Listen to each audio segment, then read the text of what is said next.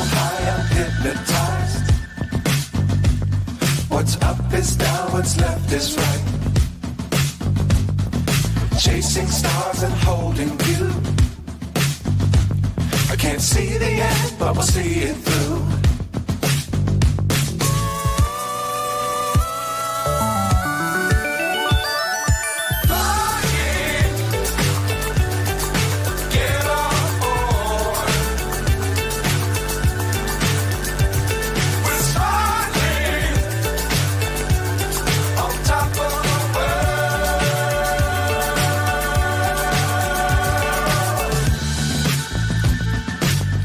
Times don't fly too high.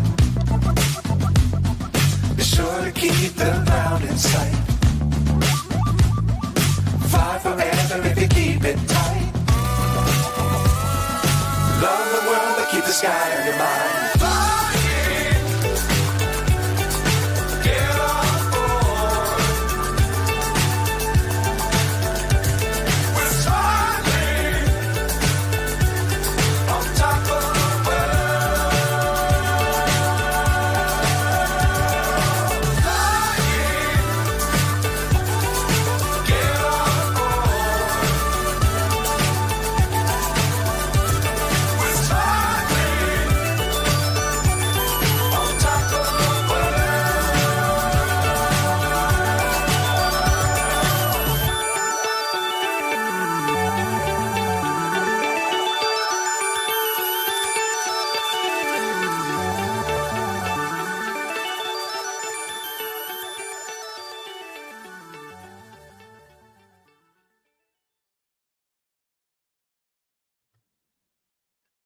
Good morning, everyone. It is November the 21st, a Thursday, of course. And this is Coffee Nikita. Club. Good morning, Hairback. Hey, Nikita. Hey, Crazy Hillbilly. How are y'all doing this morning? Good morning, Crazy Hillbilly, and good morning, Mouse. How are you doing, Hairback? I'm doing good. I would like to make an announcement, though. Even though we got only a few people in here, we're going to let you know that today's topic is quite serious. And we hope we get a lot of input from the people in chat, but we'll wait and see who all comes in to see if we can get some good comments.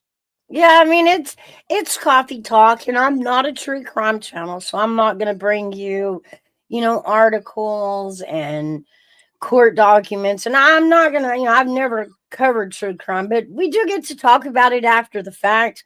I think after the cases are done, I like to go back and look at the case as a whole from beginning to end. Right. Good morning, Sassy. Good morning, Sassy. But seems yesterday, Susan Smith, I don't know if y'all remember her. She is back then she was the young lady who strapped her two kids in the back seat of her car and let it go in the river, and then claimed that she was carjacked and the kids were kidnapped. And she racially stereotyped, a black man, which was wrong. Right. But it was quite interesting. Hey, Traveling Fools. Hey, How are you? It was just, yeah, it was quite interesting. I remember the case. I remember when it happened. I believe it was 94, I think. Somewhere around in there, 94, 95. I remember the case. It was actually 96 because didn't they say she was in prison for 28 years? Okay. It may have been 96. Seems like that was more right, because I know I had either one boy and one boy on the way, or I had two boys at that point, and both of them were young. Young like hers were. Hello, Cannabis. Hey, Cannabis, welcome in. Cannabis, thank you for joining us. This is networking, so what I'm going to do is I'm going to give you a standard moderator wrench, and the reason I do that is so y'all don't have to get tied up with dropping links in chat. With the small ranch, you can click around on everybody's channel. Go check out everybody's channel. Sub up to them because this is networking. If you'd like to drop your link, that's okay too. With the ranch, you can drop your link. So however you want to handle that. But yeah, back to this case. I remember having young boys when this case came up. And so it hit kind of close to home. Yeah. Two young boys. I was going through a divorce. And it was I guess how I handled it versus how she handled it, I guess you could say. That really caught my attention. I remember Oh, thinking, how does ending the children end a marriage? That was the longest, hardest, meanest, ugliest way around. Just pack your stuff and leaving the boys, right. Cannabis is actually Bruce boxing. Oh, okay. That makes more sense. Okay. Well, then, Bruce, you know what to do with your rent. Sorry. And thank you for that, Sassy. She asked everybody to please hit the like button and on your way in, and thank you. Because Sassy is our perfect mod, man. She just Yes, does she it. is. Good morning, Kim. Oh, Kim, I Yeah. know you're going to love this one. Kim, we're discussing the parole hearing yesterday of Susan Smith. The link is pinned to the top of chat. If any of y'all would like to come up and discuss this, you're more than welcome. I think I can hear her thinking right now, oh, that BI's itch. Oh, yeah. Kim's all over that one. It's intriguing to watch a case from beginning to end, but okay, what catches me, guys, she's been in prison for 30 years. Exactly, Kim. Exactly. She says Susan Smith, she needs to stay put. Oh, yeah. Well, the first thing you have to understand were the laws in that state at this time. They actually went to trial on a death penalty for Susan Smith. Okay. Now, the jury found her guilty, but they had sympathy for her. Young, sweet, had her whole life ahead of her, that whole thing. So they opted to give her a life sentence instead of the death penalty. Problem is, in that state, at that time, a life term was considered 30 years. And you could start trying for parole, which is what she qualifies under now. And it seems strange that only 30 years on a life sentence that should have been a death sentence, you're sitting at a parole hearing. Yeah, but just because they give you a parole hearing doesn't mean you're going to get it. Oh, which I know. is proof from yesterday. But they usually say the first parole hearing you get out or you don't get out anyway. But still, she's not going to get out. Her husband is going to make sure that she doesn't. And I can't say as I blame her. No, or blame absolutely him. not. Just don't put this in your brains, guys. For you bad people out there. Look, she spent 30 years in prison, right? So I was listening to the parole hearing. And one thing that really stuck out to me, basically in a parole hearing, there's 3 basic things that this board has to check a box on. Do you understand what you did? Are you sorry for what you did? And will you do it again?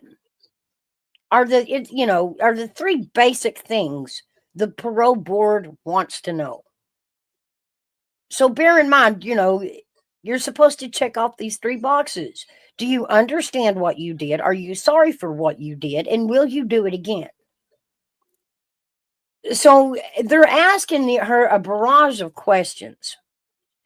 And she has a group that speaks for her. A couple of preachers and whatnot gave a really Christian grace speech, if you will. But the board itself begins asking her questions because they're not really getting an answer on these 3 boxes. They're getting a whole lot of, there's a whole file on her behavior while she was in the pen. That was a thick file. She hasn't really been good. Yeah. But because they couldn't get any answers on these 3 questions, they just questioned her. And one of the questions was, what have you learned in your 30 years in prison? And I was astonished. I was floored when her response came as, I've learned to be kind to people, and I've learned not to take people for granted. That was her response. She's convicted of killing 2 of her own children. And that's what she's learned out of all this. That's right, Kim. Really? Nothing. I mean, she learned nothing. She couldn't say anything. There even was a piece on there where she began to cry. And it was the exact same pitch, the exact same fakeness that she stood on TV 30 years ago and cried. It sounded almost like she just replayed the speech from 30 years ago. So fake. There was, I think the closest we got to it was, I'm sorry for what I've done. And I've paid for it. And then she goes on to talk about how bad prison is. Yeah, and them kids, like Kim said, they had their whole lives ahead of them.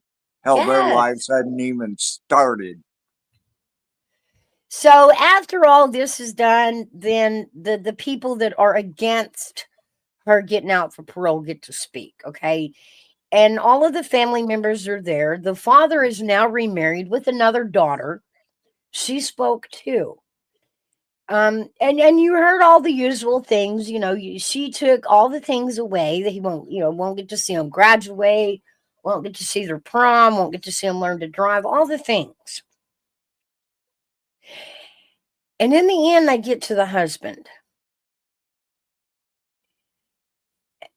And I was floored again. He testified that not one single time this whole 30 years has she written him, reached out to him, tried to contact him, to even apologize. You know what I mean? Those were Right. his kids too. That was your husband that you were cheating on. And not even so much as an apology, I an seen ounce seen of remorse. I seen a news report yesterday too, where they were talking to him, and he still is torn up.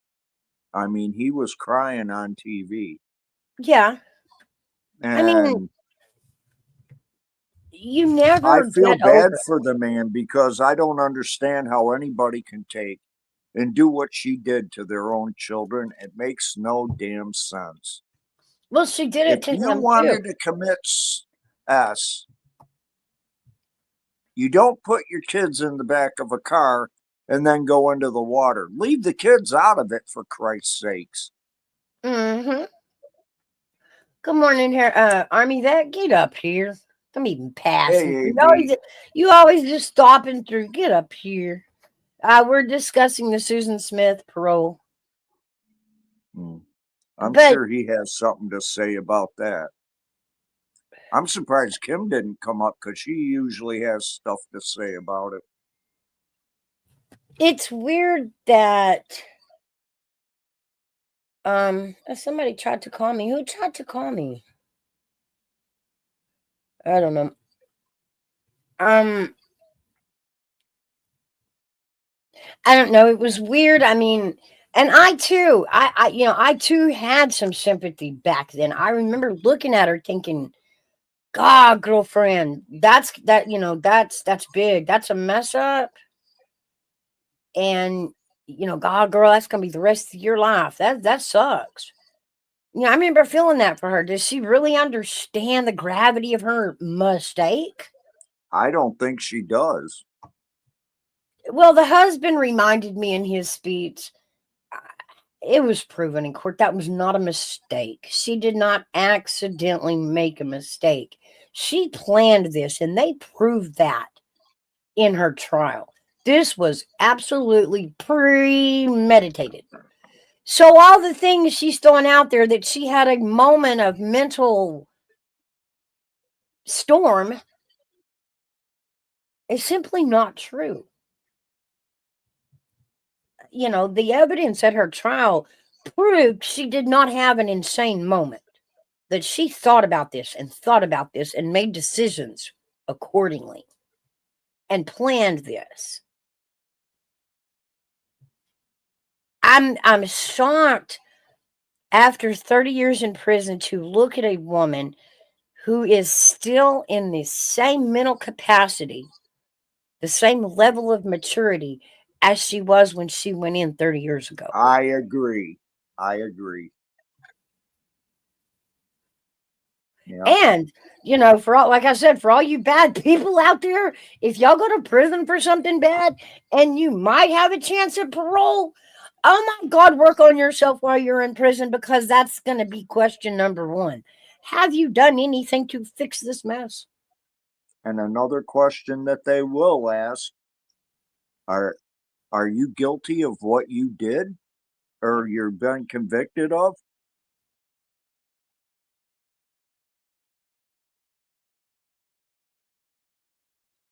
And if you don't admit it, you're not getting out. But yeah, so, and that's what she proved at this parole hearing to everybody, was for 30 years, you didn't grow an inch over this, morally, mentally, maturely. Like, you still look at this like you're a victim of an emotional moment. That is mind-blowing.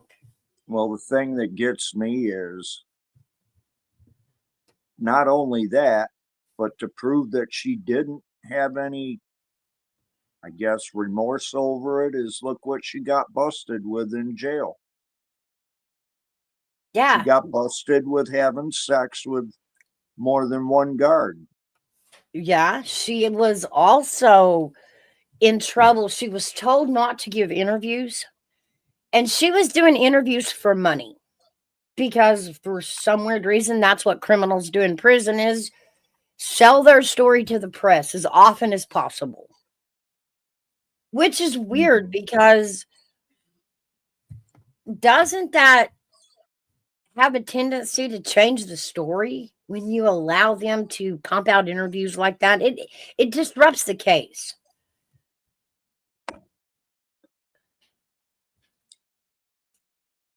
Another thing they're doing, well, I will keep on this subject. I'll bring that up later. Kim says she has a lot to say, but she's in the Zoom meeting. Okay, well, hurry up with your meeting. Yeah, really. You have YouTube meetings. But, you know, 30 years.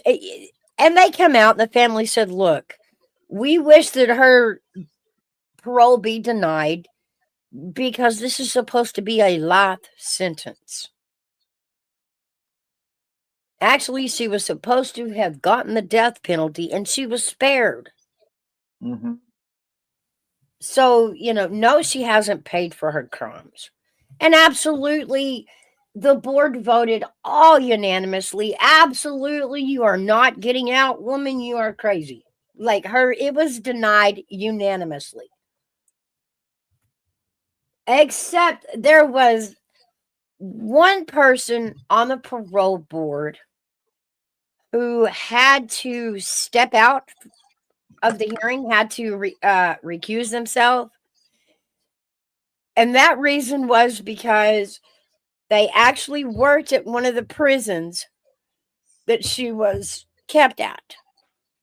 Because when you're in prison, they move you around. You don't stay in that prison. According to the population of the prison, they try to keep it even.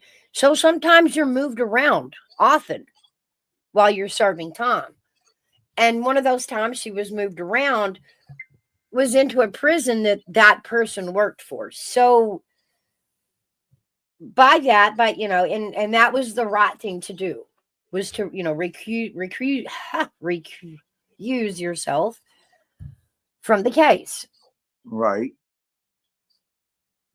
Right.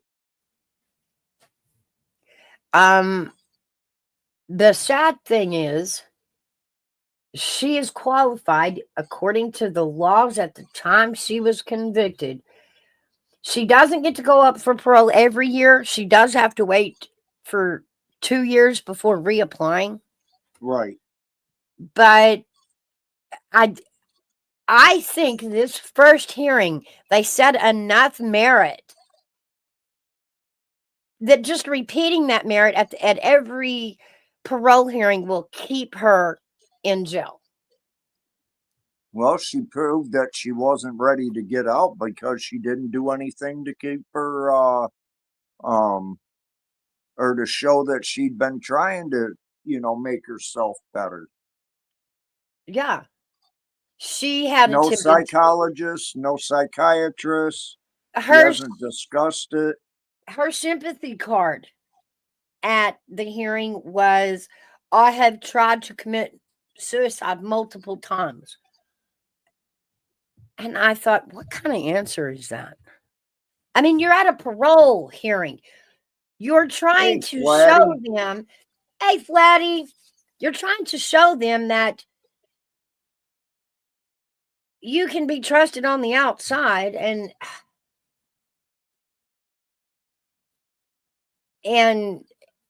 all you've done on the inside is misbehave. Like, that's all she's done. And not once a single letter, a single phone call, a message through a third party, nothing to reach out to the man she did all this to. Yeah. You It's know, like and I was saying, though, even if she had, I don't think he would have listened because he wants her in prison for the rest of her life, like she was oh, sentenced to. absolutely.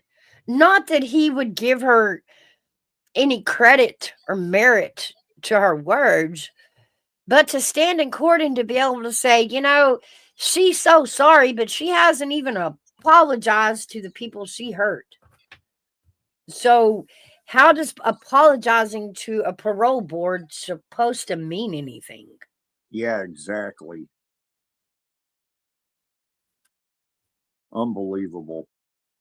And, thinking about her then husband and how the last 30 years must have played out for him. And the one thing he never got, I mean, if she never reached out, she never tried to discuss any of this, give a reason or anything, he had to live with that. He had to live with 30 years of this tragic thing and no reason why. Yeah. No reason. Like, he never, like, why? You can ask God a million times in these circumstances. And the only one with an answer is the one that did it. And you never get a why from that person. Oh, I know it. I'll bet you he went through some counseling like you wouldn't believe. Mm-hmm. He now has a beautiful daughter and a beautiful wife.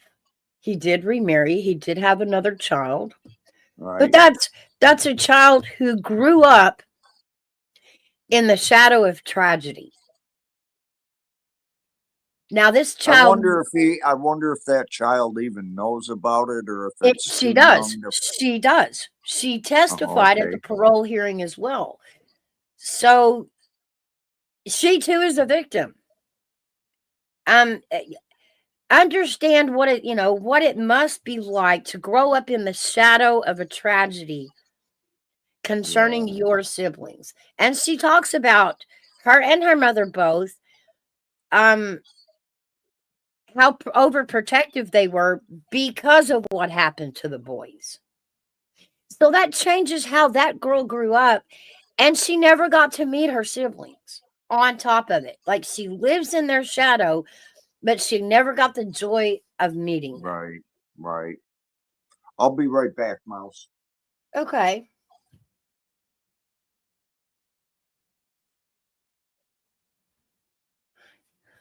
Well, they're not going to, Army Vet, unanimously, but as sad as it is, this family is going to have to show up now again every 2 years from here on out. Every 2 years from here on out. Their tragedy starts all over again. They had 30 years of no answers, trying to heal, trying to move on with life. And now they have to show up every 2 years and fight to keep her in jail. That's not fair to me. But again, like I said, the things that come out in that parole hearing, talking about her behavior behind bars and all the things that she's been in trouble for, her lack of movement on any kind of counseling, past the suicide watch. But she has done nothing to counsel for the fact that she did something really bad. She hasn't even processed or refuses to process that she's a monster and not a victim. I think that alone is going to carry a long time at these next parole hearings. I think that's going to be repeated at every single one of them. Yep. Yep.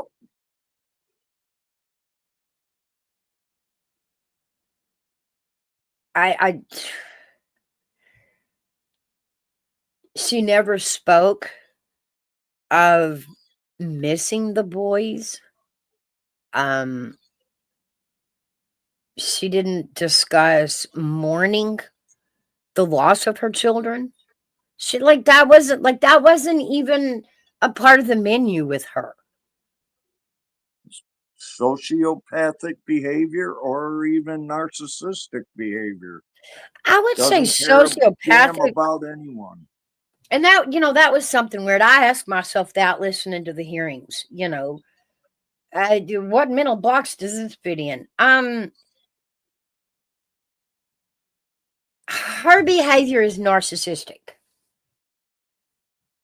But Yeah. it's weird because her words don't sound narcissistic. She's not pussy. She's not demanding. She's not overly, she doesn't have a huge ego. Yes, Sassy, you can search this. Of course. This She is strapped Susan them Smith. into a car She and put them drove in their. this car. Yeah, go ahead, Mouse. I'll let you do it. She put both the boys in the car in their car seats, strapped them in the car seats in the back seat, drove out to a lake, put a brick on the gas pedal or something on the gas pedal, and got out of the way while the kids rolled into the lake. She then turned around and made a report that some big scary black man had carjacked her and kidnapped the kids, which is Yep. totally false. Now, mind you, in court, Sassy, they proved she did it. They proved that it was meditated. They proved why she did it. She was cheating on her husband. He didn't want the kids. Her name was Susan Smith, Sassy. Yeah, I can't believe you didn't hear about the parole hearings. I was all over YouTube, TV, everything yesterday. Yeah.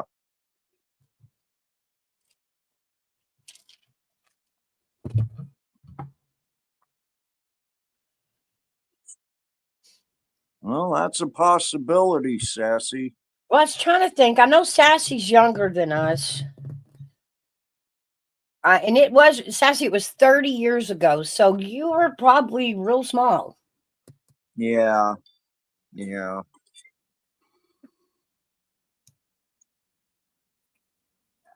Damn phone call people that are nothing but You know, it Oh, those people that call and call. I can't think of the name of them. spammers. Yes, thank you. Um, her history before this is shocking. You know, for her to do something this wild, that outrageous, she didn't actually show any signs. She was noted to be a wonderful, doting mother, a loving, happy, caring wife. The only thing out of the ordinary was that she was cheating on her husband with another guy, of which didn't want kids. And in fact, the letters they showed in court, he was trying to, this side boyfriend was trying to break things off with her. And in these letters, he's discussing that their relationship cannot and will not go forward because she has children and he does not want to raise children. He has chose to be childless. Did you see Flatty's comment? I'm hearing of this for the first time. It's shocking. Wow. It is. Think about when we heard about it for the first time. Nobody could believe it at the time. They felt bad for her. They were sympathetic. The whole country was. And then come to find out that the Bish went and did that to her kids. Yeah. Oh man, they wanted her head. And many times through the last 30 years, we have used Susan's case as kind of a side by side on new mothers who get on TV claiming that their child has been kidnapped or is missing, to only find out, well, like Leilani. You know, Leilani got on camera, and I remember them comparing that interview to the interview that Susan Smith did, and comparing, you know, little lie tags, you know. Army vet says parole is granted only for violent offenders about 8% of the time, according to the South Carolina Department of Probation, Parole, and Pardon Services. That is true. And in the press conference after the parole hearing, he does mention this. The guy from the parole board, he mentions that, you know, they have to follow the law. And if somebody qualifies for a parole hearing, they have to give it to them. But know that even though they give a parole hearing, like he said, only about 8%. And you're looking at, I think they said 3,000 cases. Was it a month or a year? I wouldn't doubt it if it's a month. I really wouldn't. Hey, Right. AMC, welcome Hey, in. AMC. But even at that, only 8% of these people that go through these parole hearings are actually granted parole. Because it is very hard to get those 3 boxes checked after you've committed a crazy, violent crime. Good morning, James. You know, the little part about, are you sorry for what you did and will you do it again? It's hard to accomplish behind bars. It's a lot harder than you think it is. Right. Because you don't get the benefit of the doubt when your history shows you as violent. Then you're probably always going to be marked as probably violent. Hey, baby face. Come on up, James. You guys can come up. I've got the link pinned to the top of chat. AMC. James, why aren't you up there, you panel whore?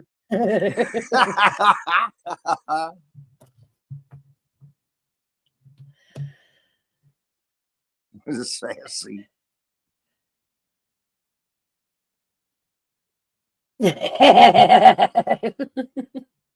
Y'all be nuts to my sweet little baby face. But I mean, we put these people away. We watched the case play out, and then we watched the trial, and we all cheer at the conviction.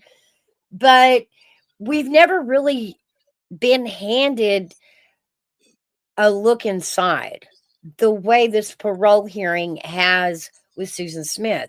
30 years, you question, do they change? Do they rehabilitate? Is there a way to rehabilitate in prison? Is that something they force you? Is that something you're supposed to seek out?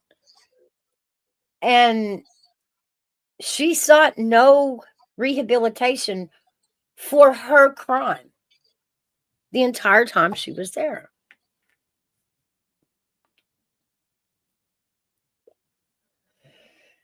The case reflects a 150-year history of white women making false accusations about Black men with the assumption society will buy into the notion of innate hostility that Black people have in their DNA. Yeah. In fact, there was a pastor who also attended this parole hearing. This pastor was responsible when this happened, and the APB went out for this car being driven by a Black man. They were getting pulled over left and right. They at the time they still believed her story. Every Black man driving a car anywhere like that, even just a red car, guys, they were getting pulled over. Yeah. Boy, nothing like profiling, Exactly. That's exactly what it did, was put out a motion of profiling that was unfair. It was unfair. And this guy was counseling these men who were getting caught up in this case. And he was telling them, guys, don't panic. Let them pull you over. You don't have that kid. Please don't panic.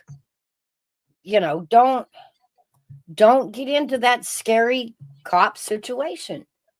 Really. Keep your cool, keep your cool. Yeah. And Army vet said after Smith's confession, her family apologized to the Black community, with her brother using a statement saying, "It is really disturbing to think that this would be a racial issue." Mm-hmm. But yes, he attended the hearing, that pastor, and he thanked the family for repeating that was false information, for standing up and putting an end to this thing where they were just following all Black men in a red car, the profiling, Yeah. But he did. He congratulated them, and he told them, thank you for reminding the public of that issue and how unfair it was in the moment. Well, think of another case that happened about 30 years ago too, Mouse. Do you know who I'm talking about? No. It was another child called JonBenét Ramsey. Uh-huh. They're doing, I guess, another documentary on it. And I saw on the Today Show this morning where the guy and the father of JonBenét were saying that they're hoping that they can get the new chief of police in whatever town it was in Colorado to take and have other departments come in, because I guess during the initial investigation, they wouldn't. The sheriff there wouldn't allow it. No federal help, nothing. That's absolutely true, because the cops in charge of that case were determined that they were only going to investigate that somehow it had to be somebody in the family. They wouldn't look at any other suspects for the longest time. That whole family. Look what they did to her brother. Oh, that poor Look kid. what they Yeah. did to Mrs. Yeah, Yeah. Mrs. Ramsey. She ended up dying because she suffered so much for it. And the truth in the end was what we all said back then. That case was an eye opener about how we put our children out there. Because if you'll remember, little JonBenet Ramsey was a beauty A pageant beauty queen, queen. Yeah. you know, and they did. They made these little girls up to look like 30-year-old women. Makeup, hair, low cut clothes, you know, and that's exactly what it was. And just like we thought it was back then when that case happened, you got to be careful who you parade your kids around and how, because you may catch the attention of a weirdo. And that's what happened. That is really what happened.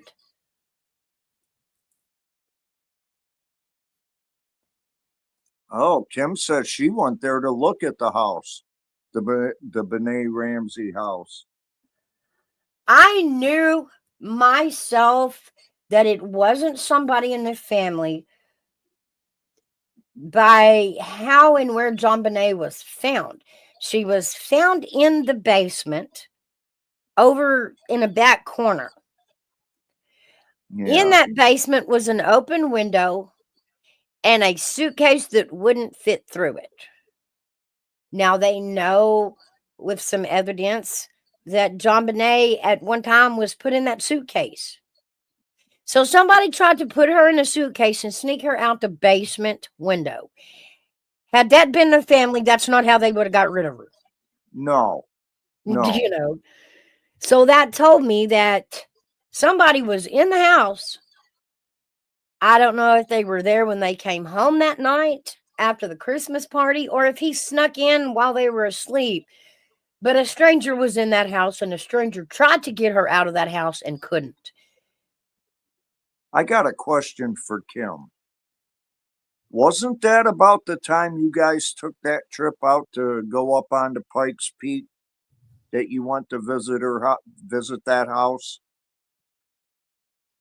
I think it was, actually. I might be wrong. It's not the house. Yeah, they did. Yeah. I've seen pictures of it, but the way they explained it verbally was how huge it was in this grand staircase and how the house was like so far, the rooms were so far apart, you couldn't hear anything at night. But when you Yeah, I look was at it, right. yeah, when you look at it, you're like, wait a minute, that's not how they made it out to be. They made it sound like there was so much square footage to that house that you couldn't hear each other scream in the other room.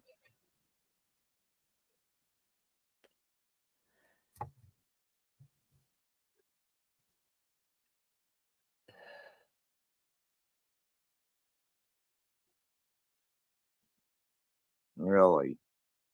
Yeah, those were some things they discussed. I But still that doesn't give her a pass either.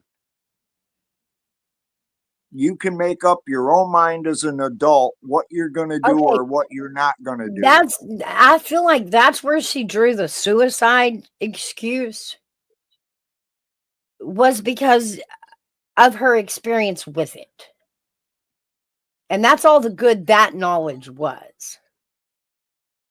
Yeah.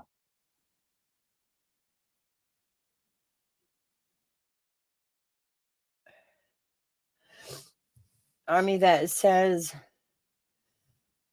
she said the carjacker drove away with it and her kids are crying for her. I'm thinking, well, that part was probably true.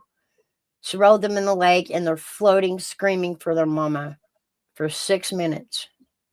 Man. 6 minutes. To And they think even about asked that, her. it boils my blood. I'm sorry. That Well, kind of they even crap asked boils her. my blood. If this was a suicide attempt and you chickened out at the last minute and couldn't get the boys out, why aren't you wet? How are you not wet? Yeah, I know. Like, not even your shoes are wet. How old were the children? They Let weren't me think. old. Michael Maybe was about 3 or 4, and what, Mike. 5 or No, 6? Michael was 3, and Alex was 14 months. Oh my God. I didn't think they were that young. Smith, when she was a teenager, Russell was a local businessman who later gained prominence in South Carolina's Republican Party. And the Christian Coalition. So that was what the Russell was the stepfather. Hang on just a second. Carry this for me.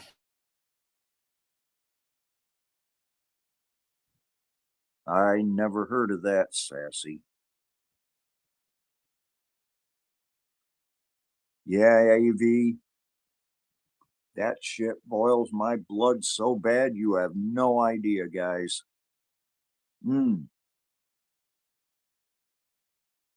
But then again, I guess I'm pre-positioned on that accord there. Not about them being Cade, but anything done to a child, that boils my blood. I'm too close to it.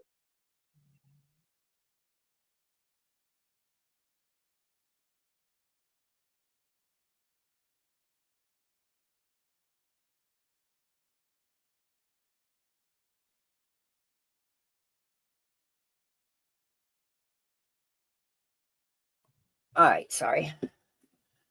Oh, Russell was Susan Smith's mother's ex. So her ex stepdad. Yeah. Well, her mother's ex. Yeah, well, okay, yeah, I guess it would be. And I could probably take that into consideration, but none of that plays out to explain why she would premeditate. Like, she did not lose her shit in a moment and make a mistake. That is not what happened. No, pure and simple. She She was stupid and she messed up. There's no excuse. She premeditated this. That's the important key. She What thought was about it, it. 96, Mouse, that this happened? Yeah. 30 years ago, Flatty. Yep. Almost 30 years ago, if not a little bit sooner.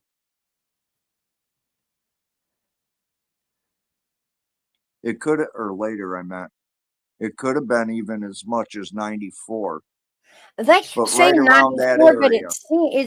that seems off to me. Like I said, I remember when the case happened because I remember it hitting home the 2 boys because I had 2 boys. And I didn't have the second one till 96. I had the first one in 93, had the second one in 96. So it had to be closer to 96. Okay. But that, in court, they kept saying in 94. So that kind of threw me off because I remember having 2 boys and I remember how close to home that was. And me thinking, well, you do it your way, I'll do it mine, but yours is messed up, Court documents, prosecutors said Smith was having an affair with a wealthy son of an owner of the business she worked at. He broke it off because she had 2 young sons. Yeah. That was the breakup letter was evidence in court, used in court. That's how they got her for the premeditation. AMC, I don't think you want to understand why. Because to me, if you understand, that means. Yes, Susan. Ooh, that Hey, means Pink. that you can sympathize with them.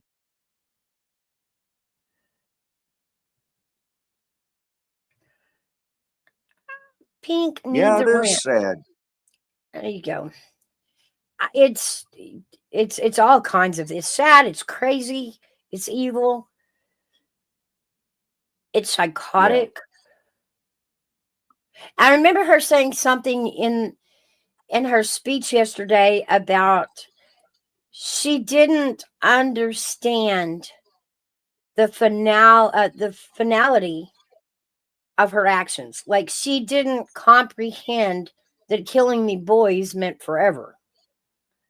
And I thought that is the weirdest. Like even an insane person knows if you kill someone, they go away. They don't come back tomorrow. But it wasn't a show. You know, it wasn't on stage. It wasn't a performance. That struck me as odd with her. AMC says, yeah, I know other stories who have done this to their children. Yeah, well, And yeah, I mean, we've seen so many. We talk about the Casey Anthony case yeah, and her daughter. I remember watching the trial, and we were so ready to get that missing part that we didn't get from the news. You know, we knew the baby was missing for 30 days. We knew the grandmother reported her missing. We knew Casey gave a story about a nanny named Zanny, which all was, yeah. you know, that part was not true.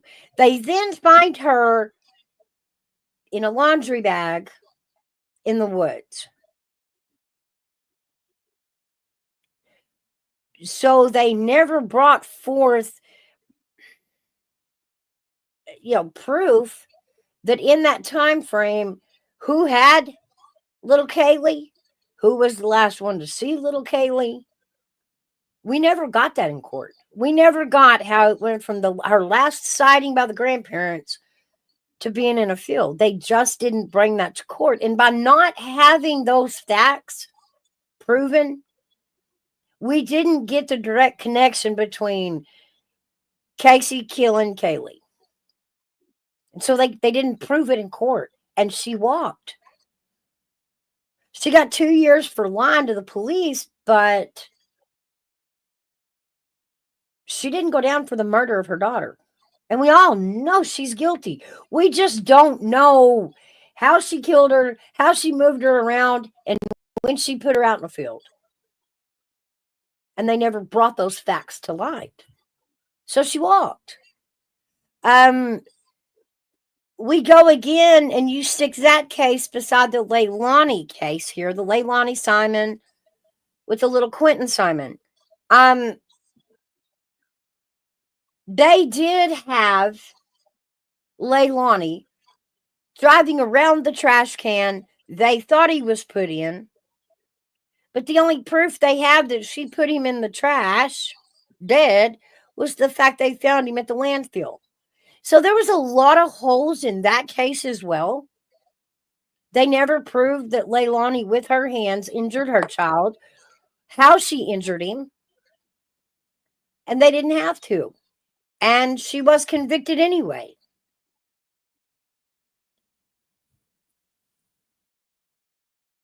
You know, so it's funny how some cases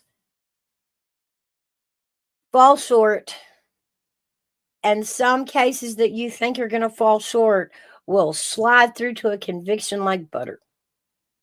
With the same facts there and the same facts missing.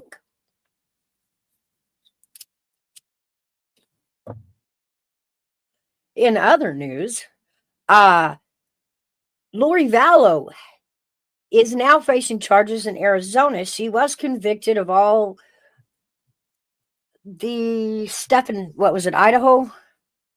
Now she moves on to Arizona so they can convict her for the murder of Charles or the conspiracy of the murder. She has now decided she's going to represent herself.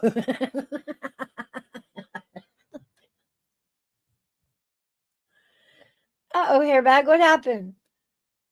Hey, Night Owl. You guys can grab the link and come up. We're not really into much. Come up, change the subject if you want. But yeah, Lori Vallow is now on to that last murder case in Arizona. This is a death penalty case. And she has motioned the court to represent herself, which means she has to go through a series of checklists that prove she's mentally capable of representing herself. Now, that is the tie-up, is that she has already been through many mental evaluations. Some she passed, some she did not.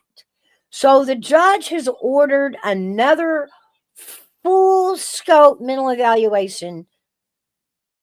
But at the end of the day, isn't there a rule that on a death penalty case is the one type of case the courts will not allow you to represent yourself?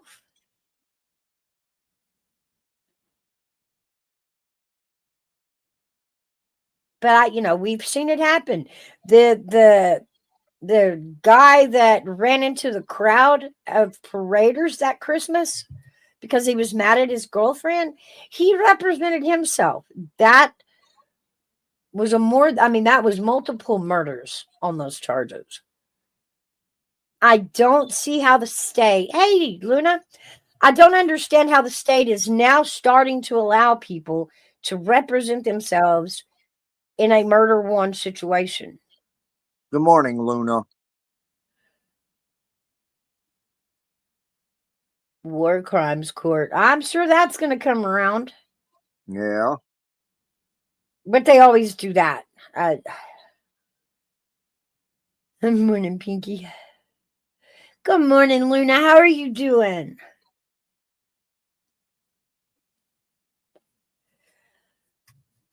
I'm glad she's doing good because I was worried about her yesterday. Yeah, Luna, how's the weather? Did you fare okay in that crazy what did you call it, Hairbag? Bomb? Cyclone, bombshell cyclone.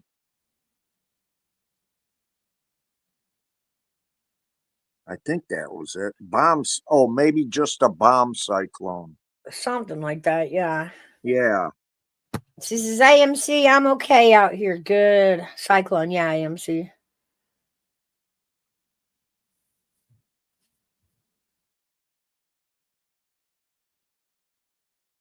Oh, yeah, I bet it did.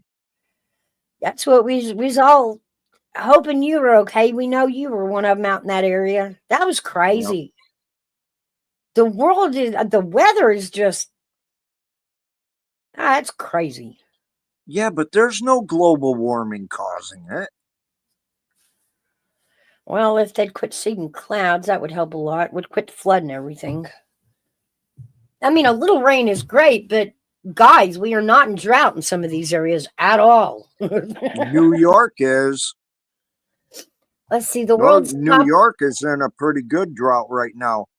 New York City this morning got its first rain in 58 days.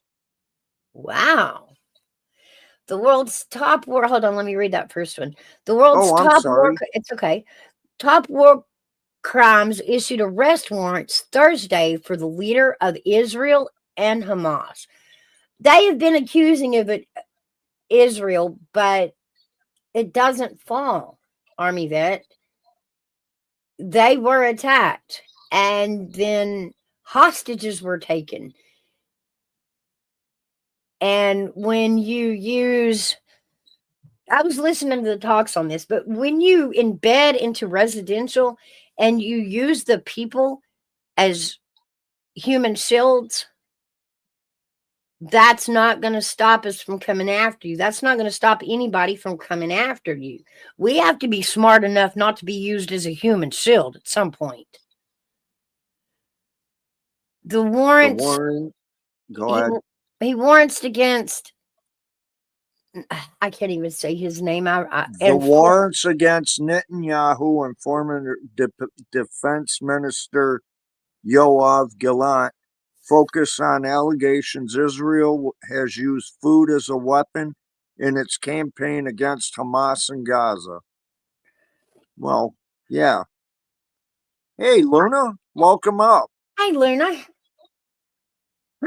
Hey, Hairback. Hey, Mouse. How are you? You're doing pretty Doing good. good.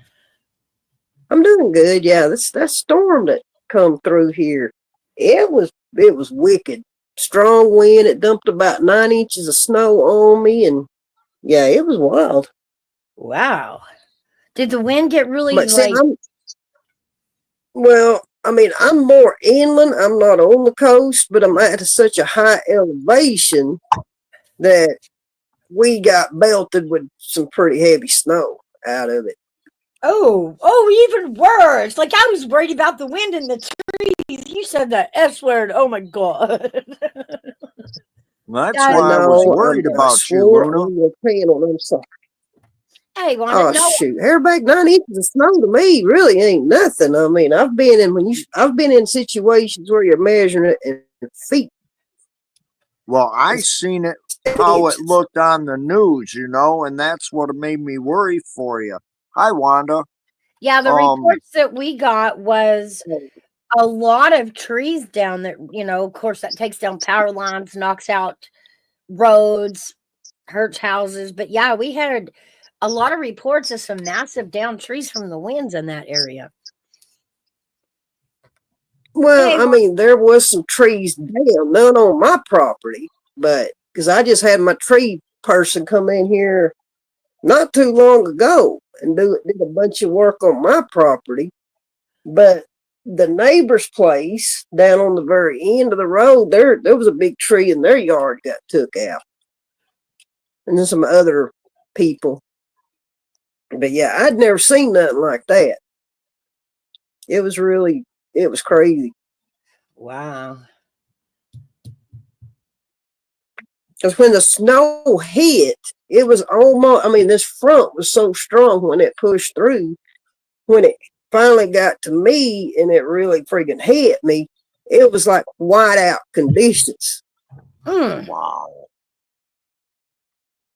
I mean, the only other time I seen like that was when I was in a blizzard up here the first winter I was here. And it did that, for a few hours. So. Yeah, they can, AMC. Yeah, and ain't nothing, I don't have anything of value outside. So. That's good. The only thing I would have worried about would have been getting my car in the garage, but it ain't even been pulled out really this year any. Maybe a couple of times. Oh my God. Now Wanda says her arm's not working. Man, are they going to do surgery on that, Wanda?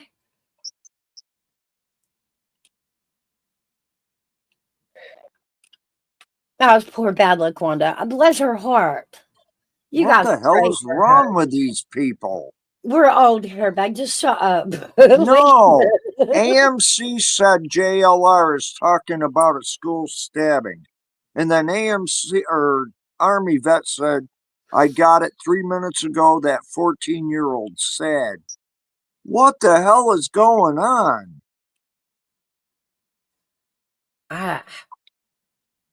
He attacked 2 female students with a knife. Wow. What the hell? Kids don't know how to tolerate anymore. They don't know. It's too much screen time. They don't pay enough attention to face-to-face interaction. I don't think they know how to navigate emotional upsets anymore. I think that, they just think the thing to do when you get emotionally distraught is pop off, boil over. My God. And I got a granddaughter growing up in this atmosphere. Holy crap.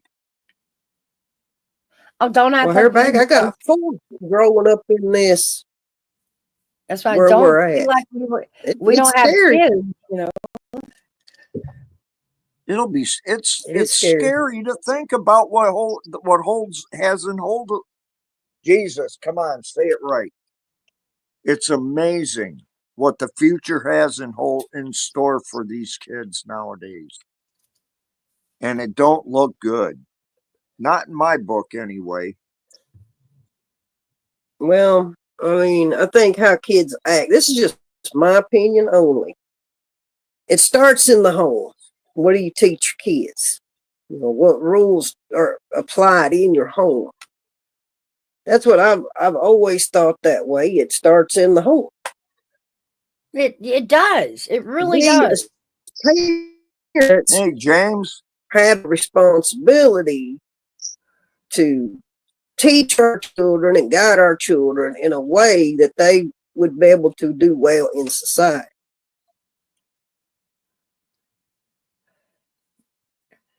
Not Did funny, Army vet. did you know, like, you don't tell people to calm down because it does the opposite. You know that, Avi. You're a dude. We've taught y'all not to say calm down. We don't calm down.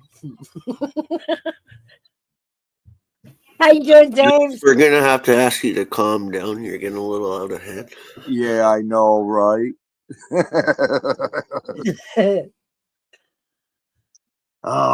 I just get so emotional, I know. Is it cold in Canada, James? A little cold and wet. Typical fall. You weather. haven't got snow yet? Not yet. Too early still. Well, we're supposed to get a little in the higher elevations tonight, so I don't know how well that'll stick. But I they know set in up other parts of Canada they got hit with snow.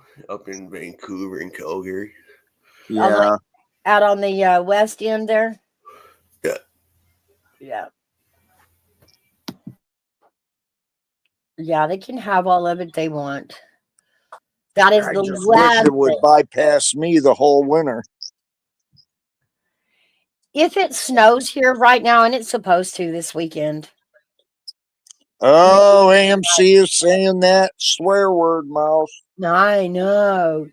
The reason I pray it does not snow here right now, y'all know I hate snow, and it's not because of that. We have the people that have been affected. FEMA is jacking with them, guys. Yeah, I And know. they have started taking custody of children for those that are not, they say they're not providing adequate shelter for the children. Well, nobody has a home right now. I don't.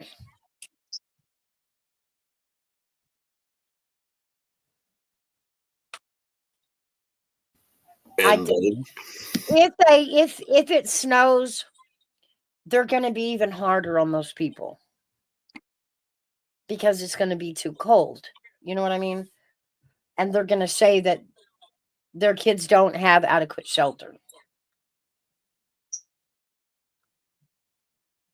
I actually caught an article of a woman screaming that not CPS, FEMA had been taking custody of kids, taking kids away.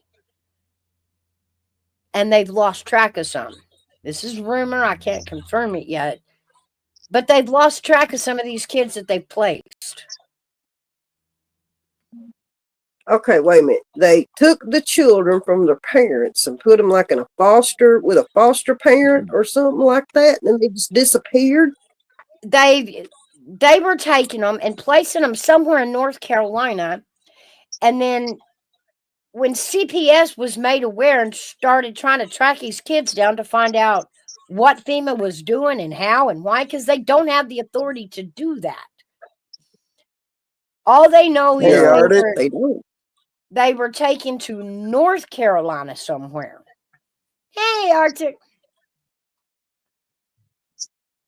We can't figure out. I don't know.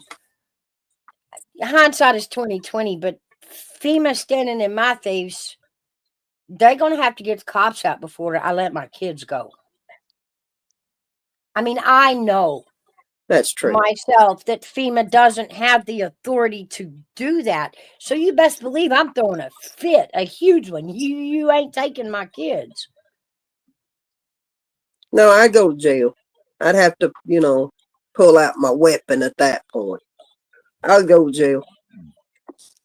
You can't, I know enough that you can't take someone's child without a court order.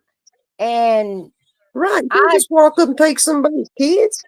What the hell's wrong with these people? yeah, FEMA was rounding up the kids, telling them they were taking custody because they didn't have adequate housing and supplies out there for these kids. And now people are screaming, where's the kids? So to put snow on top of that issue out there would only make it worse for us citizens. It would only give them more reason to harass us.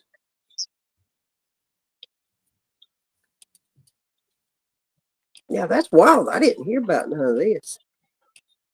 Allegedly, this, Yeah, it's still allegedly. I'm only catching articles. The news ain't saying anything about it.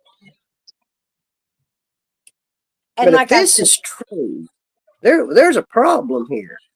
Absolutely. Now, mind you, we've already had to fire a FEMA leader that was running around South Carolina telling her workers to skip any house with a Trump sign out. Not to knock on the door, not to help them, to just totally walk past them. See, in an emergency situation like that, your political affiliation should have no weight on that. Now, y'all remember when FEMA first got here and they headed up into the mountains, there was a group of men guarding a community. They didn't have guns in their hand, but they had guns strapped to them. They stopped this FEMA worker because they didn't know who she was, and they weren't going to let her into the community being a stranger because we had looters come out at the first of this. So they're trying to get her to prove who she is, and there's an argument going on. She used that one argument, to say that it was Trump supporters, which labeled all Trump supporters aggressive. So then she in turn told her team that Trump supporters are aggressive. If there's a sign out front, skip them. Can you believe that? Yeah, I mean, what does your political affiliation got to do with any of this? That is an emergent. They are there to help people in, natural disaster emergencies. Exactly. It shouldn't matter who you support. That you walked by my parents' house. You didn't check to see if they were alive, if they needed anything, because Dad was a Trump supporter. Are you kidding me? They're human. They're freaking human. They're not monsters. Trump supporters are not monsters. We don't have DNA evidence. It's a horrific crime. He murdered this young woman. Well, you know how it is, Mouse. What did we talk about on my live Monday? This crazy shit people are doing. Yeah. I mean, it does not matter who you support. I mean, these people out like where you're at, out on the east side of the country, I mean, that was complete devastation. They need those services. And if somebody's going to walk by somebody's house because they have a Trump sign in their yard, that's pretty damn sorry, I think. I think it is too. She got reported. They investigated it. They tossed her from FEMA, and her daily job tossed her ass as well. Wow.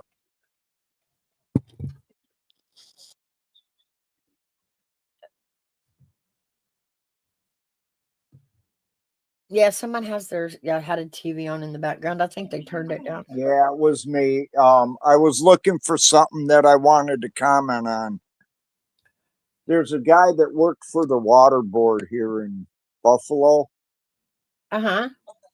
and he was being accused of taking tax dollars for expensive trips down to wherever he was taking them to.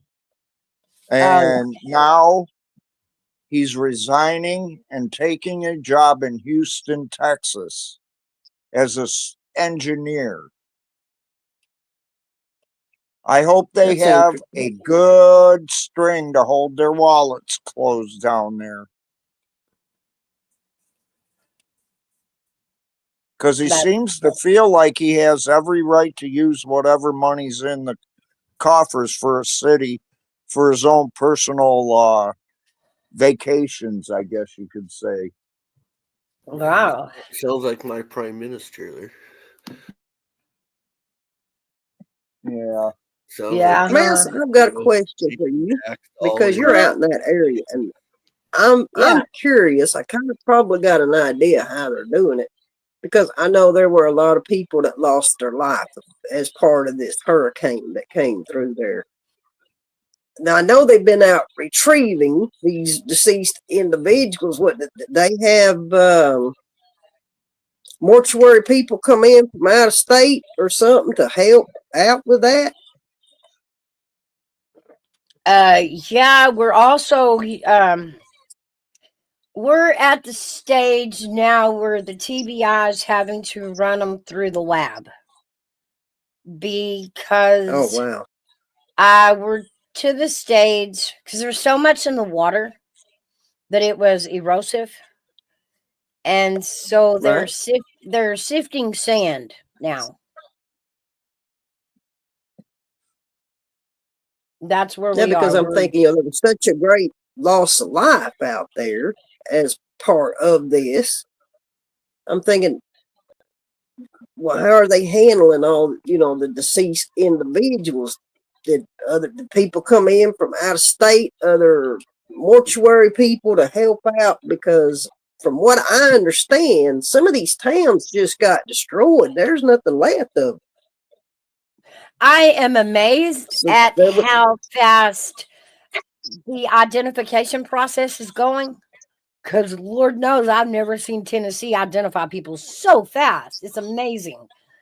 But like I said, yeah, I'm thinking we have in these coroners. areas that Yeah, we have yeah, coroners that have come corners, in, yeah, stuff but like we that. also had to dip into the investigative because, like I said, a lot of things is being sifted through the sand because, like I said, what was in the water was so abrasive that now we're sifting for bones.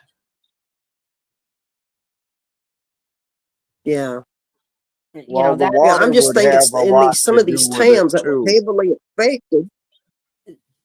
so Yeah, I it's know most towns have a lo- funeral home.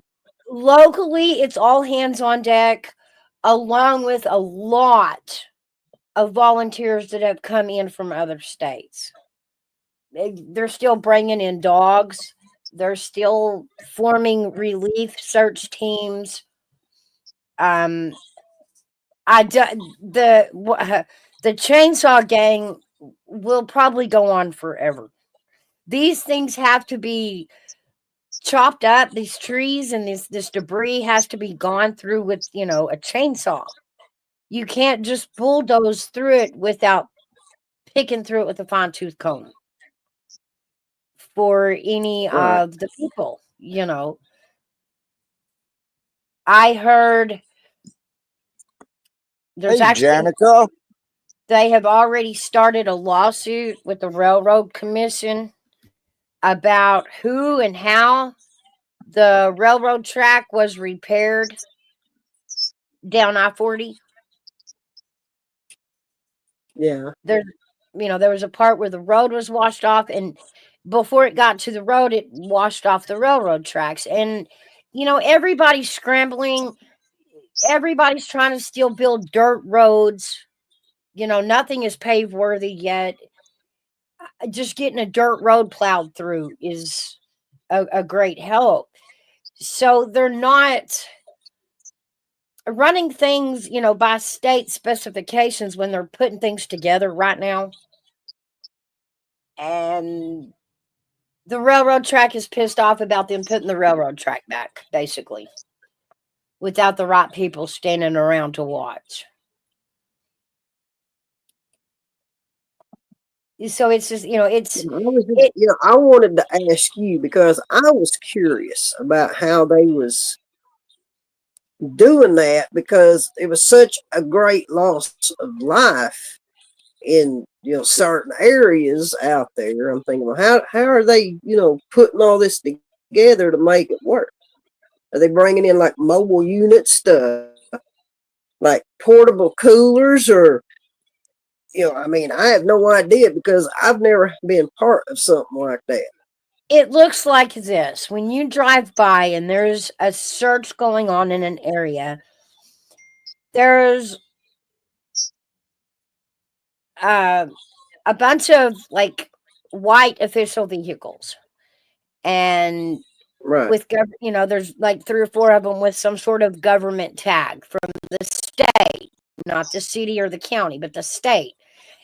If you see an ambulance with its lights on, that someone has been located and they're attempting to retrieve them. Right. But yeah, and Luna, I'd have to say they're bringing some of y'all in because, like I said, I have never seen Tennessee identify people so fast.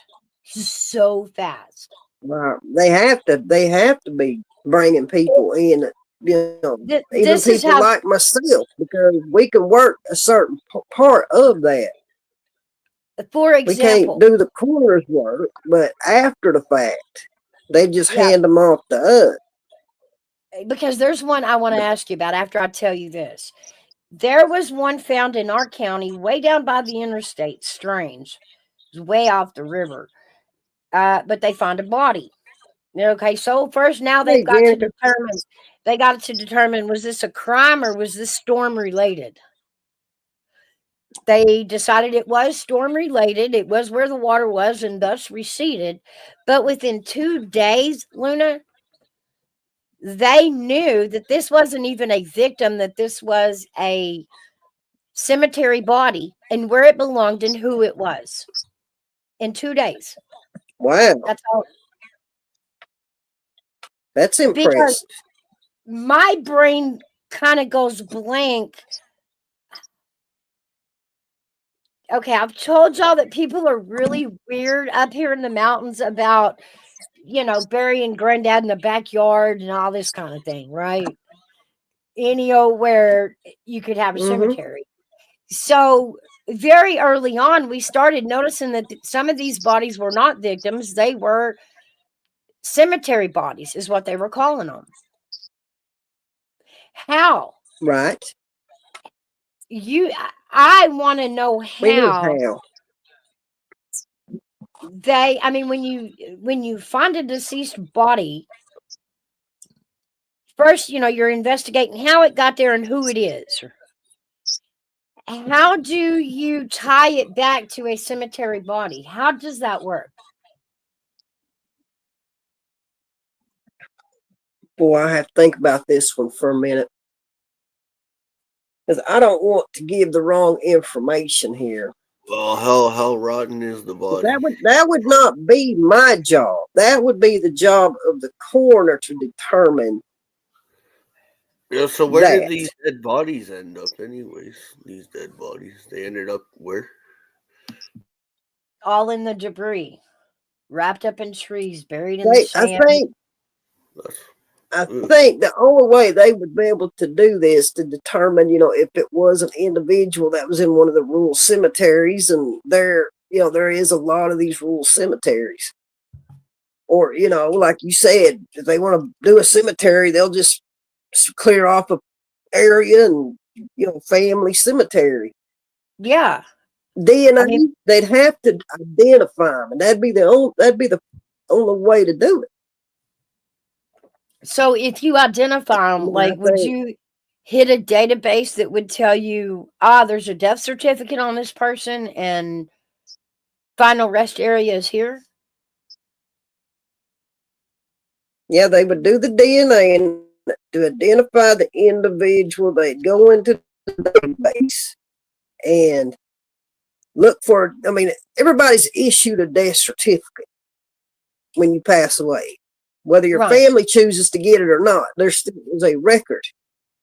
So they would go 'Cause into the database and find the individual. And then at that point, they would reach out to the family, the next of kin, whoever that would be or whoever they could find, and say, hey, we got, your family member. This is what happened. And at that point, once all the boxes were checked, that body would be released back to the family for reburial. And remember, you're working with a list of missing people. When we're going through Right. these bodies, we're trying to connect them to somebody on this list so we can, wipe that off and complete that cycle. And that's where it threw me. It was like, how many extra steps does it take to understand it was a cemetery body? I mean, yeah, we could run DNA. Are all people's DNA in the database? Probably not. No, not everybody's. Army vet said time of death. Well, that would not be for me to determine. That's the coroner. I think Exactly, Janica. you She gotta said, look what remember, happened with Katrina. this was back in September. Right. We are past accumulating a time of death. Yeah, in a situation like that where this individual was found that you was telling me about, it would be hard. I don't think any coroner could determine a time of death. Not in something like that. Right. They could guesstimate, but it'd be wrong. Well, like I said, Because the that person toxins might that have been were there for a week or two right, and before they were found. with all the shit that was washed into the river being so acidic and abrasive, it really broke down things organically faster than normal. Right. And so that's going to offset time of death. Like I said, they've hit the sand with sifters. I don't know that part of this tragedy will ever end. So many people, No, it's going to take a you get, long time. you get in, if you ended up in the water, just in the water yourself, the things that are beating you up and tearing at you and hitting you and ripping you apart, and then such a quick decomposition with all the things that were in the water,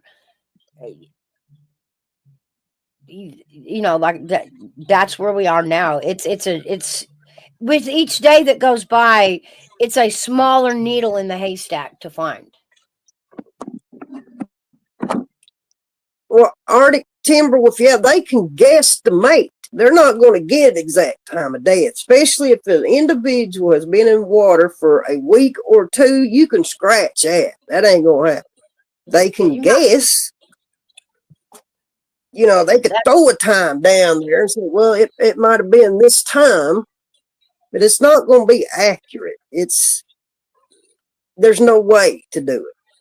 Well, when you come in and you've got, part of a femur bone, can you do an estimated time of death on something like that?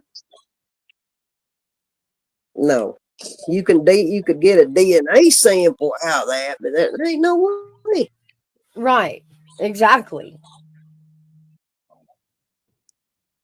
I think we all pretty much know. The thing of it is, you finding skeletal remains. Well, you better be looking for some more because they're probably around there somewhere. Yeah.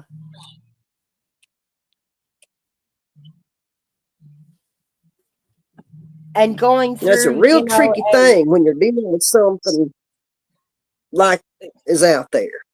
You've got an 80-foot pile of debris on a riverbank It's dropped metal, whole trees, mud, everything. And knowing the decomp, is where it is at now, the speed of it. And like I said, it just, with every week that goes by, it's going to be harder and harder and harder to find these remains. You're talking sifting through sand for 100 miles. I mean, the thing of it is, I'm not a coroner. I mean, I have very good friends that are back in Oklahoma that are coroners. That is not my area of expertise. That is their job. Then they hand them to me.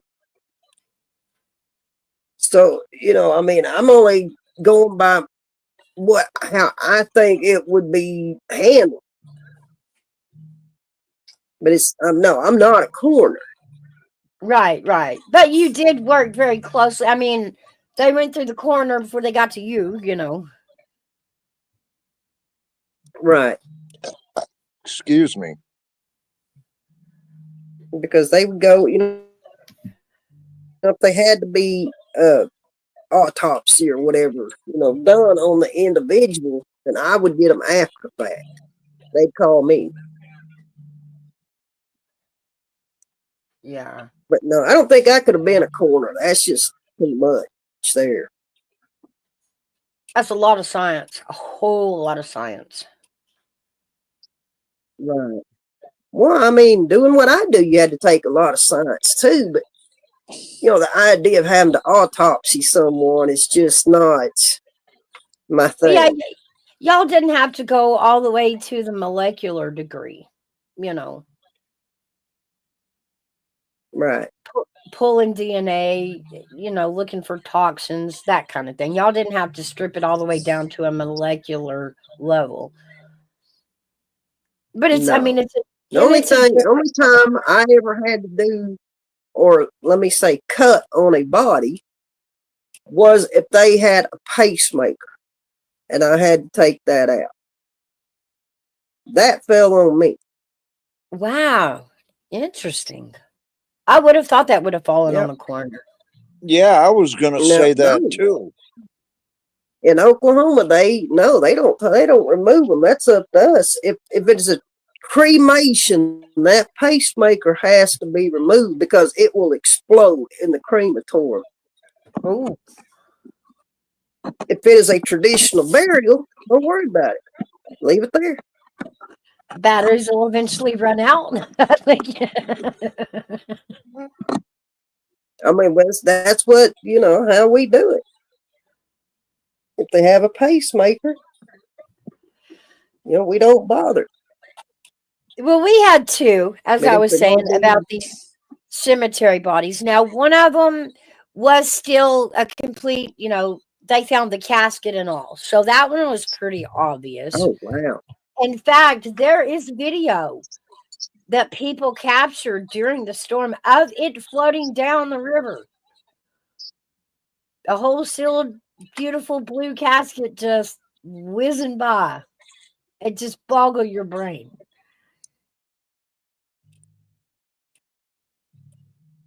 That one ended up down here. But like I said, the one out by the interstate was very far from where she started, very far from the river itself.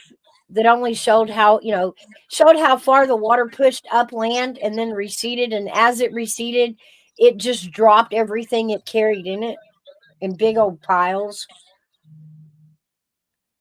Yeah. And it was Yeah, where you she was. if you got somebody you're taking care of, and their final disposition is cremation, and you don't remove that pacemaker, you're in some big trouble. Yeah. That's crazy because it's so small. I didn't know. think it could do that much Well, see, damage. I had an on-site crematorium on my property it's set behind my funeral home. If I would have not removed this pacemaker and cremated that individual, it would have took out that whole building and probably half of my main building. Just the explosion alone. Gosh. So Wow, yeah, I that's was, you know, amazing. you ain't gonna gamble that. Wow.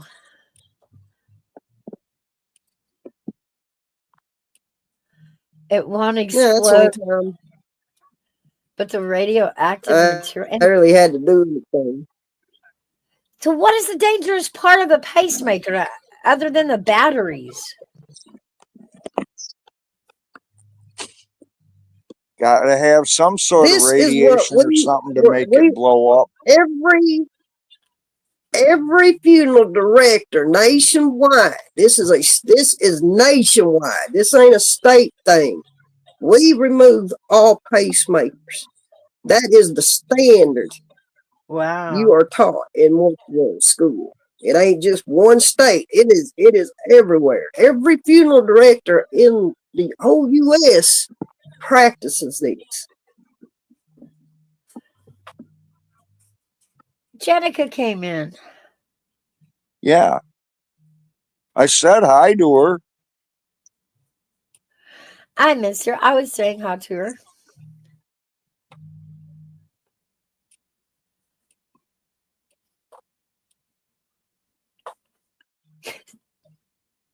So, how do you feel about old Susan Smith getting denied parole, Luna? I thought it was funnier than hell. I didn't think she was going to get out to start with. But she got to have her day. You know, she got to do her. She got to do her thing. But I didn't think she was going to get. I don't think she'll ever get out. Thank don't you. know. That's what I told Mouse earlier, too.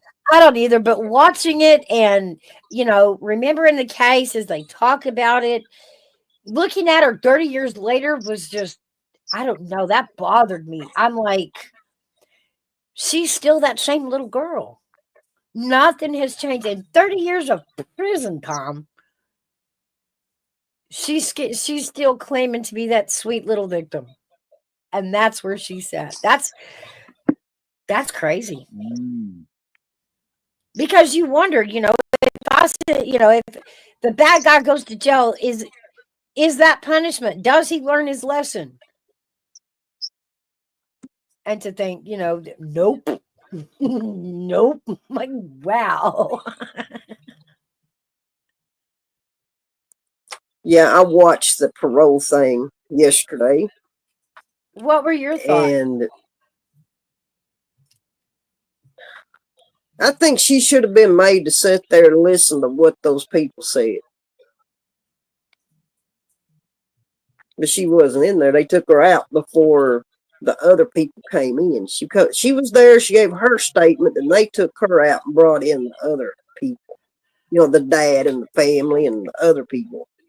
I think if I would have made her sit there and listen to all that. Yeah, especially knowing that she still, to this day, has not reached out to him, has not apologized to him, has not said a damn word to him.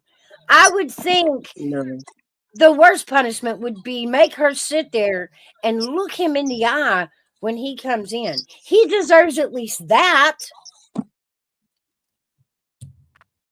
I mean, you didn't even give him an explanation of why you did it. 30 years. Yeah. She ain't gonna get out. She not once considered what she did to him. And you could tell it in that moment. She hasn't considered what it did to anybody but her.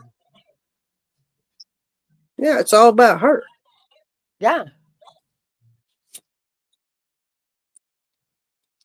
I do not feel she has any remorse for what she done. I don't think she does either. I think she still is trying to pump it out as she was this mentally broken suicide victim that chickened out. Bless her heart. And I mean, she ended it there. But like, to kill the children makes sense of that. Yeah, like you have to prompt her and remind her, and killed your children. Like she doesn't even acknowledge that part. It's like this part she can't comprehend, even though she done it. When they asked her, what have you learned? in 30 years in prison. And her response was to be kinder to people and not take people for granted. Not take people for granted. Wow. Like, that doesn't even touch what you did. You didn't take them for No. granted. You killed them, you know. Right. It was like that. That Now, doesn't they even was, touch and they what was you- just babies, and that's what makes it so damn sad. Yeah. Yeah, exactly. Yeah, Those it'd kids be sad didn't regardless, deserve but they were that. just babies. I mean, it ain't that right there. That woman doesn't deserve to see the light of day. Nope, I agree. Too bad they didn't give her the death penalty. I'd have been pushing that They shit. did. Well, Actually, no, they didn't. They were well, going to. she did go in under the death penalty. She was facing the death penalty. And the jury felt bad for her. They convicted her, but they wanted to dial it back to life. The problem was in North Carolina, back in the day, a life sentence was 30 years. Or at 30 years of the life sentence, you could start the parole process. Just a glitch in the law from back in the day is the only reason she was in front of a parole board. Well, I mean, the thing of it is, all these people know in 2 years they're going to have to go back and face this again. But I just don't think they're going to let her go. In that case, they should have sentenced her to life with no parole. They were Right. kids, for Christ's sake. Yeah, I them two agree. babies didn't have a chance in that deal. No, they didn't have. No, Hairback, I couldn't have shown her that much grace. Oh. I'll tell you what, I'd I'll been bet like, you you took she's your lucky that children's the cops lives. got. I'll bet you she's lucky the cops got to her before her ex-husband did. You know, this would have been my thought on it. You killed your children. These babies never had a chance to grow up and have a life, and therefore you ain't going to be around either.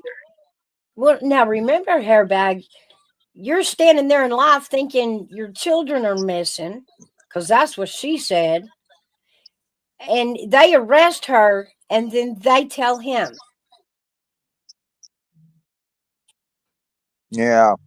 Like he didn't even get to be standing there looking at her. You know what I mean? He That, never got that closure, any of it from her. Not well, a reason why, not anything. He never even got to look her in the eye. She never had to feel that, you know. oh, I'll tell you what.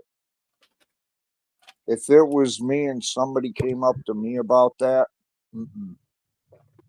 no, I'm sorry. Yeah, he's like I said, he's standing there in life, and all of a sudden, you know, it goes from, oh my God, my kids are missing, to My wife killed him. your wife is arrested. Yeah. And you're told what for.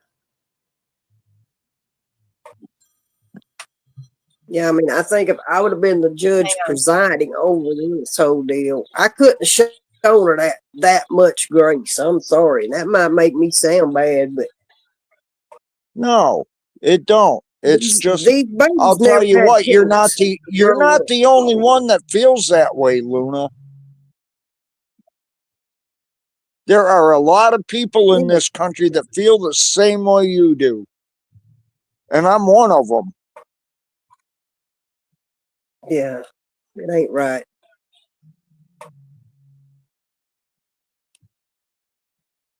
I mean, think of the fear those two babies had. They're strapped in car seats. They can't go nowhere. I mean, just to picture that in your mind, it's just too much.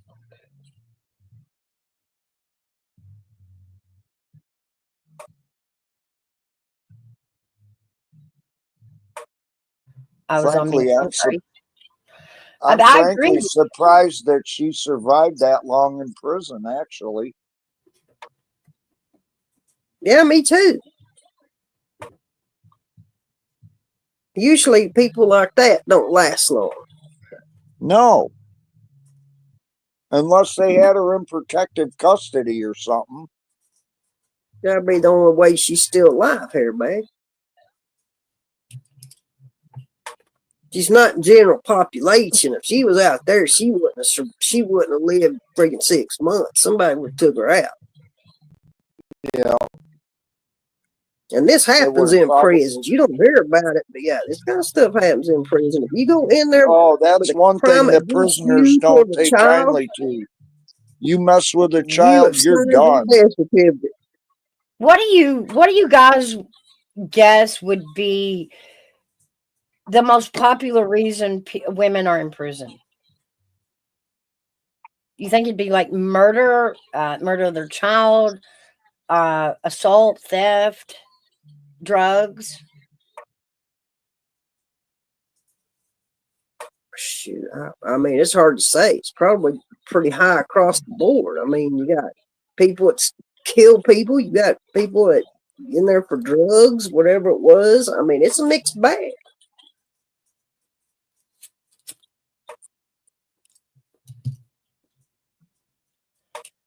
You know, so that thought right there kind of Kinda gives makes you you an wonder, idea of, you know, a majority of what women would have to face in jail or in prison. You know, because there's Yeah. other women in there that have committed crimes of their own. They don't just go hire a bunch of monsters to make your prison sentence bad, you know. I don't know. They've done this with their own hands. If they took a life. And there's women out there that will do it. Oh yeah. There's mean women out there. I mean, there's some ain't trying to be cute. That's right.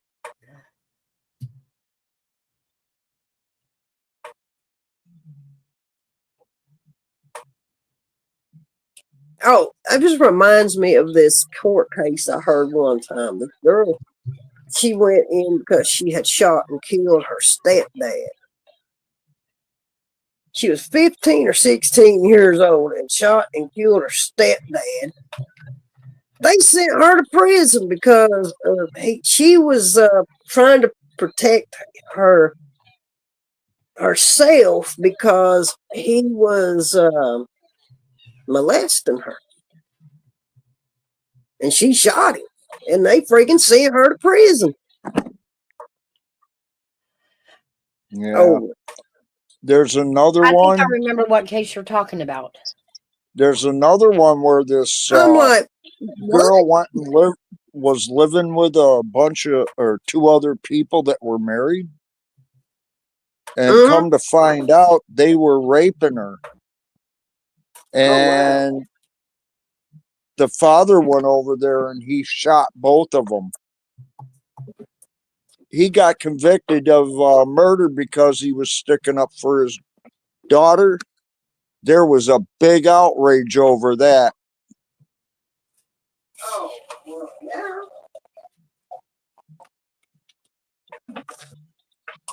Well, she got it hurt. You had to heard about this before. Yeah, I don't know. Not many people talk about that case. I really don't, in my personal opinion, don't think the man should have been convicted like that. Maybe, I don't know, manslaughter, but that'd be about it.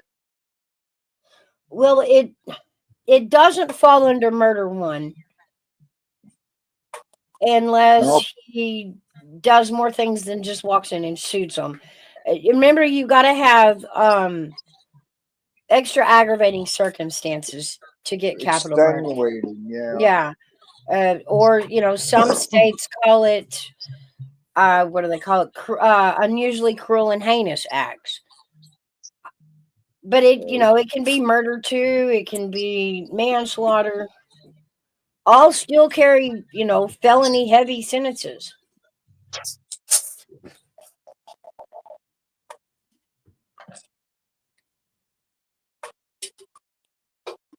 But yeah, I do remember that case. I remember she had a team that was working with her, trying to get her out, trying to get her case reversed or re-looked at or anything.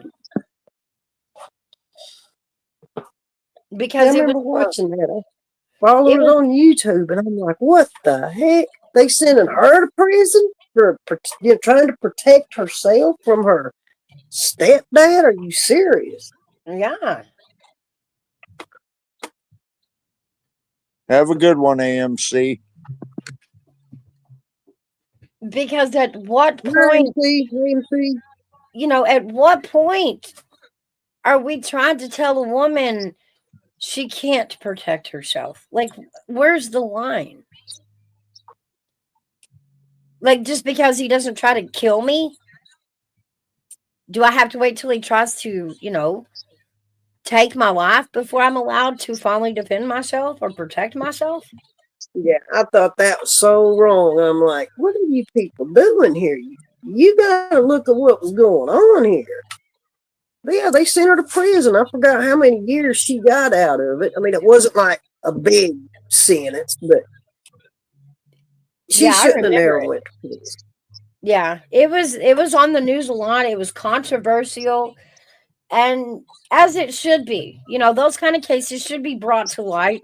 We should look at our laws and adjust. It is not Yeah. 1920 anymore. They're taking the law too literal. There should be common sense in the law. Just saying. Yeah, but the way that we legislate one law at a time for a purpose as we find it in life, it at the end of the day, when you lay new laws against the old ones, you've got people still in prison for 40 years on a strike 3 pot charge, and a child Yeah. abuser is out in Right. 18 months.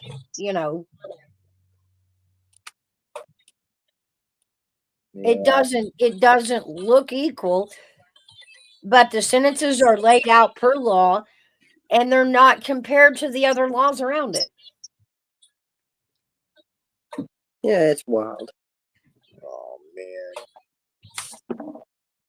Man, I got so pissed off when they freaking sentenced her to prison. I'm like, this don't even make no sense. I The agree, judicial because system is screwed up. it was telling us women were not allowed to protect ourselves until they try to kill us, and that's insane. I remember feeling that way, that that's the way the law's going to look at it when that case came through. By putting her in jail, you were telling all of us women that if we try to protect ourselves from any other kind of assault, we'll go to prison. Well, So what? We're just yeah, supposed I'm to. telling you like I tell everybody else. I'm licensed to carry. If I leave this house, I'm packing. It don't matter where I go. If someone tries to harm me, hell yeah, I'm going to shoot them. That is my right. I may go to jail, but it's my right to protect myself. The law we have to remember to use is the stand your ground law, even in a domestic situation. That's the law we finally put in place that says, no, if you invade my space, if you intimidate me right where I'm at, I have the right to defend myself. You don't have to have your hands around my neck or a gun in my head before I can kick into action some defense,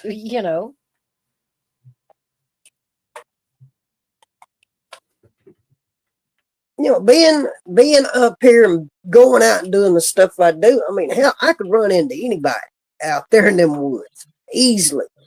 Yeah. You know what they do here? You know what they do here in New York? Myself. You can protect yourself, but only to a degree. It has to be equal force. In other words, if somebody comes in and threatens you with a knife, you can't shoot them or you'll be charged with murder. Oh, excuse me, sir. I brought a gun to a knife fight. Let me grab my knife. Like, what the hell? Yeah, I know, right?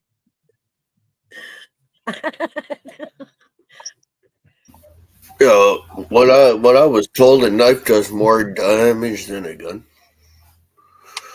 A knife does more damage than a gun would. Sometimes, yeah. That's believable. I believe that. But I don't like that you have to get as close as you have to get with a knife. I'd rather get as far away as I can with a gun. Right.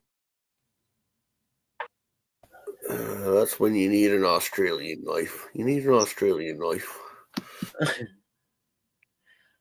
I did get good advice once, and instead of ladies carrying mace, like on their keychain or something, I had a self-defense guy teach me to keep wasp spray handy because it's got 3 times the amount of length it can travel because it shoots really far. Wasp spray, the way the can is designed, it's designed so you can stand really far away and spray it.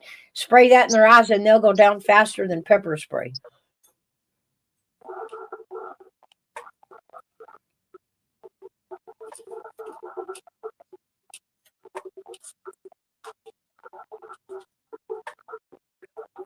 I don't know, Mouse. I ain't never had any trouble out there, but I ain't stupid either. Yeah, that's me. I mean, if your area is anything like mine, you get the crazies and the homeless that kind of tend to migrate in the woods to camp out. And you can run into them people quite often, and you will in random spots. Here's the crazy thing. You said that, and up here where I live, because the mountains right at my back. Yeah. There's trails everywhere up here, and it will blow your mind because you'll see them freaking forestry, whatever they're called. The rangers, yeah. Yeah, they are out there on them trails checking. They will not allow that. If they catch you out there doing that, they arrest you. They got the authority to do it. I've never seen anything like that up here. They won't go to the popular trails. They'll go to the more secluded wooded areas and just exist in the, they roam in the woods. Yeah. You will run You know into what makes a really sharp knife? If you take an old circular saw blade and cut yourself out a small blade, I swear to God, you will have one of the sharpest blades you've ever had. You put your own edge on it, and I had one. I've never seen a knife so sharp, and it stays sharp too. Yeah, they ain't nobody gonna get that close to me. Oh, they wouldn't want to get that close to you with that. You got to figure a circular saw blade is carbon steel. And they hold edges. Yeah, I get what you're saying, but here's what they got to think about. I have 265-pound trained killers with me, plus a 45 with a 10-round clip. You think they're gonna walk away? I don't think so. Lunacy. And I do this because I am by myself. A whole hell of a lot out there. So I'm like, no, these people ain't gonna be that dumb. I've seen people completely get off the trail and freaking walk 10 feet up in the damn woods because we walk by. Yep. They don't mess with me out there. I mean, I see people I've gotten to know over time, see them on the trail. Yeah, it's like they see us coming. It's like, okay, we got to get off the trail. Go up here because these dogs are going to freaking bite our leg off or something. They won't mess with me. They'll say hi, they'll wave, but that's about it.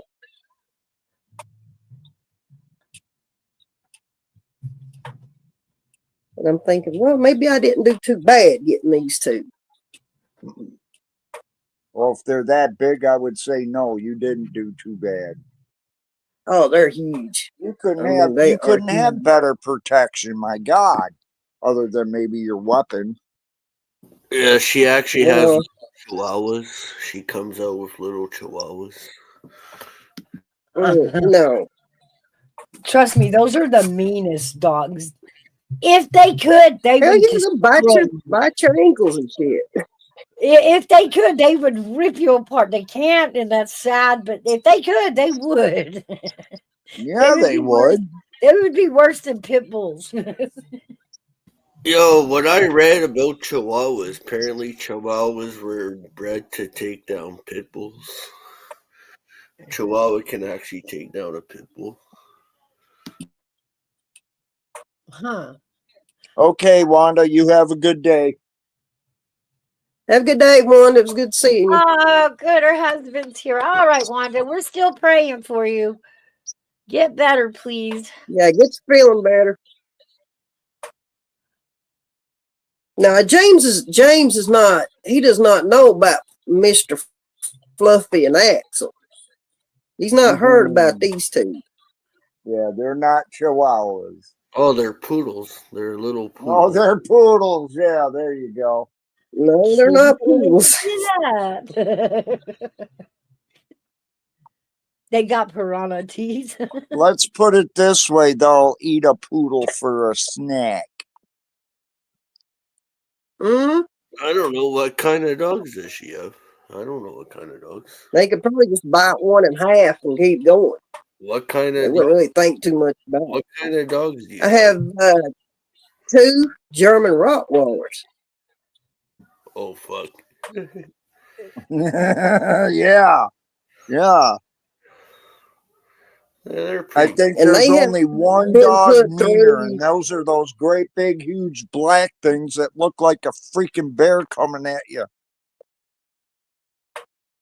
And I don't know what the these name 2 of have them been put through special training. They are certified in this state. So if they have to attack somebody, but they only will if I say that word, them dogs don't get in trouble. Because they're doing their job. Anybody sees you with those will dogs only do decides that. to mess with you, they deserve what they get. Well, but they won't do anything unless I say that word. That is the trigger word. They know if I say that, they go do what they're trained to do. You mean to tell me if they see you getting hit or something, they're not going to attack? Oh no, they're very protective of me. I mean, Well, if that's a what I man mean. come in, or if it was a man, not a woman, but a man, if they seen a man put their hands on me, they'd freaking go ballistic because it's like, one, they don't know who this is. So yeah, they're very protective anyway. It's their natural instinct to protect their owner. I wouldn't have to say anything. If they feel that this individual is a threat, they will put themselves between me and them. It's crazy how they are, but that's just the natural instinct in them.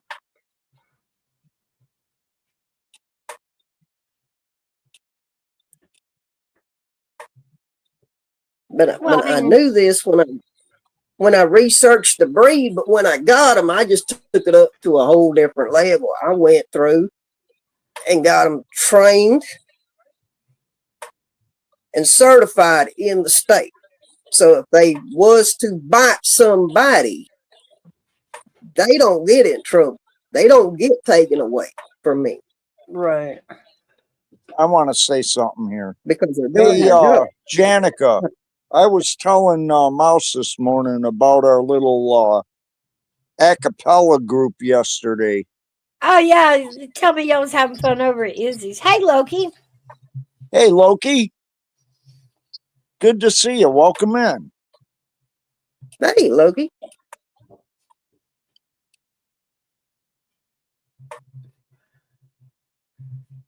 You said that isn't Loki? No, that is Loki. Oh. Okay.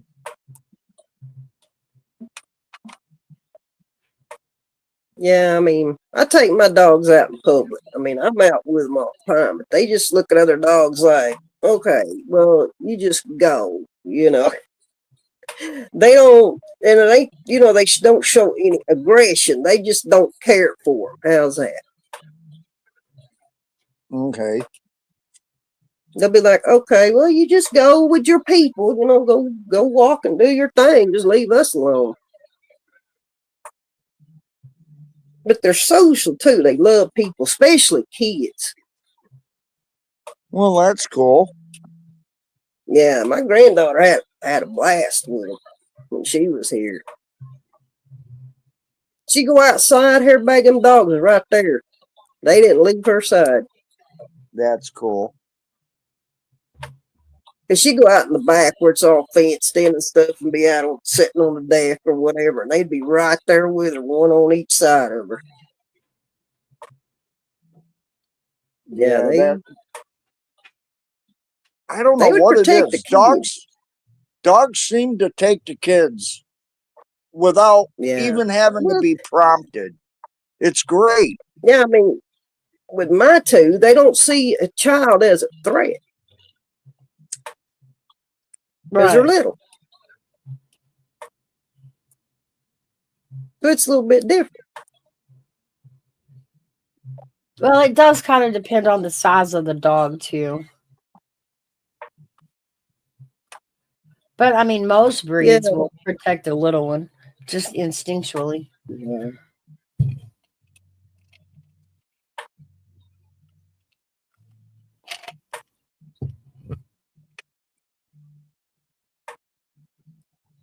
So yeah, she could go outside when she was here anytime she wanted. Well, I didn't let her out. We didn't let her out when it got dark. We made her come in, but morning, afternoon, just she'd be in the back freaking playing. They'd be out there with her, just laying there watching her. Come on. She wanted to take There we Mr. go. Fluffy home with her. Mouse, I couldn't let her do it. Oh. But I got an idea. She may end up with one. Uh-oh. Uh-oh, She Christmas wants is a puppy, coming. and that's the way to do it with them. You got to get them when they're little Yeah, and let them Gotta- grow up with them. yeah. Am I going to tell mom and dad she's getting this new puppy? Well, maybe, maybe not. Maybe I'll just show up with it in April and say, here you go. Oh. What are they going to do? Tell me she can't have it? I don't know. Can Probably our kids not. do that? Can our kids do that? They shouldn't be allowed to do that. If they threw a fit and wouldn't let her have it, I'd give it to my son because he would take it. I think they'd let her have it though.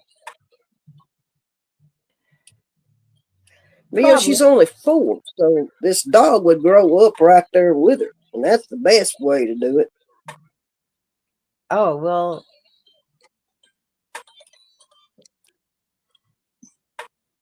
I don't know. I'd probably wait till she was like 7 or 8. But that's just me. I mean, Sassy, I know these are the things I do to my kids. You know, I'll buy my grandkids stuff, show up with it, and they have no choice but to let them have it. Yeah, I mean, I don't know. I'm on talk to her folks. Says, man, that's some money to drop for one of them puppies. So I got to make sure it's a for sure thing before I do that.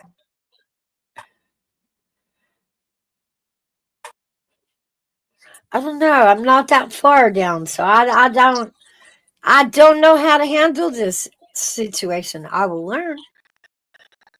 There's gonna be things that I want my granddaughter to have, and I'm not gonna care for parents care. Yeah. Well, I mean, when they come up here, when my daughter and granddaughter come up here, you know, that first week they was here, they come in before I had my surgery. I was just all over Okay, the place Sassy. with my granddaughter. It's like, I'll see you later. We're going. Then we had to stay home for X amount of time. But then when I got back up on my feet, it was the same thing. Well, you going or you staying? Because we're leaving now. Ew. I wouldn't even give her any heads up. I just walked through the house, grabbed my keys, and said, well, we're taking off. I want them to move up here, Max. I really do. But I don't think they will.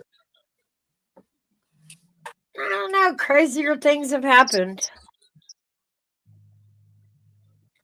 I never thought my parents would leave Texas, and I knew I'd never live there again, but they moved up here, so that fixed that. Well, if they moved up here, Mouse, they'd never see that kid because I'd just go get her and just keep her for days at a time. We'd have a lot of fun, though. I would never let her go to school, though, in the Oregon public school system. I'm like, no, give me her. I will homeschool this kid. We are not doing that to her. Yeah, it's definitely a different world than what we grew up in. Hey, Oh, Mouse, God. Yeah. can I Yeah. ask a question? Sure. All right. James, do you happen to have anything open, another tab or something? Because it keeps going robotic and then your avatar, it goes out and you get a buffering signal. It's not buffering on my end. It's pretty clear on my end. Do you want me to drop down and come back up, Mouse? It might just be you here, man. It might be. If you think it would help, I don't know. It may just be the internet. It may need to change it out. Hairbag is still using Windows 98. Oh, be nice, James. Funny, not.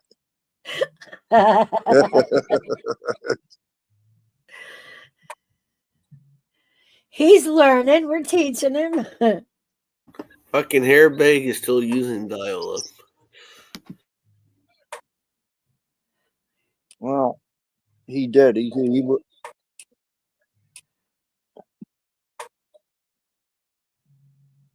I love There we you. go. Much love, bro. There we go. Let's get on here, bag. Old bag. The old. Oh, yeah. Hey, Weston. Welcome back, Wanda. Hey, Weston.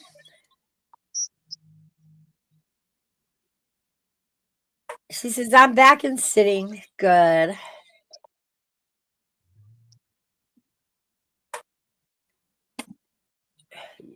You're going to get aluminum poisoning doing that. Hey, Weston. Wanda's back. Back again.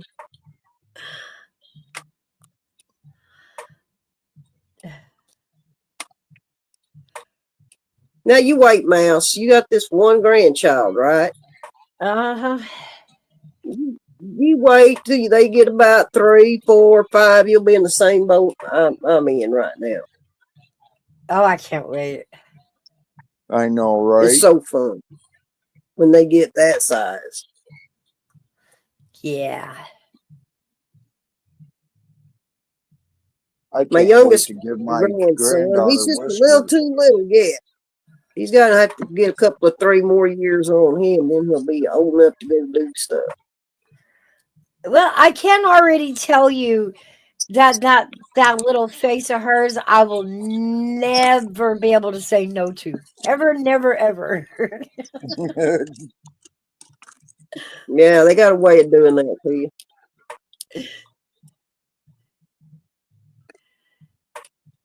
But then they grow up and become teenagers. Yeah, but that's not my problem. That's true. Yeah, they don't fall on us. We're just the grandparents. That's the beauty of it. I got no comment. I'm not a grandparent. I got no See, comment. in their You're teenage not even years, a parent, are you? in their teenage years. Yeah, They I might don't. have a kid. Uh-oh. I Thought, Oh. dog it. Were your ears burning? What's up, child of God? Big ups.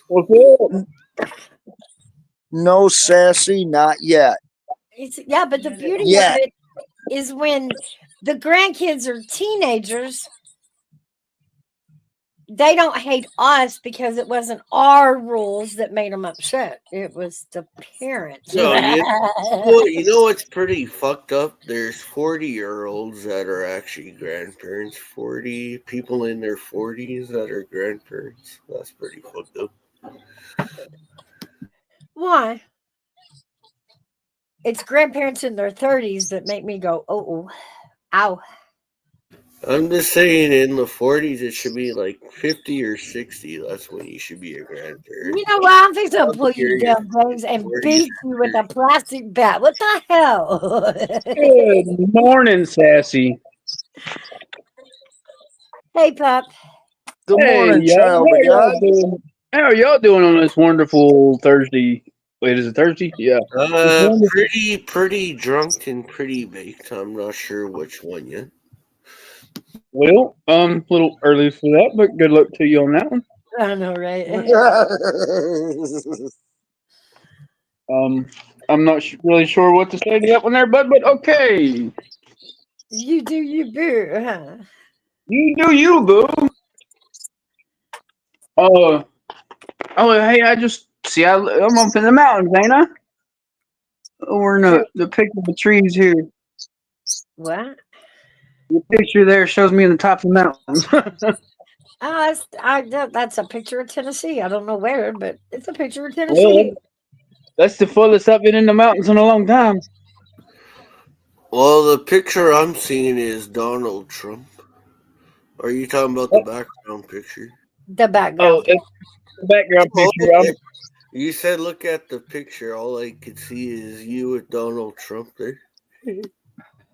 Well, it's not me and Donald Trump, but I think he's had a little too much to drink today. he's had a lot too much reefer. A little too much reefer, man.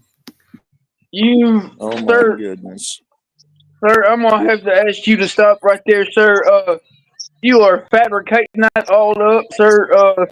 It sounds like you are intoxicated. You are not under the influence of marijuana, sir. You are intoxicated.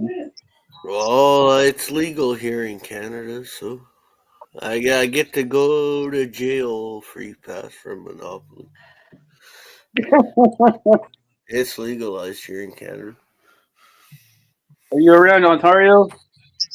Come on. Ontario Tubble. He's from Canada. Isn't that how Buddy says it? Canada. That's why I was asking if he was anywhere near Ontario, on Ontario, whatever. I'm in the capital. Oh, got you. Pretty much near Washington. I'm in near Washington.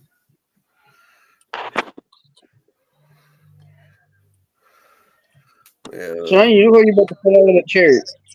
Our prime minister is wacko. Is a wacko? Be what? A job. Our prime minister is a nut job. He's pretty crazy.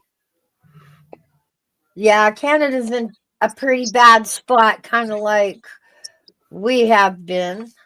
We got a dictator. But they don't have an ending date to it. We got a fucking dictator as our prime minister. A fucking dictator. It's pretty good.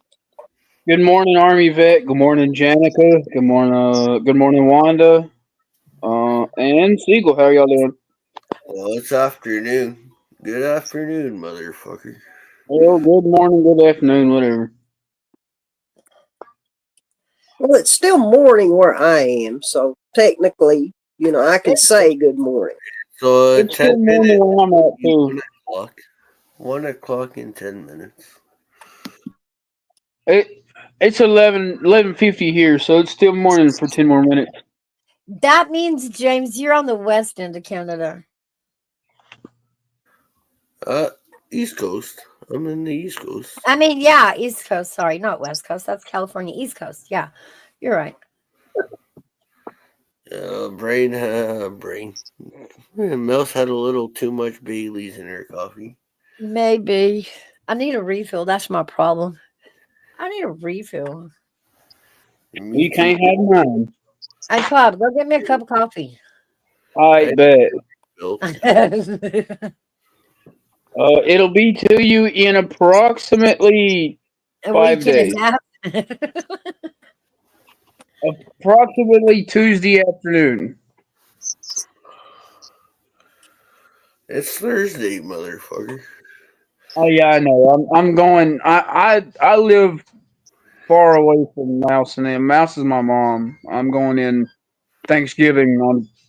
I'm going up Tuesday of next week to see him. Oh, you're actually Mouse's son?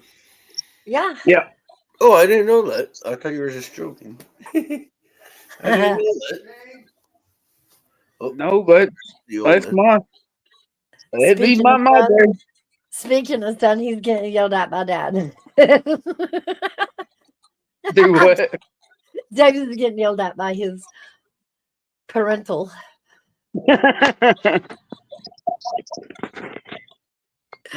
How is your day going? Oh, it's going.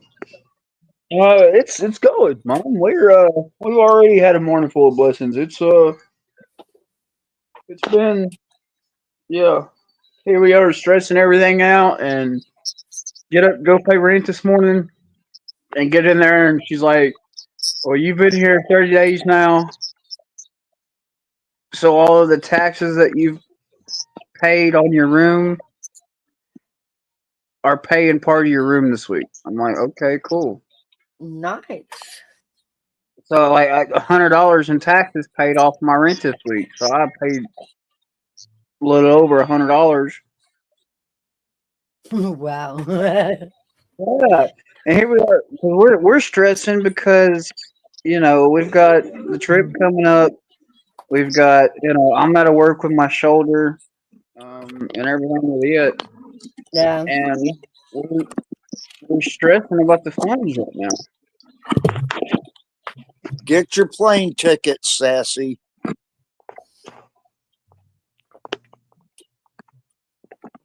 Get up here, Sassy. We're having turkey at the cabin this year. Well, so we're having a full feast. Yar. Hey, Sassy, I'll meet you at Mouse's.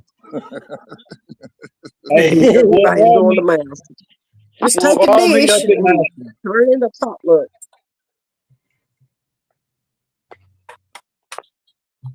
We'll all meet up at Mouse. Sassy would cause a food fight. There's only one problem to going to Mouse's. You have to bring your own coffee. Do you? Oh, no problem. Well, that's why Yeah, I I can do that. brought beer. What? Coffee. Mouse, I'm trying to get him to save your coffee. Chill out.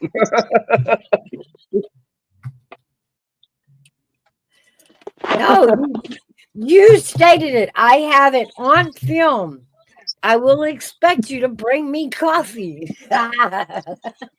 What? You know, Sassy, it would depend because I probably could. Yo, Well- just give your mother a cup of Dunkin' Donuts. A cup of Dunkin' Donuts. No, No, she no. likes. Don't do that. Don't do that. You know better than that. Bad. I know Bad. better than Sassy that. wouldn't even. Her back, Hey, she yeah, wouldn't even fly anywhere to meet me. You think she don't fly to meet you? Yeah, I'll bet. A 12-pack of donuts and a Dunkin' Donut coffee. Boom. Yeah. You can do way better, James. As the younger generation, I'm very disappointed. It's very important you understand what great Folgers is. Yeah, I told her, Hairbag, I said, it's okay. I'll fly to where you are. You just meet me there. Because that's Yeah, like right. not even that far away for me. Sassy, it's just like riding in a car, actually. Even smoother. It's Well, like taking a unless bus you ride. hit turbulence, then it's not so great. Well, But Sassy, that's Hey, why you Mom. don't get a window seat. You get an aisle seat. Then you don't have to worry about it. Mom, is it freaking cold up there? Yes, very. It's probably gonna, Got up this morning and I was like, oh my God, where'd this come from? It's snowing outside. don't cuss on my panel. Sorry, Mother. Love you, Mom. I hear you, Janica. That does sound good. And I thought you was a big tough girl, Sassy. All right, well then go get on a bus. Hell, she'd Oh, have had God, to don't do start that. It takes 2 yesterday weeks to to get make there. it here. I think every young person should be put on a bus once in their life. Like, it is an experience you will never forget. Ain't that the truth? Oh yeah, I'll never do it again. So, you want to hear something here back? Okay, so are you around the Tennessee area or are you around? No, I've always been in New York, Okay. Western New York, not New York City. I was in this program in Memphis, right? And, Memphis is one end of Tennessee, and Mom lived on the exact other end of Tennessee. And, well, I got released from this program and had to get a bus ride back. And instead of just a straight bus ride from Memphis to Greenville, I took the longest bus ride. Oh, my God. I went through, 4 states, Mom, just to get back to you? Oh my God. And you were only half a state away. I've taken a bus ride 4 states away. 4. It took me, I think, 3 days. I went straight from Memphis to Effingham, Illinois. From Illinois to Indianapolis. We know.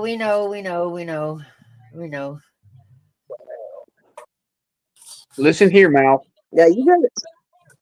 That's a whole freaking experience there. Oh, yeah. And to break out Mouse, and did hide. you see Outlaw came in? Yeah, I know. I need to follow it out. Hey, McTaw, how you day, Outlaw? What are you doing? Come on up. There's a link. Hey, Outlaw. See? You don't trust me either? Wow. Okay. I rescind my invite. Ow, wow, that went weird fast. What? All right, happened? there's She her said you don't comment. trust Loki. She said Whoa. she didn't trust You- Loki. She didn't What? say Can't you. trust you either. Keyword either. She was talking to Loki. Oh, I know who she was talking to, but that means she has another person she can't trust. What? Oh, baloney. You're on one this morning, ain't you? I've seen more movement out of Sassy this morning than I usually see out of her. Sassy's our super mom. She's always there. Yeah, but some days she sticks to herself and she'll sit there and do her thing in the chat. But today, boy, she's in there today. Oh, yeah. You just don't watch enough. Keep watching. Oh, I love you too, Sassy. Yeah, take a chill pill, hair bag. I know. I hope they're good, man.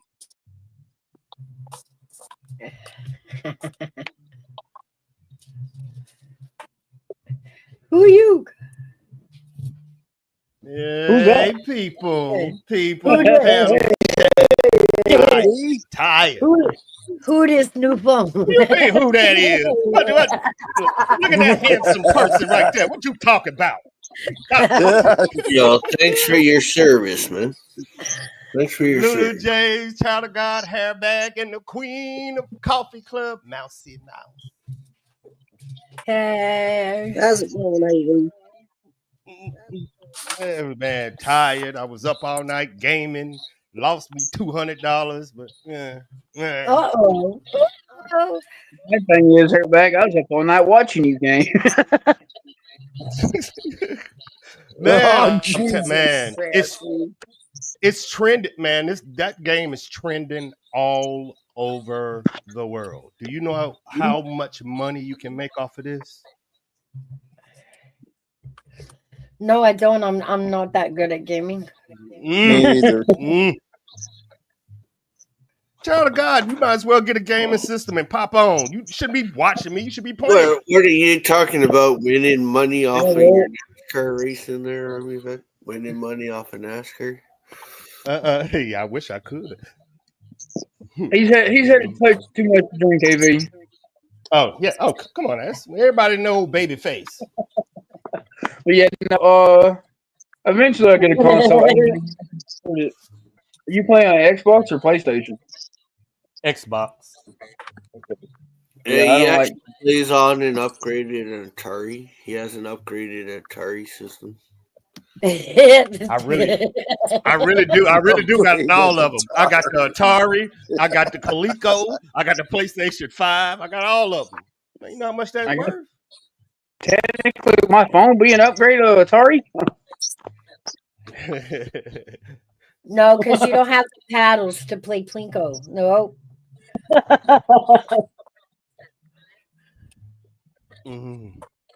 Fair enough. Okay, you got that. Y'all talk. I'm gonna go grab me a coffee real fast. Okay. Talks amongst yourselves. Yo, so since your mom's here, you got any secrets you can tell us? Any funny moments? What? Don't you dare. No, sir. There's gotta be a funny moment you had with your mother there. She won't hear it. She's gonna grab a coffee. Yeah, she'll hear it. I promise you that. She hears everything, bud. All I heard was Mouse screaming like a mama. You ain't gonna get me to double cross my mama. It ain't happening. I don't fear many people in this world, but my mama I fear.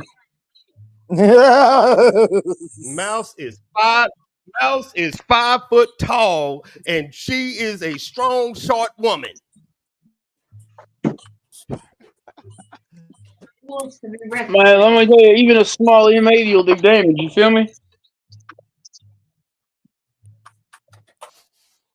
Oh, we get to make jokes. Mouse getting some coffee, child of God. Yeah, I want to hear a story about Mouse. Tell us, son. You got a funny moment there.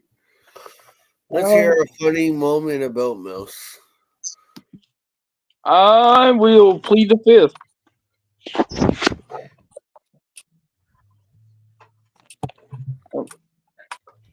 I mean, because I'm not outing my mother on national YouTube. Not happening. Oh, I got my parents good one time. I played a joke on my parents. I got them pretty good. I made it look like there was a person passed on the couch. They got all scared and shit. I took a Michael Myers mask, stuffed it up, made it look like there was a body. They came down. When they woke up, they almost called the cops. All right, there's this thing called a good old country ass whooping, and that's exactly what we'd get.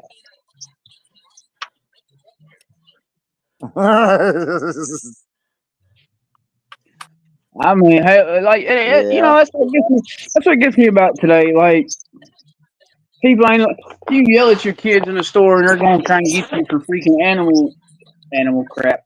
Whoops, wrong one. Child endangerment. I almost said animal endangerment.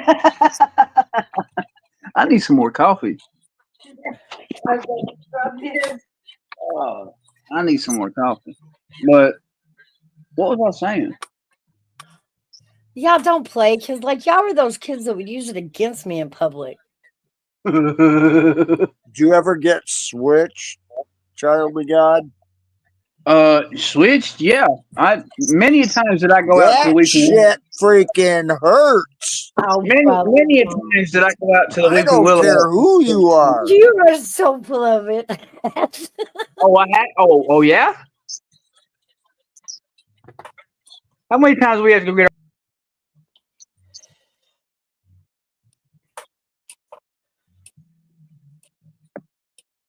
Oh, I Wow. can't stand freaking squash. Mouse, did you just knock me down?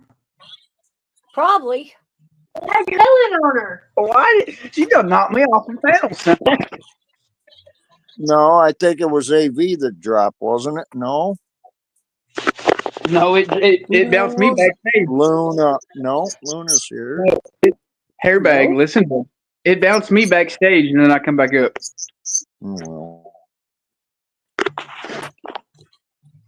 Listen there, Papa. It's okay, bud. You don't want to go to work? Well, you got to. Y'all are crazy. Yeah, I know. She don't want to go to work. She's jealous because I'm. No, I'm not jealous. I don't want to. Nothing ain't nothing. I can't stand this thing home from work. It is absolutely. But oh yeah, Mouse. To answer your question, yeah, I did tell him that it kept coming out of socket, and he pretty much told me that I needed to get some more muscles on my shoulders. How do you do that if it pulls your arm out of socket? That's what I was thinking. He told me, he's like, well, he said, you're not nowhere close to being a massive bodybuilder or nothing, so you can get some muscle on them shoulders. I looked at him, I said, excuse me? Ow. Yeah. Little short, fat doctor coming here telling me I need to get my, like, what? He wasn't short. He told you. No, he was fat. He was. Well, I mean, he was All right. All right. He wasn't big, though. The doctor was. Yeah, Are you I don't know what it is about me ended up with the doctors.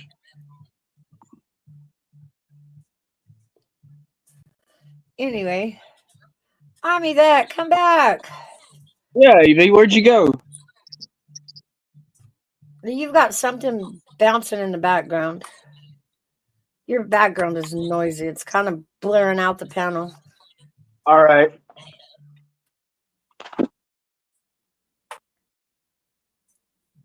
let me know if it quits. Yeah, it quit. Is it back? Nope, I can't hear it. It's good. Well, are you Okay. talking about I Army thought it might have been my neighbor. airbag? Are you by it? Are you talking about Army event? It's back. No, I will, because sometimes people can hear my neighbor when he plays his damn music so damn loud. Yeah, he's got a really sweet neighbor that shares his music all day. And he really likes the bass. Boom, And boom, it puts Hairbag to take a nap. He plays sleepy time music for Hairbag.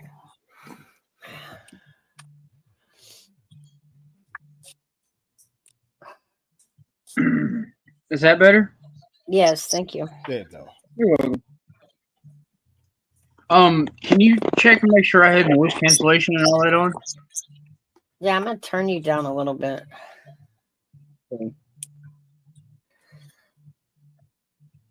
Mhm. Oh, can you turn me down just a bit? I might be overpowered. Turn him right the hell off. That was for Hairbag. So how did you lose $200, AV? Easy, I bet it Hairbag to win a race. I said AV. See, Is that a no? you can't rely on his Oh. story for nothing. He Is lies that I had a all the turn. time. tournament last night. There you go. Call of Duty Yeah, tournament. how I lost $200. I bet it Hairbag to beat Buddy in a race, but Buddy ended up winning the race. I lost $200.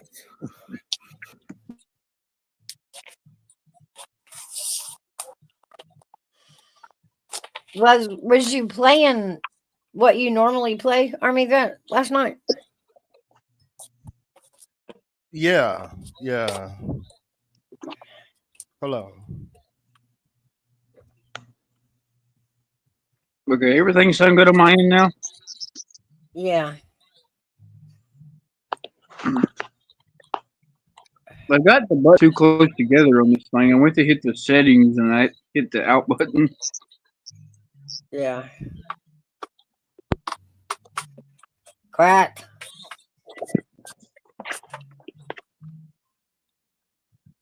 He up here pulling a pink. What? Yeah, who? Leave your volume alone. I'm not going to fight your volume button. Who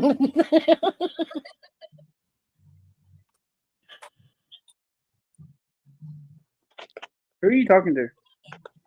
You I'm not messing with my volume, Mama. checking my bit rate. Huh? Army Vet said he was checking my bit rate. Oh. Well, you told me to leave my mic alone, and I was confused because I didn't touch it. Okay. It's up. I have to real go through a loud. whole. Whoop. Yeah.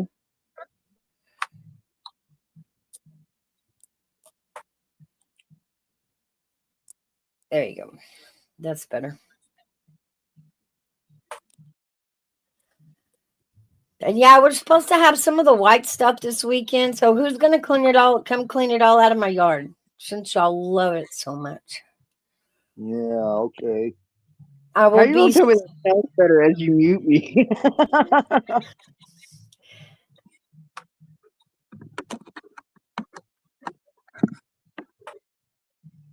Okay.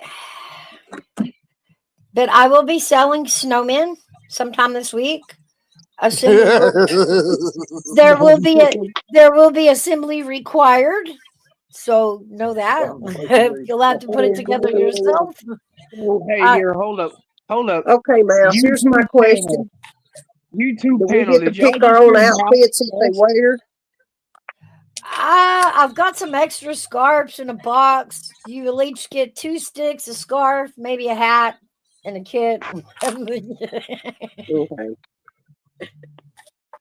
Can y'all Is there hear me? free shipping? We have to pay our own shipping. Ooh. You got me turned down? Yeah, you're gonna have to pay shipping. That's true. All right. Shipping is not included. We don't even know how much the snowmen are yet. Mouse, do you have me turned down? Do what? What? Sassy. Did you have me turned down? Sassy. It's little bit, not 'cause the it's really other loud. white stuff. It's the stuff that comes from the clouds. Whoa, Sassy. Oh, I would have to pack it in dry ice probably. That would be even more. Dang, they went the price about $25. But we can pick out our own scarves. That I'm game. I'll get a snowman from where you live and put it with the one I got up here. They need a friend. They can't be alone. Well, I mean, it'll all come packaged in probably buckets. Like I said, assembly required. Okay.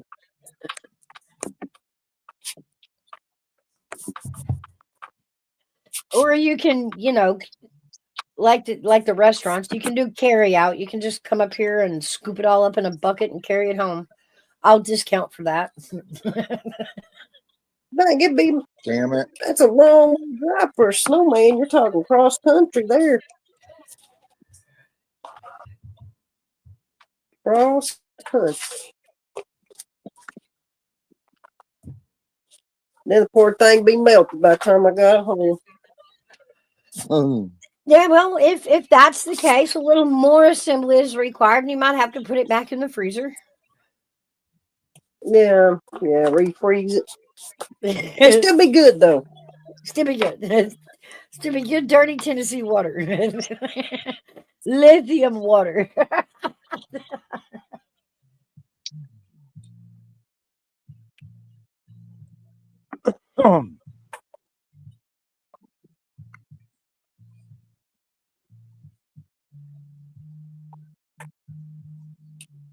So what is Yeah, my that's what do you mean I'm getting a lot of pings?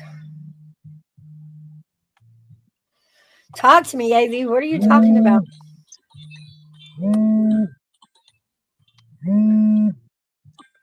I'm getting a call from my daughter. Okay, I I got hear to that. drop down. Okay. all right. Talk to you later, everybody. Okay.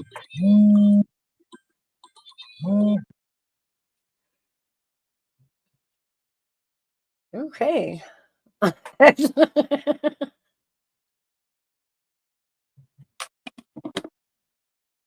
So what is it, AV? What are you looking at?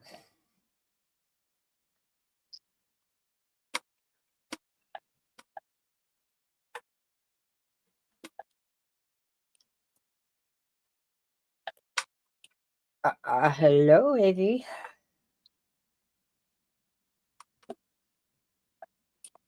Oh, my bad. I was on another computer. My bad. I was on another computer. Doing some tracing. How to put it? You remember what me and you was talking about in that email? Uh-huh. Might be. Huh. You good? You good? You good? Be right back. You good? Okay.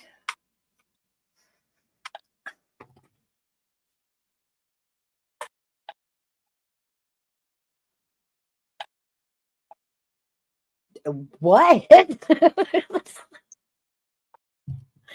I hate when you guys do that. We do what?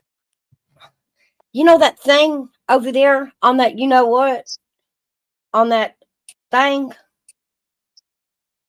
Well, Oh, on that no, thing? like, I know. yeah, you're like, what? What? You know that jiggy my bobber on that thing that one time? No, I Yeah, don't I know what really. you're talking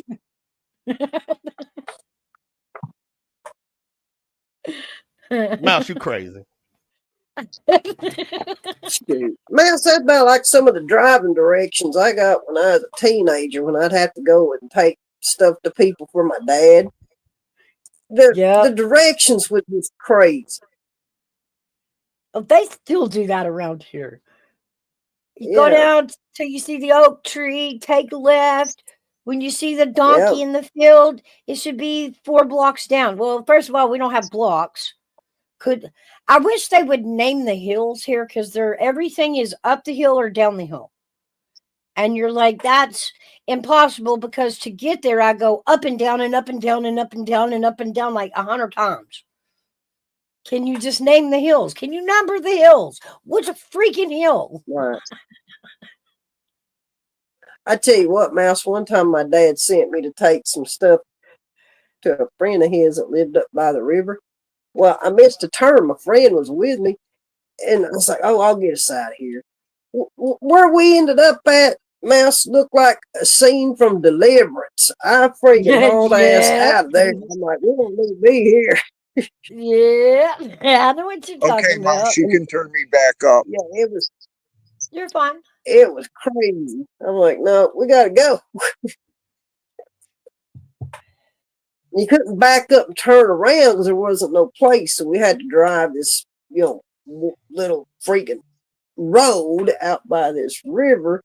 We got out and I backtracked and got us back where we were supposed to be. Yeah, that stuff got there, but it was 2 hours later, but it got there when it only should have took us maybe and not even an hour.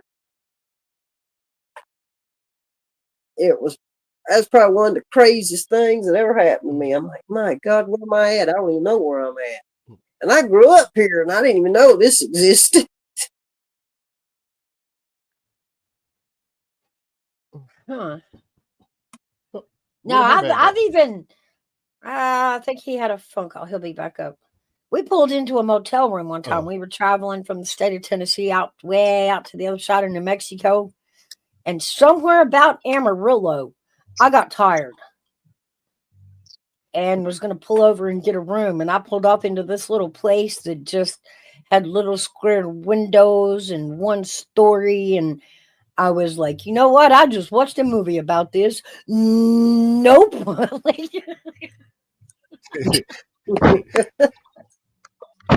was crazy. And some places look scary. You just don't even want to stay there.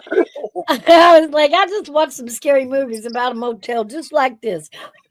I think he was like, Mhm. he was a creepo and he had cameras in all the rooms and he would pick his victim. It was like, nope. No, I just watched this movie. Like, I'll go to a really busy Holiday Inn, way back up the road. Yeah, I think more along the lines of Psycho. Yeah.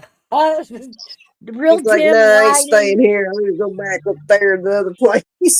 Yeah, real dim lighting, gravel parking lot, maybe 1-2 cars. Nope. Oh, Nope. no. Yeah, we'll go back to the Holiday Inn. Yeah, I feel better going up there. I even Yeah, I've remember seen these kind of fancy looking hotels like you're talking about, and you're like, dang, you couldn't pay me enough damn money to stay at one of them places. Yeah. Aside getting over how bad the room is on the inside, probably. Oh, Resto. Hey. Hello. How's everybody doing? I'm doing pretty Oh, you good. doing, How are you Resto? doing? Good to see you. Good to see everybody. I'm just doing my rounds, making sure everybody's all right. Well, of course we are. We're just talking about Yeah, odds we're and good. ends. You know us. Yeah, I heard y'all a little bit talking about I thought he was up here. What's up, Army Hey, Vet? big dog. My man. What's going on? What's up, big dog? It's been a Man, while, I've been trying to man. get with you. No, I know. Man, I've been trying to get with your ass for a minute. I've been trying to catch you, bro. That's why when I saw you up here, I was like, okay, I'm gonna pop up. And then like I came up here and it was only 3 people. I'm like, where is he? No, you still got my email though, Man, right? I move like smoke sometimes. No, Yeah. email me back. I don't know where it's at, but email me back. Okay, yeah. I'll email you, but actually, you know what? I'm gonna just drop it in the back chat right now because that way, Yeah, if no anybody problem. else needs it. The future, hey, I got 2 great little channel producers, Resto and Matt. What? Look at the talent up here, people. Ooh. No, I still want to be Resto when I grow up, so he's still better than me. I love checking on Mouse. Mouse is I'm she has telling good shit. you. I'm telling Mouse, you, man. I'm telling you, sometimes when I wake up at 3 Yep. a.m. and I'm like, I just need I want something to listen to. I want something to make me comfortable to put me back to sleep. Like I be listening to y'all. Y'all be having some good conversations, man. You, Mouse, Army Vet, and the Den, like in one panel, great conversations. Y'all are underrated. Honestly, y'all are underrated. I was going to say, are we that boring? We put everybody to sleep. No, Big no, dog. no. It's just underrated where it's like good conversation where like I feel like I'm there with y'all. Good. Thank you. That's Yeah, a really. high compliment. Yeah, it is. That's That's what I aim to awesome. do. Yeah, I feel and hairbag too. Is that hairbag? That sounds like hairbag. That's hairbag. Yeah, exactly. Like I just love hearing all y'all together, like all these characters together, like in one space, just talking and just having fun. Like I love it. I love it. And I wish I could like talk more like in the chat or like pop up, but like as you can see, it's 3:30 in the morning for me. So it's like I don't really rarely have time to be up here Right. or chat. Yeah. So sorry That's about that. because of the time difference. We have a drastic time difference between us. See Yeah, here, but like it's I'll 1 wake o'clock up. in the afternoon. Exactly, but I'll wake up and I'll be like going through my phone. I'll be like, oh, Mouse is live. Boom. I'll just click in, listen, just pop a headphone in, go to sleep with it on. It's fine. Well, you got to share my channel out a little bit. I need I to do. get up to that 500. I've been lacking on pushing my subs. I ain't really worked that hard on it, but I Here, need to get back. how long you gonna be live right now? How long you gonna be live? Don't know, probably another hour, maybe. Hold on. I got some question for you, Resto. Don't you go nowhere just yet. I got I'm one not question. I'm not gonna go nowhere. I was gonna share her stuff out because like I know my people take some time to like get my notice. So like an hour. I want to pick your brain. I have to pick your brain on this. What you're creating, having a female debate, is what I've been trying to get Mouse and Luna and certain females to do. How would you encourage? Yeah, how you got male debating male content creators and argumentative discussions? You saw that? Man, I love how you making that. That's what I've been trying to do to these two up here. How would you get them? How would you get them motivated to do it? Like to get on panel one-on-one. That's what I want from you. Oh my God.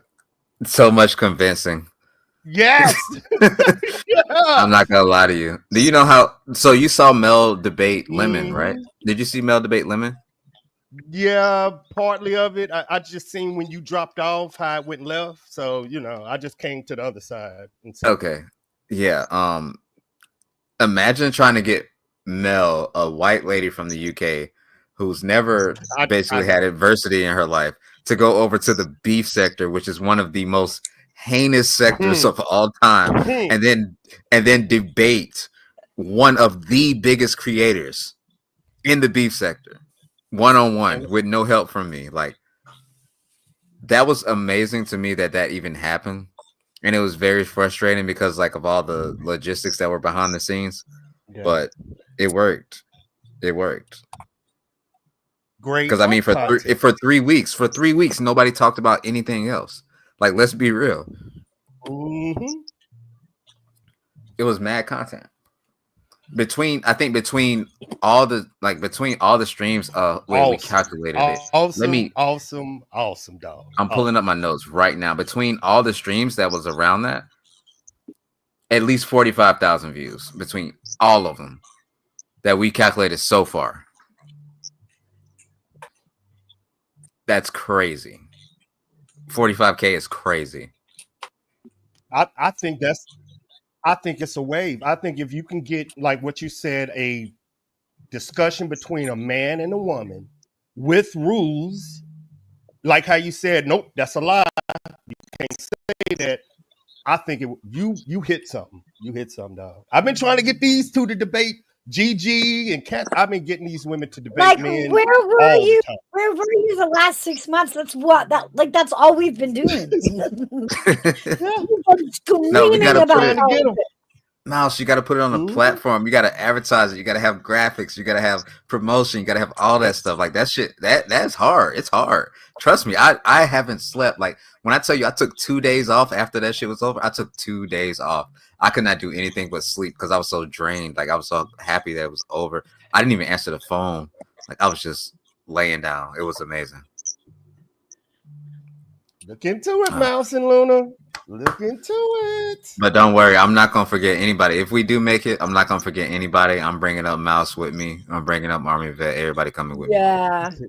Hell yeah. Wherever Daddy Russ have some good discussions.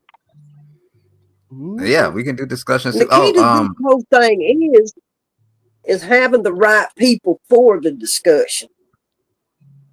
True. Yep. That is true. There's a Wrestler, not to be confused with Resto. Wrestler has a show called Drop By Discussions that anybody can get on there. Anybody can get on there and just have the discussion and talk about whatever. Let me see if I got Wrestler's link. And y'all can hop up there, and then once y'all get a little bit trained and boom, hey, we can make something happen. Because I mean, I'm not stopping thinking about shows. This is not the only show I'm gonna do. Eventually, my goal for this show is to run it so good that I can get somebody else to run it exactly how I did, and now I can focus on my next show and then do it again. And then do it again, and then do it again. And now we just got a bunch of fucking shows that I'm just looking over to make sure that it's going the way that I want it to go. That's cool. Yup. Yup. How Yup. Yup. question. How do you debate? How do you prep? Well, not I don't want to know your secrets, but For or a do you debate. go hard in? Yeah, do you go hard in them, or is it a group effort to test? For a debate. Like if I wanted to get, yeah, if I wanted to get Mouse to debate somebody, I know I'm gonna have to prep her. Yeah. Being her debate person, would it be one person or would you be multiple people debating her at one time? So what I would do, so this is the first thing I do whenever I get Mel ready to debate somebody. It's like, okay, boom, I have Mel and then I have the guy or whatever. Now I lay out about 5 topics and then I send all 5 of those to both people. And then I ask them, what is your stance on this? Give me a short answer. What is your stance? Okay, boom, I agree with this. I disagree with this. I agree with this. And then I find those contentious points that they disagree with. And then now, okay, boom, we got 3 topics. So the first topic is going to be conversational. So it's like the weakest one that they kind of agree with. So they can just like have a conversation, get a feel for how each other argues. And then after that, boom, the next 2 topics, those 2 are the debates.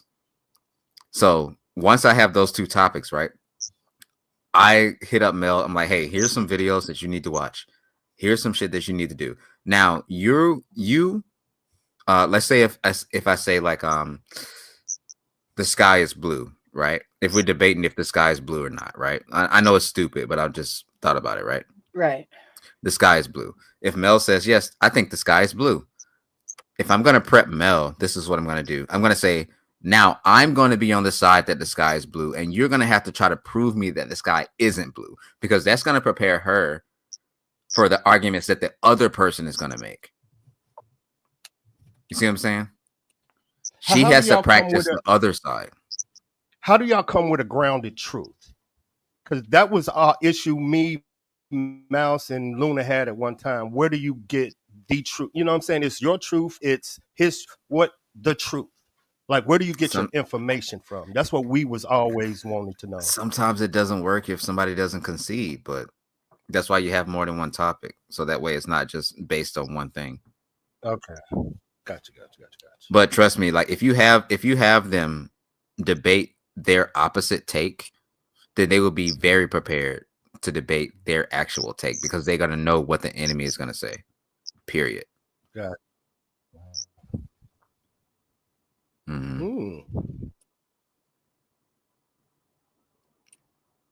It works that way. But I mean, she hasn't really lost that much. She won this last one. I'm not gonna lie, she won. She kind of cooked Lemon. She cooked them. I think, Army, that's where we have most trouble is we don't mind the debate. It's trying to find topics that we disagree on, that we have different stances on. Yeah. I find my topics usually. I'll pick my opponents weeks in advance, and then I'll spend a couple of days watching this person's content, then watching this person's content. Okay, this person likes this. I'll take notes. Okay, cool. And then I'll call this person on Discord, talk to them like in a regular way, try to see what they how they're feeling about certain shit. Okay, this person feels strongly about this. Then I'll ask the next person, hey, how do you feel about this? Boom. Okay, that's a contention. Boom. Let me make a question about that. And then that's where I get my 5 questions from. And then that's where I break it down to 3. And then boom, we got a show. It just takes it takes a little bit. It takes a lot of work, but I mean, making these things in a week is not easy. Plus, I'm in charge of thumbnails. I'm in charge of production. I'm in charge of thumbnails, promotion. I'm in charge of making the promotion part. Yeah, I'm in charge of a lot of stuff. And then also at the same time, I got to hit panels. Because if I'm in a different sector, I got to hit their panels. I got to be talking to their people. I got to be showing my face. I got to be promoting their shit. I got to be doing all this shit. So it's, I'm sorry for cussing. You need a whole damn team. Yeah, that's what I learned this time. I did everything myself this time, and everybody was like, you literally burnt yourself out. And I did. I literally burnt myself out. I couldn't do anything for 2 days. I was just laying down. Luckily, I don't have a job, because I would have been fired. The only thing, the one thing that I seen as a soldier is the action the after action review. I wish that would have been taking place privately because the next opponent probably saw a weakness. That's why I didn't like it. Yeah. You know That's what I'm I thought saying? too. The after action That's what I review. thought too. Yeah, I seen it. I'm like, God dang it, stop it. Because I seen how I'm like, no, y'all do this behind the scenes.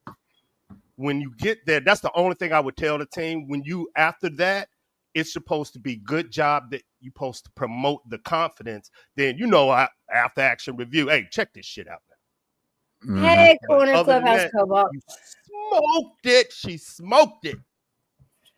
I mean, she did win though. She But smoked it. Women can she do did win. this. She cooked him on the Been first said. round. She cooked him on the first round. And then she really got him on the first round to like kind of concede. And then like the second round, she really cooked him. The third round, she did concede to his point, but it doesn't matter because like she already run 2 rounds. It's over with. Like you lost. I tell a woman quick, the most dangerous person to argue with is a mother. Because you can tap in. They can tap in. They can tap into that. And I said to any politician or anybody running anything, if you can tap into being a mother, every man will sit down and listen. Exactly. And that's what she's good at. Yep. She's good at that shit. She's good at that shit. Because sometimes I'll be like, Mel, we need to do this. And then she'll be like, but Resto, what about this? I'm like, you know what? You actually might be right. I'm like, you might be right. I tell Mouse and Luna that them as a mother, y'all can tap in. Y'all got empathy because y'all either had a daughter or y'all have it. Y'all have it. I won't keep y'all too long. I just came in to check in. But I will be back. I won't be a stranger. I promise. Thank y'all for continuing to give me entertainment, even though y'all don't know. Hurry up, Mouse, and get monetized so we can help you out and have some support for the channel, okay? That's it. I appreciate all the words, Resto. You're so sweet. Mouse, it's been a year. I've always loved this channel. Yeah, that was my deal with Army Vet on the debate too. We have to do it separate because Coffee Club is not a debate, it's a discussion. And it's just, where we throw around topics and current events and, what's going on with this school or what's going on with the news. And I want to keep that flow because, this kind of gives everybody a place to sit down, be real, be chill, I get and it. I enjoy that part of it too. So I don't want to mix them because I don't want to turn Coffee Club into Debate Club. I want them to be separate. This is one of my favorite places to hang out in the clouds. I promise you. You never know what we're into, and you never know who's going to show up. Sometimes I'll wake up and be like, what did they just say? And then I'll lay back down like, okay, cool, I'm good. Because I always sleep with a headphone in. Yeah, every now and then we all get the giggles and we go completely off track. But it's amazing. Keep it going. Please keep it going. I believe you, Resto. Thank you, Resto. I appreciate that, especially coming I'm so glad we met. I'm so glad. Me Thank too. You. Salute Army Vet, salute Mouse, salute Hairbag. I know Den dropped, salute, but I appreciate everybody, especially chat. Hey, we're gonna keep it going. I'll see y'all later. Back at you, Resto. Big salute. Good, Resto.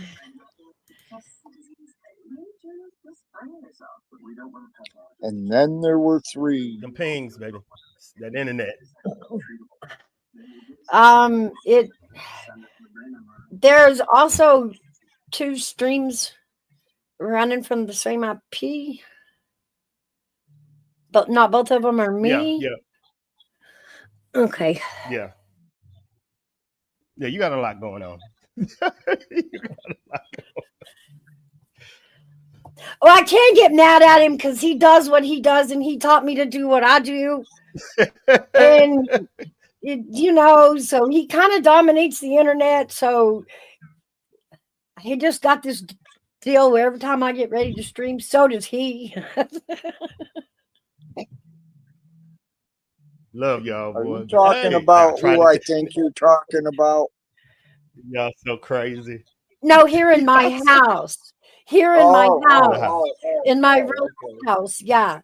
here in my real life house. Little dude, like he's been doing this for longer than I have. He's coached me a lot, but yeah, he does this internet thing where if I get on, so is he, and that's what may drag my internet down at times. Yeah, Halfback. Basically, he know how to take majority of the internet from Mouse to watch his movies. That might be why I've been buffering then. Yeah. That's the pings. Pause. Mouse, now you see what I'm saying? I think it's really good if you can have it straight in a conversation. Now you see why I was pumping you and Gigi. Now you see it. Yeah, that's what I'm saying though. I mean, we're all still getting, we all know each other, and it's hard to find a subject between us that we don't stand on the same side of. And I mean, me, Luna, No, Gigi, men. all of us have checked it. Yeah, but the men are completely different. Mouse, That's did what you we see learned. the Den's comment? Yes, Luna, it's okay. You're more than welcome. I Thank was you so trying to much pump for Luna being here. because I really agree that majority of the women have the same typical mindset. I ain't gonna say what y'all are, Republican women, but other than that, y'all, the men agree with you on this, but majority of the men disagree with everything y'all say up here. They just don't want to disagree with y'all on air, so they send me up here to be the guinea pig. Hairbag leave me up here with a group of crazy women. I'm just up here fending for myself like a little baby seal. Then mute. Yeah, but there's no sense of one of us or all of us getting killed when one can take the brunt. I know, but why are they always me? I don't know. You guys really are take one for the team kind of guys, aren't you? Hey, believe me, I will drop off and run quick too. Oh shit! I got her. Okay, thank you. I will run quick. See, they multiplying, Mouse. Look, there's two of them Hi, now. Janica. See, I told you. Well, hello. Janica. You talk a good game, AV, but I think you are intimidated of the women. Because one could come up and you'll be like, I'm not.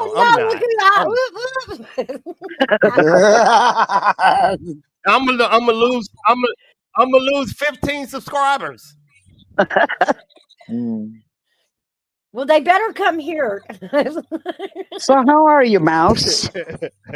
I'm doing really good, Jenica. How are you today? I'm doing all right. It's kind of rainy, dreary, Yeah. that kind of a day, a little chilly outside, but, it's another day in paradise.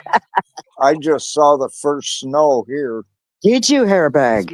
Yeah. This might get us in trouble. This might get us in trouble, Hairbag. So I'm going to ask you women a question. Who do you think women are harder to debate against, a man or a woman?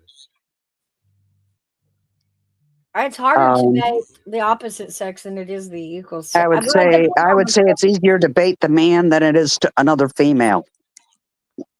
It depends on the subject. Wow. Mm-hmm. I've debated a lot of men. And I've debated a lot of women, but I like debating with men better. I don't know why, but because it's funner. yeah, that's it. The English is great. Because they know they can get under your skin, Hairbag. Oh, heck yeah. I know. Hairbag, they will get under your skin on purpose. No, say it ain't so. We're good at it, aren't we? Remember that. We're good at it. You have a funny way of spelling prove y'all right or prove y'all wrong. Like under your skin, I don't think I spelled it that way. Yeah, because it's one thing women fear. I just know it's one thing. Hold on, let me get. I know it's one thing a woman fear in a conversation is an emotion. She can't deal with that. I don't understand what you're saying. She can't. Explain it a little better if you could. Oh, my bad. I'm getting the same thought. Okay. We get upset when they mansplain. The Yeah, worst right. thing a woman Okay, go ahead. do a emotionally intelligent man, a Yeah. woman cannot move. She can't move him. That's the only man that she can't move in a conversation. If he's emotionally intelligent enough, I think he gives her view a look over. You know what I mean? Yeah. Where a non-emotionally intelligent man just stays stubborn. So I disagree. Ooh, I disagree. Opposite of what you said. How? Okay, that's a good one, man. Mouse, I've dealt But an with them emotional, all. but that man, you can't shake him. You have to beat him with logic. Oh, honey, I And a have. woman is more. Oh, I have gotten under many a man's skin for my debating with them. Mm-hmm. Exactly. Except for one. Never met a man I couldn't debate. See, no, you met a man that's in control of his emotions? No, I've never met a man that was in control of his emotions. They hide them well, but they're not in control of them. Yeah, I started to say just because he doesn't cry a lot doesn't mean he's in control of his emotions, because there's other emotions. There's anger, there's jealousy, right. there's and men are good at holding that in. And you can call it what you want, but nah, there's no emotionally stable men on the face of the earth. What? Are there emotionally stable women? Hell no. We're all crazy, Army vet. Ain't you figured that out yet? Yeah, this emotionally stable you speak of, I don't know where it is. I haven't met any. I have a question. Okay. Yeah. I want to know who came up with what was normal. Who's to say what's normal? And why has everything emotion? got a label on it? Why has everything got a label on it? What are you saying? I'm saying it makes no sense. Who gets to decide what normal is? Yeah. Exactly.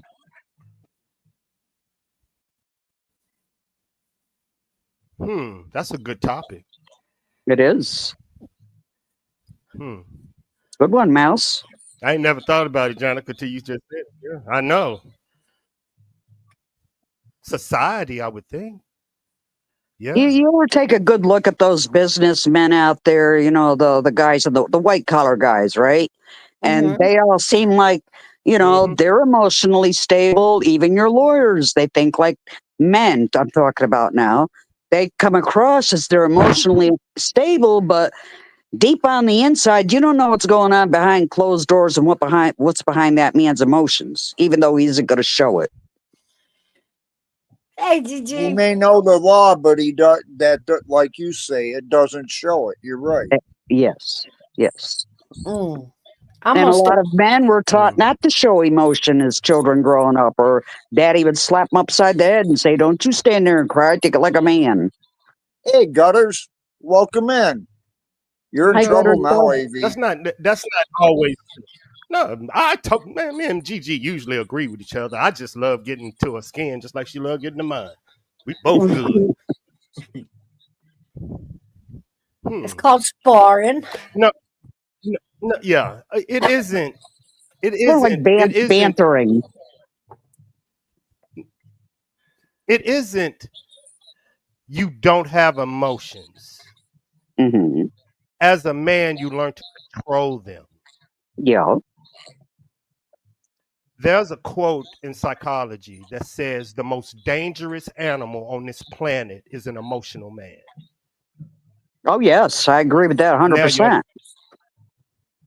So now you see why you see why daddy hit you up. Now you see why daddy hit you upside the head and say stop being emotional. That's because he right. know that leads to being a dangerous ass man. You Mhm. control your emotion. A Yep. woman sees it. Men don't even understand women can see an emotional man and a confident man and how he stands there and how y'all women know. Y'all just don't want to hurt these dudes' feelings. I'm preaching to the Here's choir one with for y'all. you. You know how to tell when in a bar room, like say in a bar room, you know how to tell when you're talking to a married man? They always put their left hand down on their lap. Or in their pocket. Yep. They hide that left hand every time. They can take the ring off, but you can't hide The gesture of the hand. the white ring, you know, the That's a tan good line. quote. Oh yeah, that too. Oh. See, there's a lot of signs out there that we know that you guys don't. I'm not married. I don't do that. No, I think it's the same way with a woman. If she's married and she's in a bar room and she's there to trying to pick up a man, she's going to hide that left hand. Point being, whether you're married or not, we check that out. Those are things we check out visually. Yep. So is that shame? Yeah. Mm.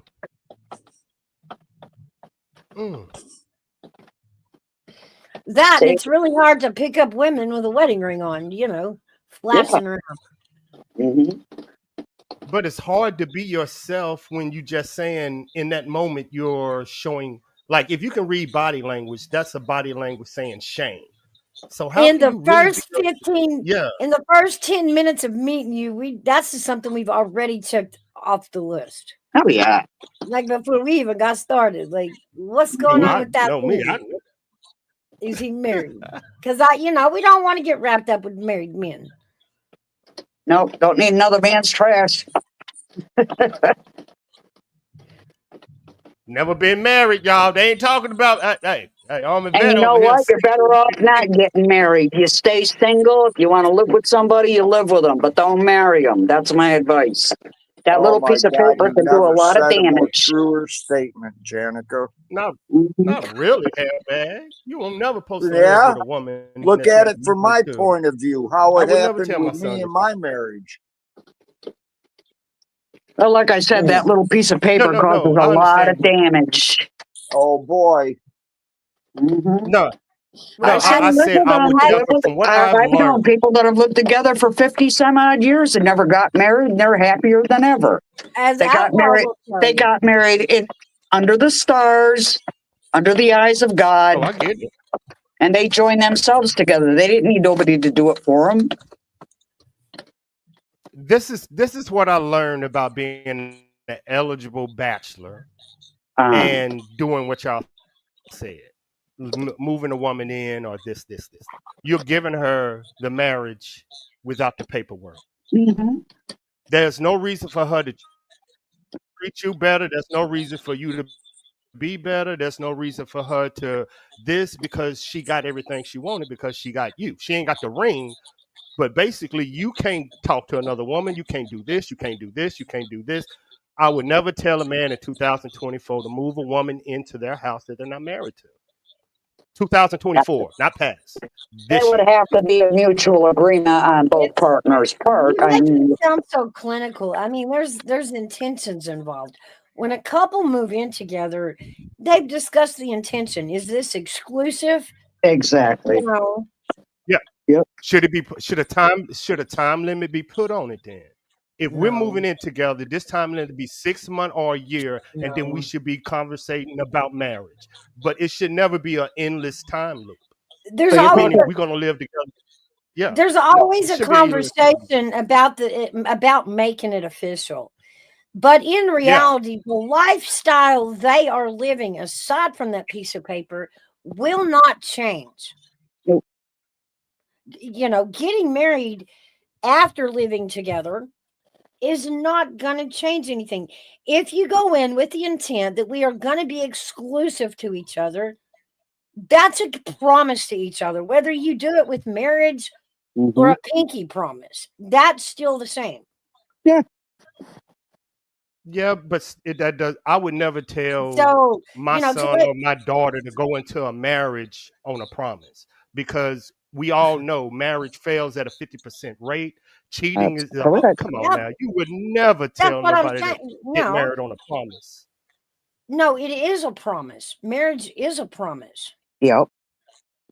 It is a Well, promise that we're going to be exclusive. We're going to take it's care of supposed each to be other. anyway. That There you is, go, hairbag. of Supposed What to be. course. It is I not. missed what Airbag said. What did he say? It's I supposed to be, said it's supposed to be anyway.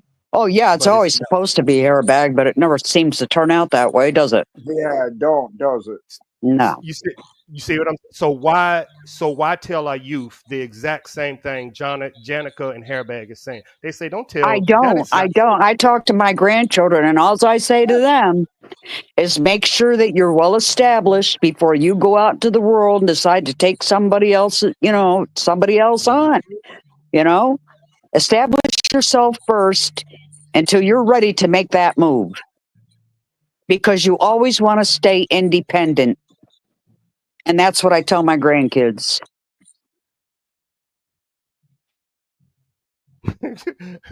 Gigi ain't Gigi married? This don't make no sense. She That's said what she's saying. if anything ever Oh, happened to that one, oh, that she couldn't get involved with another man, no chance in hell. Then this yeah, that is comment. true. That I is hear you, that is Gutter. kind of a deep comment that they say in psychological areas because Gigi is built to please her man. She wouldn't Right. know what another man wants. Yeah. So it is true. What she's saying is completely true. Yeah, it's the whole training process, as us married folk call Mm-hmm. it. Yep. We Mhm. don't want Yeah. to do that again. We don't want to get to know Yep. another person, get No. used to their aggravating, Yep. things. Yep. Teach them how to treat us all over again. Teach them what we Yeah. like and what we don't like. It's Yeah. like training. You train each other the Yeah. first 7 years. That's kind of true, isn't it? Yeah, It is and because when we all dated. Your girl know when you hungry. She know when you. She know your keys. She know she everything. knows when she goes down to Taco Bell exactly what you'd want ordered. Mm-hmm. No, I get you. You so I true, don't have man. to learn all that again. Oh my God, it's like, ugh. Mm. Mm. Well, I would also advise people to learn to love yourself before and like yourself Yeah. before you go out and intentionally meet a person. Make sure you're confident. I think that Mm. resistance to want to retrain another relationship, I don't think that's actually female exclusive. I No. think that's males too. After a Mhm. breakup, they, it's a hard process getting to know your person. And Yeah. you did it because you loved them, the infatuation, the passion. And then when that changes, you feel Mhm. like or goes south, as you feel like to You commit feel to like do you're that living in a again. house divided. Yeah, but to go do the training process again just sounds too tedious after a Ah, breakup. You know what I mean? no. That's not always true. Yeah, we just got a winter weather advisory. And women, Did y'all you? will understand what I'm finna say. Yeah. Yeah. Say again. I'm reading GG's and got distracted, y'all. My bad, man. The GG got me distracted. Why? I don't have to make you the sandwich. Win-win, huh? My GG? bad. I got You did that. damn GG. I forgot what I was gonna say.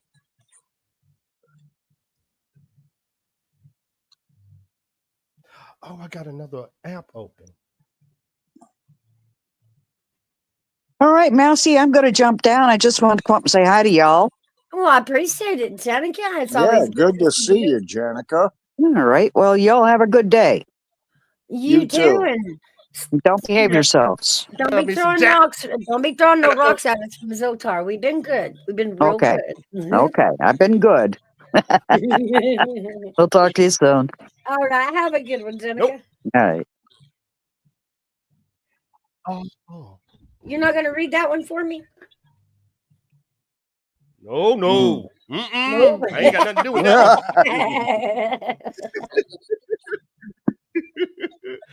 one.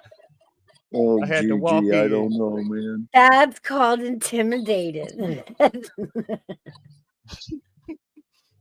This is Gigi. Oh, damn, I always run off Janica. Sorry. Well, come take your place. I had to walk in the house. Man, had to walk in the house for this one. Give me some water.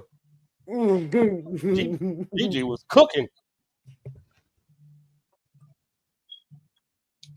Marriage. Nope. Nope. See? But I do as a man, and I'm only speaking for the men that ain't gonna say this. I do want a woman to spend the rest of my life with, just not that married word. Why? Because it's forever, or because of, like I say, for lack of a better term, the training process. Because if it doesn't work out, I mean, you feel like you've wasted your time. None of that. So what is it? No, the fact that if I marry her and I piss her off any day of the week, she can take half of what I have and just leave. And I understand you think that's a fear tactic, but if 50% of marriages fail and people, like how you saying the worst, you really don't know. And if I cherish what I built, I have to protect me and mine before her. You see what I'm saying? So it's a hard conversation. It's called a prenup. That's the hard conversation. I mean, there's always that. Yeah. And it can be something as simple as, what I bring into the marriage stays mine. What you bring into the marriage stays yours. That covers everything. Nobody can each question. other. Usually they say in asking questions, be personal. I'm going to be personal. Mouse, your son is a millionaire and he's dating a woman that work at Walmart. Would you tell him just go in it? He's a millionaire. How would you tell him to protect himself? That's how you get the real answer. You make it personal. And it's a hard question to answer. That's what I'm saying. It's a hard You've got me looking at a blank face. You know what I'm saying? I'm not disclosing any information about this girl. Just because she works at Walmart doesn't make her more or less loyal. No, he's talking about it in a monetary fashion. Yeah. But how would you advise him? Not about how would you advise him? He has $1 million. He a millionaire, 30 million. How would you advise him? The mother. I don't. That's difficult. That's what a man would.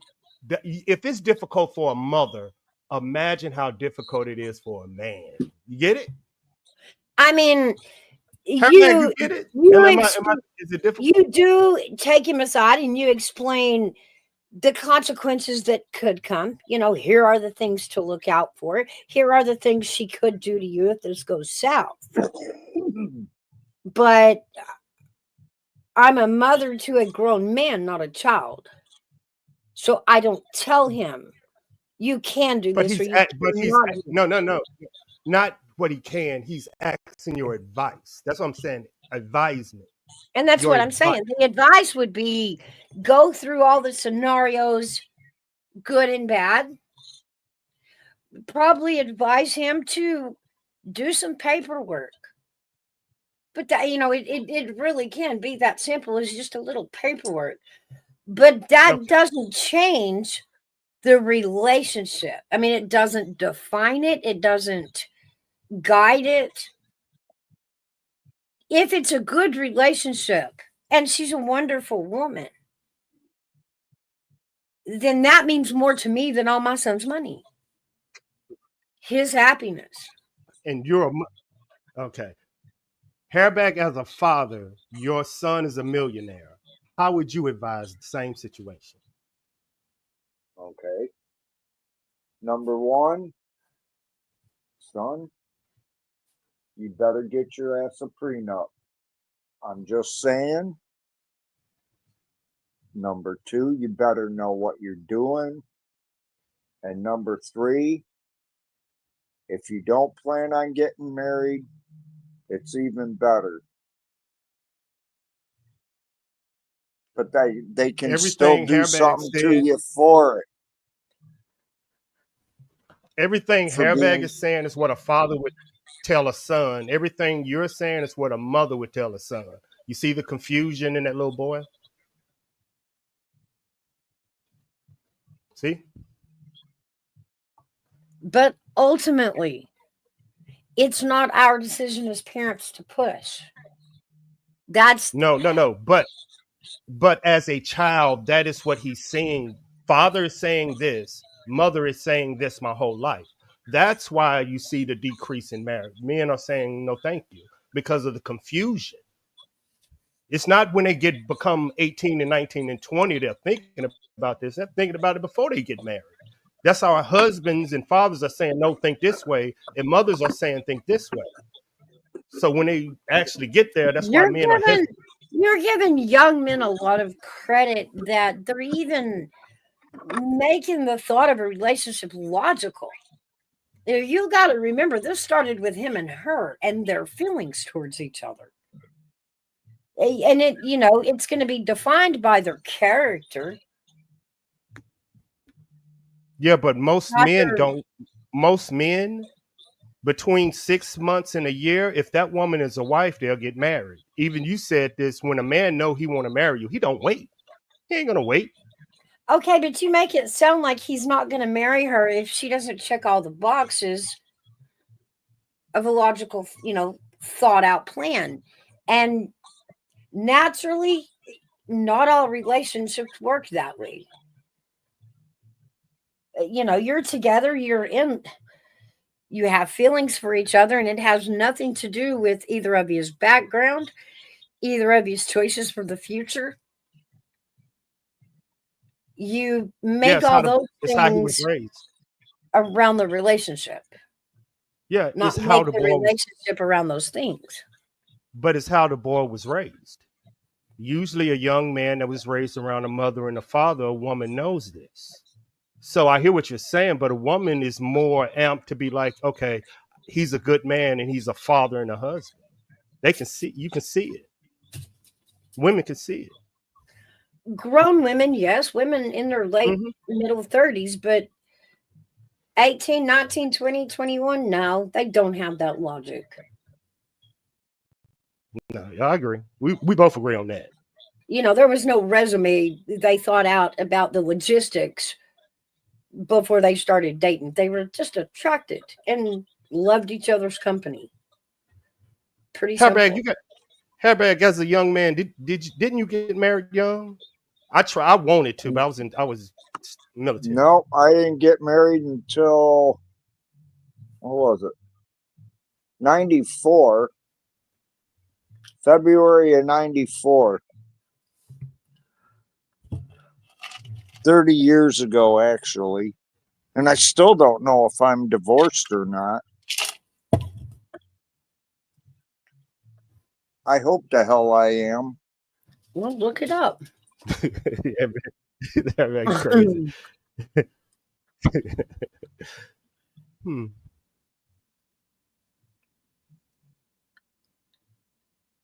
Like, I celebrate the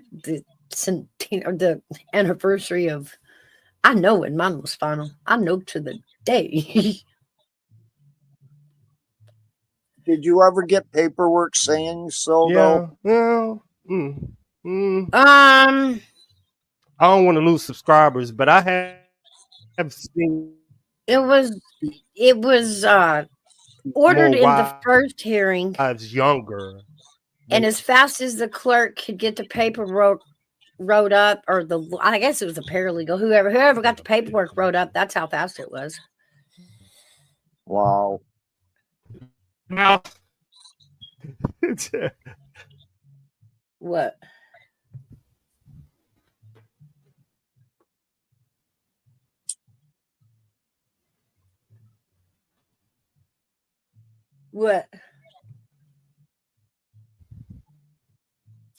Hey V, where the hell are you? Hmm. What the heck? That's crazy. I agree, Janica.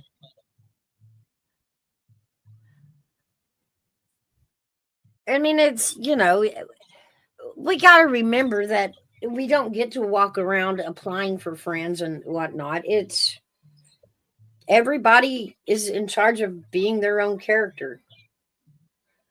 Trust isn't something that you give, it's something that people must It's earn. earned. Yes. And the same thing goes for you. People aren't going to trust you if you haven't given it given a chance to earn it.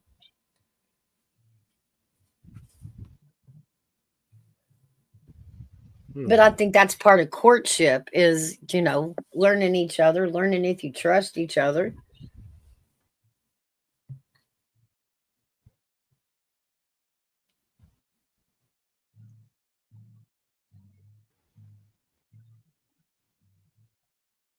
So whether or not they're tied to a piece of paper, it doesn't change the memories. It doesn't change the moments they share together. It doesn't change any of it. It's the same.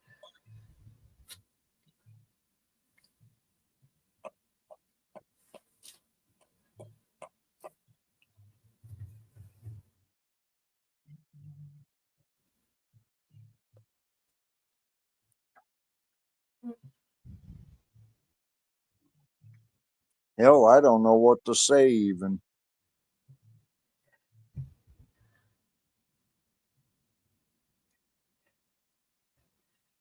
I mean, my furniture wouldn't be different. The places I lived wouldn't have been different had we just not signed the piece of paper. The relationship that we have would be no different. The only difference it makes is a divorce or a breakup. Well, A divorce is a little money. Yeah, a divorce is a little harder to get. But that shouldn't change how you feel about a person or your trustworthiness to them. It shouldn't change your loyalty to that person whether or not you're married or not, if you're exclusive, if that's the agreement y'all made. I mean, come on, even in junior high, they called it "let's go steady," and that meant you weren't allowed to date nobody else,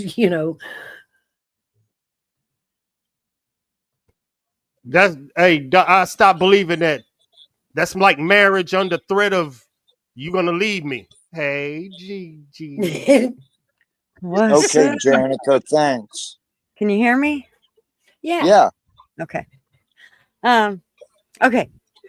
So for me, I think a prenup, you already start the not trusting from that get-go.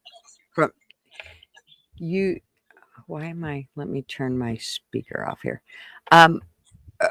I just think you already start out on a wrong foot by wanting to do a prenup. I think that instead of focusing on the prenup, you should be focusing on it being forever. This is not a fucking business deal. This is not right. Forever. So can you live with that person forever? They're going to do probably some shady shit at some point that maybe you don't agree with. And can you get through that and still live with them at the end of it? I think that's what it boils down to. After 33 years, and trust me, there are days when I go, a pillow would sure be easier, but I'll let him live today. She just gave me an aha moment. Gigi, damn it. Basically, she's saying marry somebody that you're willing to risk everything for. Damn. Yeah. Well, I thought that's what it was too. No, it's responsibility sometimes. Well, yeah, it's always responsibility. For a man, but it comes with responsibility for crying out loud. Hey. Gigi gave me a moment. Well, I just think that if you're when you Wow. a marriage is supposed to be something that makes you a union when you're done, and so you basically become one. That's why I don't think it's right when you get married. In my Hey, opinion, everything should be one, including your finances. Everything becomes one because now you're a partnership. That's how you let your kids see that you are a partner and you are strong, and it makes for a great foundation for a family. If you start out saying, okay, well, if we're going to get a divorce, here's the deal. Okay, why even bothering? If you're already thinking divorce, don't even bother. that's like an easy out for a divorce, to me. Like Well, it's like the threat of an easy out. Like I can divorce you easy peasy. That's a threat. That's something that should not loom in a relationship. Nope, Like exactly. you don't leave out on the table. It's not even on the table. It's well, not read supposed to be. the Dunn's statement. Right. I'm not saying nobody should get divorced. There are times too. But when you're in the relationship, how So, it's but going to end should not already be pre-planned. That's exactly. And here's the deal. If you're going into it with that focus of, okay, well, if no, you better know damn well that this is somebody that's going to have your back at all costs, and baby. you are going to have their back at all costs, no matter what. I never thought about it like that. And if you don't go into it at that, it's a union. You are going Yeah, into this yeah, as a partnership. You have to. You can't build a yeah. bridge and make one half weak and the other half strong and expect it to last. Right. So it's Look, choice. y'all, James got his ears lowered and Arliss, wow. Arliss. How you doing, Hey, player? Oiler. Player? What's Yes, up, he Bo? did. Hey, James. You're looking He all got a spiffy. haircut. Like he was on my panel when I first started, and he did not James, look did like you hear that. the You know what happened? devastating news here in Wait, Canada? Yeah, wait. the Oilers are not going to make it to the playoffs. Yes, they will. No, that's not the devastating news. The devastating news is that James' hair fell onto No. his chin. Okay, so you haven't heard the news, James? Okay, I'm about to tell you all that they just voted and it's now being passed and it's going to the Senate that 61% carbon tax increase here in Canada. It's just been voted on. And the Oh NDP my voted with it. God. So Well, that's everything's nothing going to be going to the They do states. that every year, man. They do that every year. But it's gone to 61%. Not 7. It's Wow. 61%. Yeah, but we're going to get the money back, though. We'll get the money back. No, we Well, I won't. think No, we Canada's won't. they're striving at the very end here, right before Trump takes office. They're doing everything they can because they know shit's going to explode when that happens. I know. I know. As we talk know, about a everything changes divorce. for everybody around us when. Yeah. So talk well, about a divorce. it's a coming about back together. Canada and the Daddy's States. coming home. Daddy coming home, bitches. You better get your rooms clean because Daddy's coming home. Yeah, 61% carbon tax increase on top of what we've got. Just voted just a little while ago. And it kicks in. Guess when, James? Happy New Year to you. Oh, when we kick the Oilers fan off panel, that's when it kicks in. I don't know, man. I don't follow. I do. I follow politics right to a T, man. I don't follow the news, man. I just about cried, man. I just about cried. And then I seen Mouse was live, and I thought, I gotta go there. Mouse, save me, save me. You come over here. We're all chill. Grab your cup of coffee. Take a breath. Hey, you should have been here earlier. We're trying to have a good conversation earlier. So you gotta bring everybody's mood down for the tax. So Luna made a good.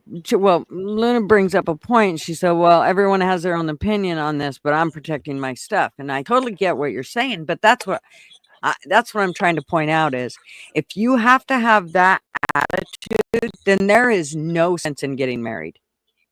Because Well, you're going to be constantly, it is going to be it will be a struggle. I don't give a shit how you look at it, unless you live in separate houses and you're completely separated from that whole let's look at physical it from part the of it. other side of the table. Say your to be significant other, he has a lot of money. You come in with very little. Is it really offensive for him to say, hey, no Yes. offense, but I want to protect my stuff?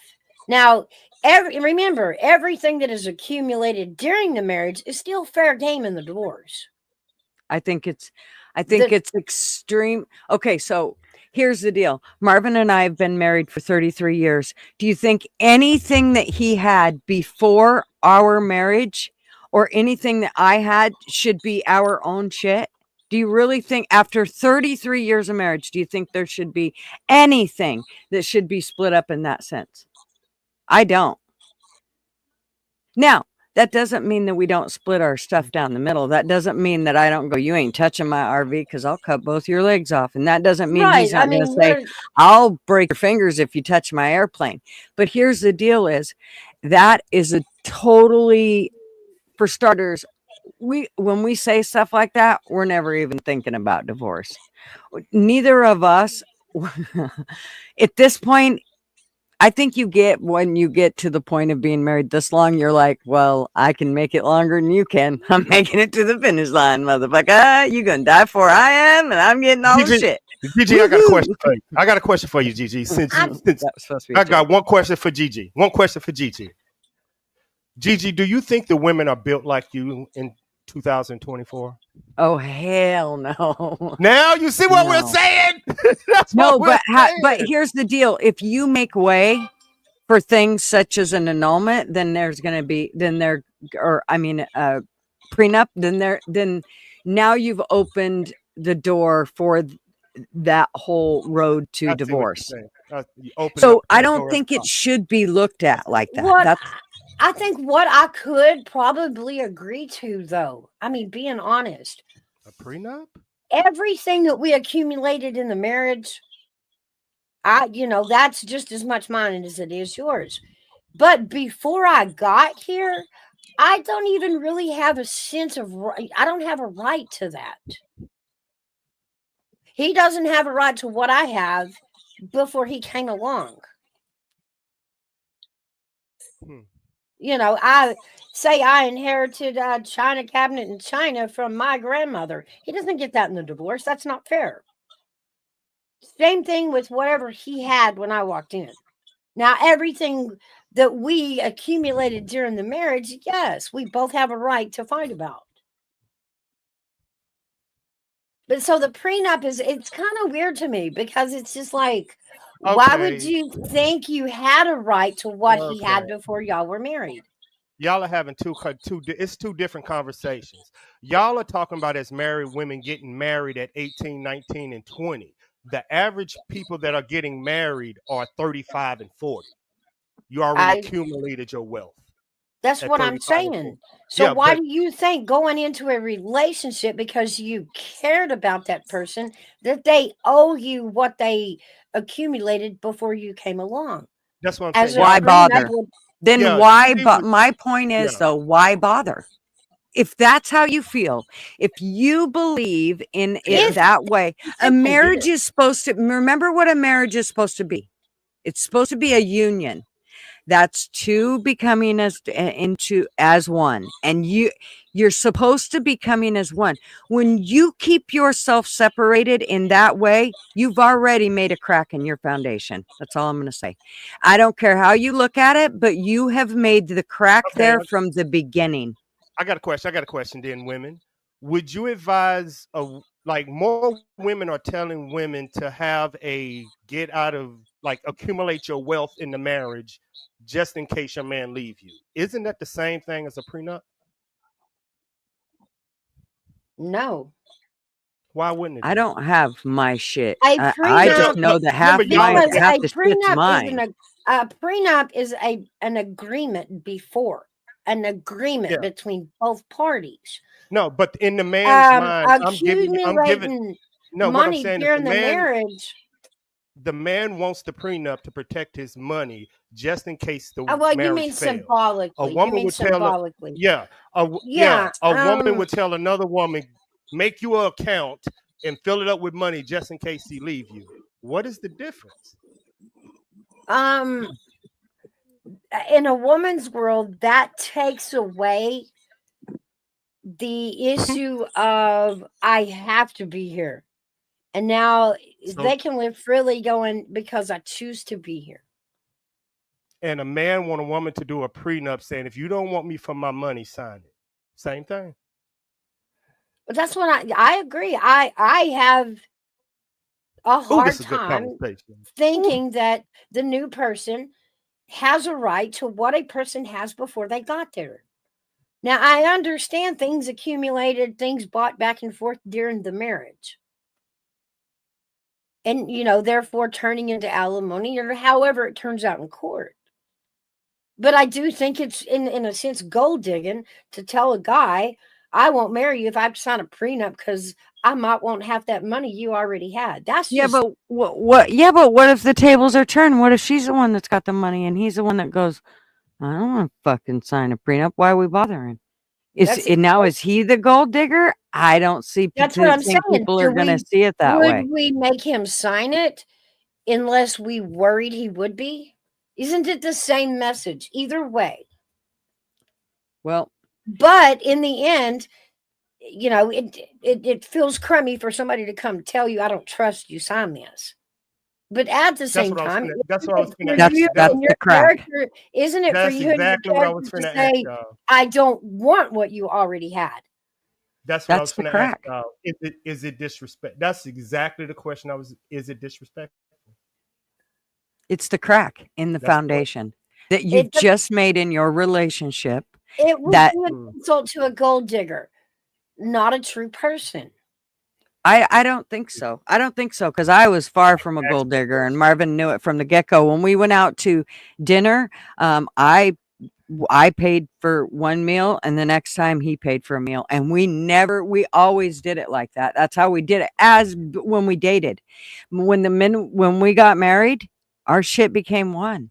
It just became one, and nobody looked at the other person going, "You're going to take that money from me, aren't you? Oh my God!" But nowhere did y'all ever. Like I said, nowhere did y'all ever stop and write down, the total amount of money he had in the bank the day before you married him, and call that always what he had before you got there.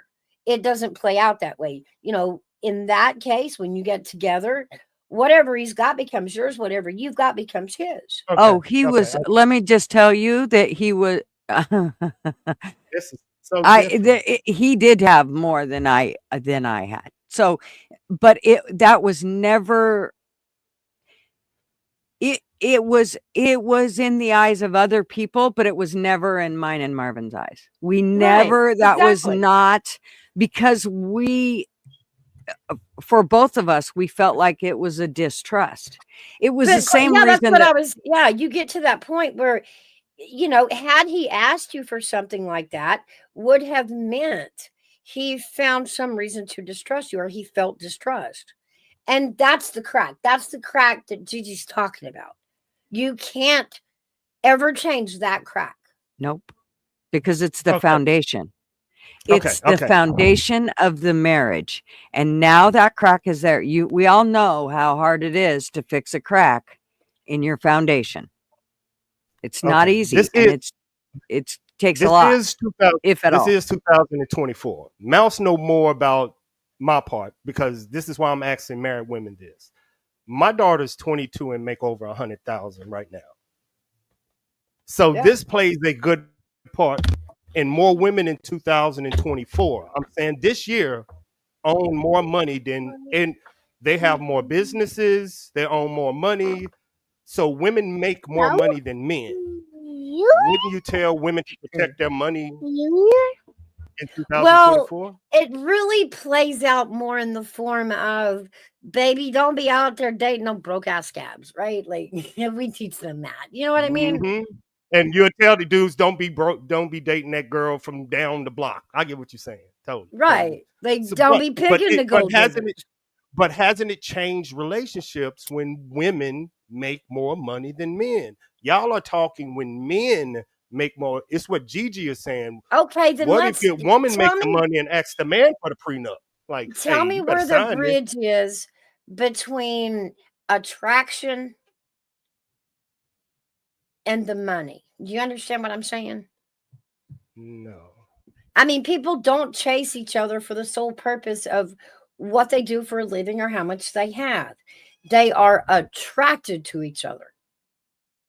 So when you go into a relationship with attraction, everything else falls into a different place. It's things y'all have to work around in a relationship, period. But the quote that you said before this conversation even started was, women tell women, don't you date that broke ass dude. So it does have Yeah. something to do with money. Yeah. It does. Because women don't date broke dudes. Women date women money that makes what they make or higher. Women don't date, like you said, broke. So it does have, money does play into the part. That's why I'm saying this Well, year it changed. I Go think for it. it's Go for it. all in the expectations. If and that's where I think it's breaking down, is the expectations. If you start out with the prenup, you've changed the expectations of it all. And so if you don't go in, you've made it not a union now. You've made it a business deal. What, honey? Okay, but let grandma talk, okay? I'm here. I'm hearing shit. I'm hearing a little kid. It's sorry, it's my grandson. Hold on. Let me find it. Let me find it. Where's it Okay, at? Mouse There it gonna is. show you. Look. What's that? He was looking at those. You see them? Bling, bling, bling, bling, bling. He always tries to catch them. Anyway, so yeah, I think that you change the expectations of the marriage when you pull it into that. I understand wanting to be safe, but if that's how much you want to be safe, then you probably really shouldn't be joining into a union in the sense of marriage, because because you're holding back. You're not giving all. You know what I mean? It feels half-assed as a relationship. Exactly. It's the one thing that I said to my son when he got married. I said, this is forever. You know, I have to say, after hearing that, I think this is more like a double-edged sword topic. It is. It really is. I mean, it's pros and cons either way. Hello. Hey, bud. He just keeps grabbing the mic. He's like, I just need to talk, Nana. Hello, little man. How are you today? Can you tell him what you were watching on TV? What were you watching? That baby is so cute. You were watching Buzz? That baby is so Just a minute. cute. Let me grandma lose her earplug. Where'd it go? Oh, jeez. Where did it go? I'm sorry. I need that on my ringtone. Okay. Wait. I can't hear nothing because he's... No, stop. No. Okay, I'm going to have to mute this. Sorry, guys. Yeah. There. I'll put it back so he'll quit playing with their phone. That's funny. I keep that just for him. Oh, that's so cute. Yeah, it was. Hey, you men gotta start talking. Y'all ain't about to leave me up here with Gigi and Mouse. I had to deflect. Hey, you're the one that started this. But you got to deal with me there, Army Vet. You got to deal with me. There's four against two. You're okay, Army Vet. You're okay. I'm here as well. No, But I think me and Luna totally agree, though. Me and Luna, I think we agree. I'm dealing with my fear. I tell you, I'm scared. You know, I never did do a prenup when I got married. I had more money than she did. Matter of fact, she didn't have anything really.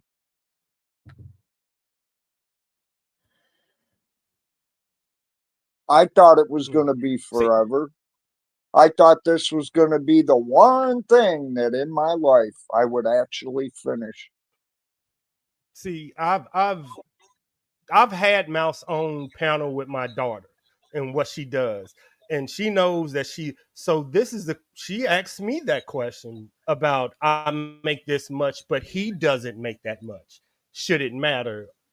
And I was like, she's 22. And if you know what she does, we did the calculations. Luna was imagine what she'll make at 30. Should she protect? You see what I'm saying? So it is a good question to ask. If you have a Yeah. child that, 19, 20, 21, 22, she gonna come to dad and ask me. I go to married women to ask their, I ain't gonna go around to single dudes. Hey, what do you think she should do? I'm gonna go to a married woman. What the hell wrong with y'all? She should know that the person that she's with, and so that doesn't happen over, a year or It's maybe fear. even 2. It's fear, Gigi. She's looking more women, and I hate, thank goodness she ain't here. More women look at how their mother relationship ended, so it's fear. You see what I'm saying? So she's looking at that, not him. So I have to it's you and him, not what you have been through and seen. But a lot of it is trauma, like Mouse would say. A lot of with a woman getting into a second relationship, and it's a lot of trauma, a lot of it. Remember, we're not talking about this Gigi. We're talking about the 22 to 23-year-old Gigi, the young one.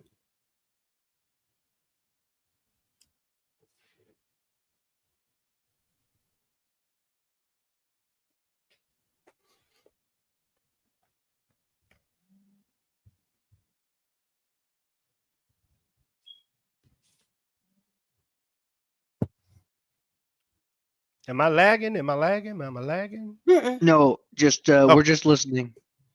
Oh, I'm good. I'm good to go. I'm good to go. Oh, hey, Orlis. Orlis, you single or you met? Well, I'm thinking Orlis single. They told me you went to Las Vegas. You got lucky. So you good to go. Oiler's got charm and style, and yeah. He's a single man too. So he understands. He's single. Got that I'm not Canada ready to guy. give up my toys yet, so I'm single. Pause. Okay.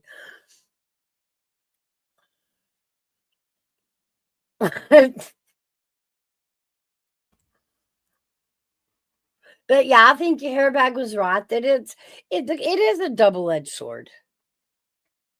You know, to not do it leaves what you have unprotected. To do it might be taken as an insult. It might be a crack you can't repair. So, which I agree, it's a double-edged sword. Like I said, I would rather find a woman to spend the rest of my life with without that paperwork. All this will be single forever. They got a whole. Ain't nobody gonna leave me sitting around and not pay my taxes. Like, I prefer it that way there, because it's the best way there. That way I don't have to worry about anything. Yep. And you don't have to pay for divorce. You don't have to pay for a lawyer, because I hate giving lawyers. I hate giving judges. I hate giving them the time of the day. I'd rather just go in there and say fuck them all. Well, and shoot. remember that marriage is really just a piece of paper the government said we had to have. I mean, in all reality, you can go and and join as two people in whatever way you see fit.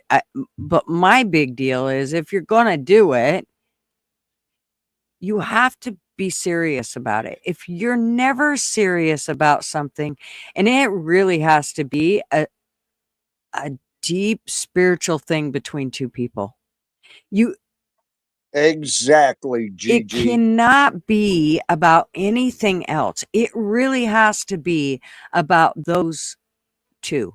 And you don't, it's not learned immediately, which is why you can't just get married right off the bat. You really have to understand each other's, you, all their flaws and bullshit. And you're only going to learn that through time. And that's what I think, even if you don't live together, you can learn a lot from each other by the time that you do spend together. So especially if, you spend days together and then you're apart for a while and then days together. I mean, Marv and I, we dated for 2.5 years before I ever said, and it was a long distance relationship too. He was 420 miles away from me. I hate to But say this, but I'm finna speak for the men that are listening. Basically, ahead. y'all are telling us to choose a woman that won't leave you. Do you understand how hard that is? it's not so much about a woman that won't leave you. It's about a woman that That's says, it. this is my God. No, it's about a woman that says, I'm giving my word. I'm putting everything that I am and everything that I will be on this. And I am going to work until the day I die to do whatever I can to make this union always be first. And everything else trickles down from that. Even Dan, when even as much as I hate to say it, my kids. Now, if you said to me, okay, we got to take one, your kids or your husband. Sorry, honey. I love you. I love you, Marv, but you got to go. If you put it between my kids. But that doesn't mean that Marv and I do not have it. I would expect him to do the same thing if they said your kids or your wife. You better pick the kids, honey, or I'm going to beat you to death. So I don't know. I hear I it. agree with I what hear it. Luna said. Luna, What's- the den had her. My thought is, why should I have to fight a man who would be taking half of everything that I worked all my life for? And it says, nope, I won't do it without a prenup. I've got too much to risk. I agree. I agree too. So why would you risk it? 100%. Why would you risk it? Why would you even get married if that is how you look at it? You can have a perfectly good relationship with somebody You want to know? and bump uglies till the day you die without ever having to get married or have that Hey! joined bullshit. Some guy will choose titties for toys. What the I hell mean, is going on? I Will just it think Well, ever tell- be worth it, Oilers? Will it ever be worth trading your toys for? That's the question. well, It I better be think y'all not damn getting good. It better be damn it. good, man. These Hey, men up Flatty. here, these men up here, Mouse and Gigi, and we totally 100% without saying anything agree with your spirit and what you're saying. What I we're saying disagree. I disagree. is they look the same in 2024. And They I get totally what look you're the same in saying, 2000. They but don't look like they having don't that attitude is why sound like we have to change the attitude of it. We have to change that attitude. They have to remember that marriage needs to be sacred, or don't do it. It's forever. Isn't Or the don't But do reason you hear do we it. these taught men our are saying daughters? they want to be married? They know they are not wives ready to do it. Okay, but didn't we raise our daughters with a lesson? Don't ever need a man. Let's break that chain. Don't need a man. Always be able to take care of yourself. And the reason, the thought on that was, so if you want to be around him, you can be around him. You don't have to be around him because you can't take care of yourself. So, by teaching our daughters this and as well as our sons, wouldn't it stand to reason that they would listen? And that now this is their view on marriage because we taught them you need to depend on yourself, not another man, not a man. Don't put yourself in a position where you're solely dependent on a man. Exactly. You know, the other reason that I would never get married again is because the relationship that Marv and I have, it took 33 years.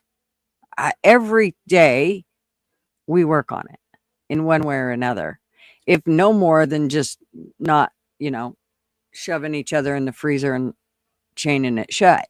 So you, through that, you have to, right now, if God forbid something should happen to Marv, to try to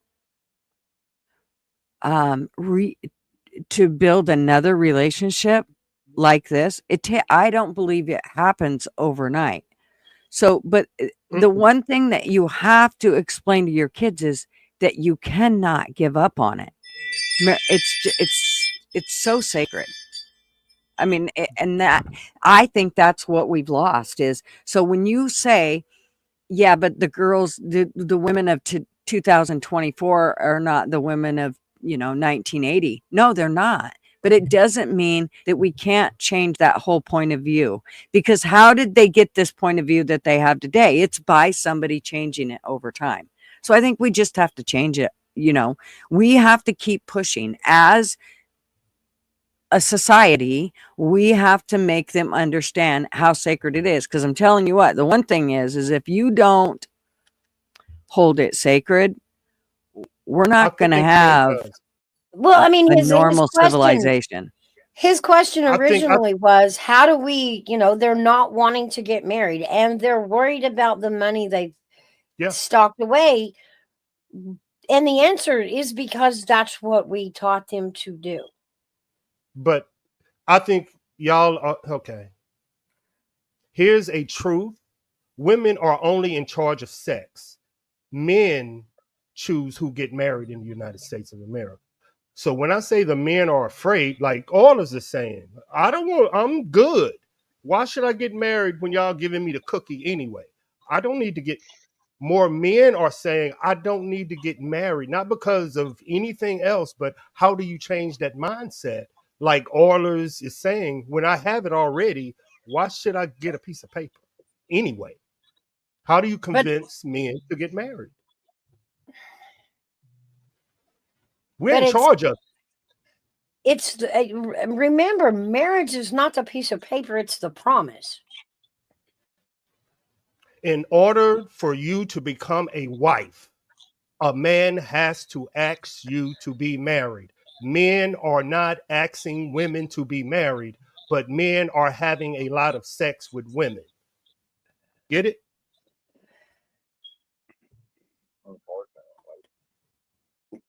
I don't think that's been any different in any time in history. Before, when women were like Gigi, in order for you to even come to me, like you said, you have to marry me to. That's not how it is anymore. It's, you can get the cookie, so why should I marry you? Hey, Chef. I know, Lord. Well, yeah, I mean, how many times did our parents yell at us? 2024. It's different. Of course, us girls were lectured often about giving the milk away for free, if you will. Yep. For sure. But we were taught that, and we taught our daughters that. So of course it's going to be different than what it was with us, or it's not going to look the same now for the younger people, because that's what we molded, that's what we created. Now, knowing that, did we do the right thing? That's the question. Did we mess up or do the right thing by teaching, our children to be self-reliant? Because now they don't want to get married, or it's less of a thought to get married. They're not, men aren't getting married because somebody asked me yesterday on the panel how would you solve the marriage problem? I was like, if overnight, if you tell women to close their fucking legs, marriage will go up 100%. And then I left the panel. I have the answers to the questions. Women just don't Why want to is hear it on us? because in order to get the cookie, men have to become what women want. So if you close your legs and tell men the only way you're gonna get this is get married, what do you Yeah. think would happen? Okay. More men will get married to get the cookie. But you don't Well, require but marriage to get the cookie. So why would you get married so as a what's the man? difference? Freaking shifts out. So Y'all are what's the talking difference married. in marrying for All sex the and cookie. marrying for money? Both are wrong reasons to get married. They're still wrong reasons to get married. To get married for money, to get married for sex are the wrong reasons to get married. To you. No, I can tell you if you See, get married for those reasons, you're going to be a statistic. That's ma- been Well, do studied. you or you do better you know figure out how to work through those problems. Here's the bottom line is it's a no-go. You have to make them know that there is a no-go. There is no-go in the I sense of agree with divorce. Gigi. Totally agree with Gigi. You have to work through those problems. That's I'm all there just is saying to it. And I'm just saying it ain't a lot of women like Gigi and that ain't the thought process. It's girl, if you ain't happy, leave. It ain't that. What Gigi and you are saying is a breath of fresh air for men. We don't hear this outside this. That ain't what's going on. Y'all are married. That ain't what's going on.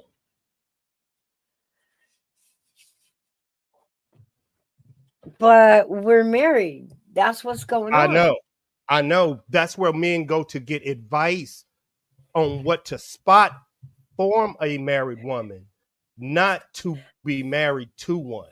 Y'all are giving us how to spot a wife and what a wife sounds like, what a wife would. Oh, Because well, because yeah, the other thing would sound like be like, she needs to have, a D chest and a small waist and blonde hair and blue eyes. We don't do that no, because that's the attraction side of it. Nobody can coach but you on that part. But more men want to find a woman about what you and Gigi is saying. The marriage mean more to me than anything that you got. Do you understand? Men don't hear that. Y'all, that's what I'm saying. That's the disconnection that y'all know. Even in a relationship, we ain't even talking about marriage. Just hearing you two men don't hear this, and they haven't disagreed. We don't hear this. We don't. Well, you're not talking to married women, then I don't know. No, the women that I want are single, but they don't sound like y'all. That's what we're saying. Y'all are married women. Of course, y'all gonna sound. Y'all understand. You can empathize with the man searching for a wife, but you don't realize there are less wives than single women. And like Luna said, a lot of women are living in fear, saying, "Nope, men done hurt me in the past. I'll be damned." Men are up here telling y'all, we want to be married, but it's not women that sound like y'all too. Y'all not putting it together yet. We agree but you're with y'all. looking at it like a statistic. You're looking at it like a group, a statistic. You're not accounting for the nature part of it. That girl walks by in your eyes and your heart and your head. All three go, yep, I like that one. And you want to know what happens? Then we go to the room and I talk to a brother like Hairbag and he tell me the pitfalls of a marriage. So it's not what you think. Men just don't speak up. I do. You might say that, but when men get in the dark rooms by themselves, they all got stories of women that done fucked them over or did this or did that. That's just how it is. Well, women do that, but we women have processed and understand why. And it's But a catty. But women and men are different. You will leave at the first sign of red flags. Men will suffer. That is not true. That is not true. That is on your individual strength. People in your life. How many men in your life, how many men have left you in a relationship, and how many have you left in a relationship? Exactly. When men will Well, suffer no, in a bad because relationship, women you're will still get just swapping the like you word said. leave. Now they've emotionally left and physically still been there. No, what I'm saying is a That you woman will can't leave when control. they're unhappy. What I'm saying is a woman will leave when she's unhappy. Eventually. A man won't until the woman leaves. A man will stay in that That relationship and is suffer. not true. There are men up here. I'm finna go on mute. Is that true or not? Yes or no? I'm going on mute. That's what Yes. determines if y'all stay married or not. It's still her will to stay and stick it out or flake off, but you can't put that on women as a whole. That's that woman. I'm not That putting it on woman. women. I'm saying a regular men will suffer in a bad relationship and never leave. I'm saying women will. I'm saying men won't. Most men will suffer in that bad relationship till that woman leaves the bad relationship. He will not leave it.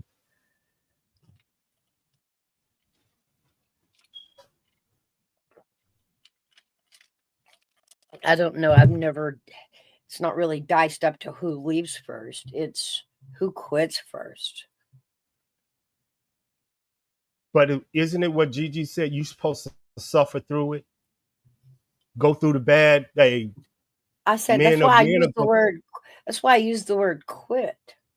That's what I'm saying. Men will suffer in that relationship. Just who they. That's majority of men. Not all. Not all. Not all. Majority of Majority men I know, if they suffer the relationship, they're having extramarital affairs as well. They're doing whatever makes them happy and content, whether that be No, stay. Yeah. no. Men don't really leave relationships. They just don't. It's Yeah, they nothing do. scientific. Nope. Yeah, they They go do. men, they go oilers and hair bag. They two men. I'm sure they done dated in their life. Ask them. Chef down there. Ask him. I Men understand a do. woman's outlook. Not usually. Usually the woman leaves. I know men that left. Mm-hmm. The men that left have options. The men that stay don't.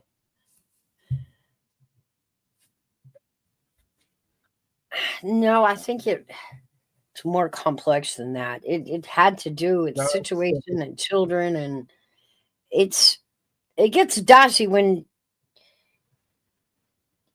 you decide who leaves. Really, you know. you have never asked a man. I'm up here speaking for men. Majority of men know this is the truth. Women have left them before. Men don't leave. Men ain't gonna never say it out loud, but And like it's just like it's I know. stereotypical for men to leave. So where does that come from if men don't ever leave? Oof, I hate to say it like this. My bad. No, and a majority of that is going to come from a child who was in a household whose mother and father divorced. And in those situations, the physical removal was the man leaving the home to the wife and the children and doing the starting over. And because that was the right thing to do.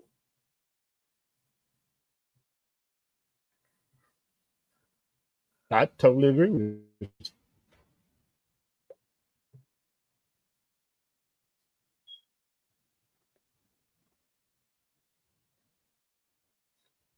You know, it's marriage is never a guarantee, though. But there's no application or list of boxes to check that'll tell you whether or not this is going to last forever, whether or not they'll ever leave or not. We all take that gamble That's going into a relationship. We each and every one of that's us take that gamble. that's And why I say fear. yeah, but to hold back is not fair to the partner. If I go Still into a fear. true relationship it's only fair to give, to give it all, which means give trust. No matter Will no matter he how you burn it? dice it, it's still fear. Maybe. Yeah. But none of us have a guarantee. You look at it as It's like, fair. how do you know if it'll last or not? You don't. Nobody does. Not even us women went into this not knowing how long it would last. That's anybody, man or woman. You If you and cannot G, predict the life journey of another person, even if they're standing beside you. You cannot predict the future. There's no way to check a box off if or if you and Gigi's passion for marriage was a 6-pack of Cokes at Walmart, it would be sold out. We agree with y'all. I don't know why y'all think y'all talking to the choir. Most men would love women like y'all, married women. Yeah, wives. Y'all sound great. We but agree. at the same time, don't think that any other man could come into my world and get the same loyalty. That was built through experiences and moments together, and the good times and the bad times. So it's not Yeah, like remember what I said? It's about it's time. not like I was cut Y'all out built just a that. certain way, because a new man may not get that kind of loyalty, or a And most different men man. know that. Most men know that and understand that. That's why I said y'all are talking different. Y'all are talking like y'all been married for years. The average person jump in a relationship. Remember, I said y'all are talking to single people that are 35 and 40 and older, that done accumulated their money, their wealth, they good, they got their houses, their cars. These are the people y'all, not the ones that No, I y'all. mean, It's like y'all because having two we conversations. started our relationships young, inexperienced, young people in Exactly. love. Like, we had no idea if it would last or not. Not a That's what clue. that's what we're saying. And the average person that you're talking to is in their 35s and 40s, successful, got their money together, houses in 2 different, successful people. There aren't 15 and 16 and 17 falling in love at 21 and 22. There are businessmen, business women that done accumulated wealth in their life. And meeting someone at 35, 36, 37, and 40 and 45. Would you tell them to go into a relationship and put everything that they worked hard for their whole life on the line? Because them are the ones that you're preaching to. If your intention is to build a forever, you got to put every brick in it. It's I just agree. that. I agree. All your bricks, all their bricks. No matter who has more or less bricks. I agree. That's why when Gigi That's the said trust. find That's the somebody leap. worth it, Yeah, yeah, that's the leap of faith right find there. somebody worth it. Yeah. Because Mm. nobody knows when they start putting their bricks into it. Both sides want it to work desperately. But at the same time, nobody can predict the future. So I'm gonna if go you clip hold what Gigi back, said. in that building process, you're not going to be as strong. Hey, Chef got a question for you. What's that? After one has been done wrong, the past females have done a man wrong more than a handful of times. How can that man trust the next one? Asking for a friend, by the way. It's not going to be written on her forehead. You have to get to know people. No, yeah, you have to get to know people. No. He's saying, if a woman done did a man bad and wrong, how can he get that trust back that the next woman won't do him the same No, way? that's what I'm saying. You can't be unfair like that. Because if you were treated that way, if the one you wanted to date, you thought she was beautiful, smart, powerful, everything you needed in your life, and she told you no because some asshat in the past hurt her, that's unfair. No. But You're you know talking what, pretense. Mouse? I think it's in human nature to feel that way. Yeah. It No. is. Mouse is talking But about to put pretense. it He's on the asking the next question past person, tense. to put No. He's your saying pain, how. No. He don't, not put it on. He's saying he don't want to put it on her. How do he deal with it? Most has got the. I mean, not Wanda's got the answer. It's all about morals of people, not Mouse. Wanda's That's got the right. answer. Yeah, but you what he's can't saying, say anybody can be hurt. What he's saying is he don't want to do it. How do he deal with it? He asking like a question: if somebody hurt, like an abused woman, a man abused me, now you get into a relationship. How But do he you asked, advise how that? can Yeah. how can that man trust the next one? No, And that's no. getting to know the next one and understanding the next one is not the previous one. And you can go through 800 not good ones. But getting to know the person is what you're going to fall in love with or not. Go, Olis. And, yes, it's scary. It's scary to trust somebody again. But if you never do, then that one perfect one is going to slip by because you wouldn't give them the trust they deserved. So how fair is that to put a blanket statement on, I won't let anybody near me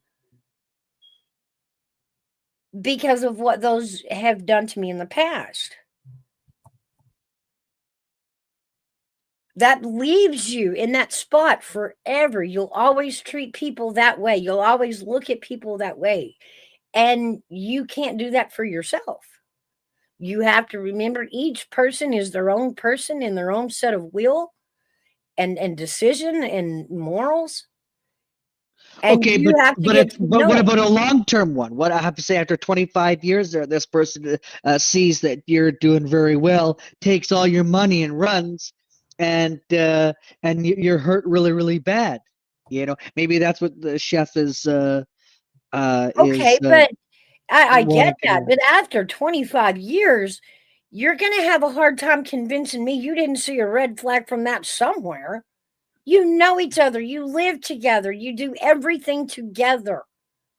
Your daily, you know what I mean? That's what the male, but then the female sees it a different way. That's female, and then decides to rob you blind, when you're at work there, and starts moving, stuff. But that's on her, not women. She's a pile of manure, not women, is all I'm saying. But just remember, if you're looking for that one, don't push them all away because that perfect one will be in that wave of push away. You know what I mean? Don't tar them with the same brush. That's what you're saying, right? Right. Yeah. Because the one girl that would be perfect for you is never going to have a chance to show you that you can trust her. Yeah, That's the leap of faith. That's the, that is the currency in a relationship, that leap of faith, because nobody knows how it's going to end, if it'll ever end. Nobody can foresee what issues might arise. Well, there's a saying that says, fool me once, and then Shame on second, you, shame on you, and then all that. It's like, what happens if it happens, say, like 7 times? So I have a friend who is in this. He always goes for women that are like 40 years older than him. There, because he says when they die, they'll leave him everything. He always makes it. And one of them did die. They actually, he didn't kill him. He actually died at work there, and so he got everything there. And but and I said, well, that's a poor philosophy. I said, you're just taking that person. I said, you're not really giving them a chance there. I said, you're just taking them for what they've got there. I said, and that's not me. I'm a type of person. That's immoral. That's it's a 50-50.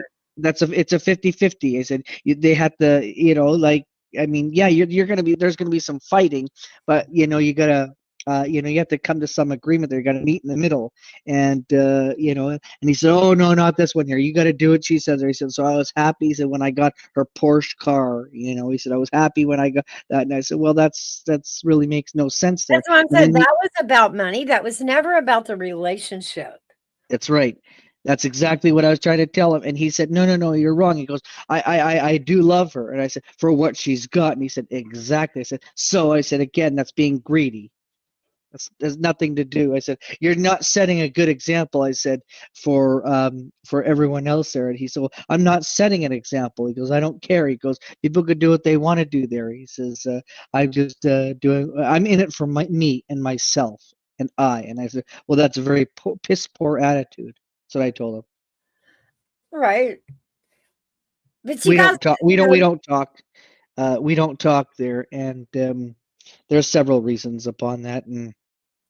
And he says, well, but you've never, you don't want to be in a relationship there. I says, right. I said, here's a couple of things there. For one, I said, it's financially, I'm not ready to take care. So he goes, you don't have to, they have to take care of their own. I said, no, it's not. I said, the husband always helps the wife there. I said, so I'm not financially ready yet there. I said, two, I said, I said, it's financial. I said, yeah, I said, I wouldn't mind having a partner. I said, in crime there. I said, but it's just financially. He says, well, they can look after their own. They shouldn't be dependent upon the male there. I said, no, I said, in an Italian household, we always look after the women. Us Italians were always raised, and my family is staunch that if you're going to enter a relationship or a marriage or anything and give that commitment, that you must follow through and you must take care of that there. And so it's always been that. And so I'm just not there yet. Hopefully I'll get there one of these fine days. And if not, that's fine too. But like I said, and he said, well, but he says, you just take their money and use that. And I said, no, because I said, that's not right.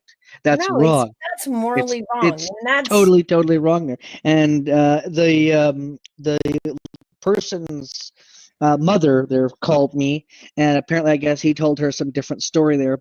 And I told her straight up there, and he didn't like that the mother had called, and I told the truth. I said, no, I said, he was in it. I said, for the stuff that your daughter had. I said, for the Porsche, for everything like that. I said, for the 4 houses. I said, in Texas. I said, and that was spread around there. So that she had, because she was quite high up there. She was an executive, and I said, and they would fly her everywhere. And I said, and so I said, he took advantage of going to different things and doing different stuff there.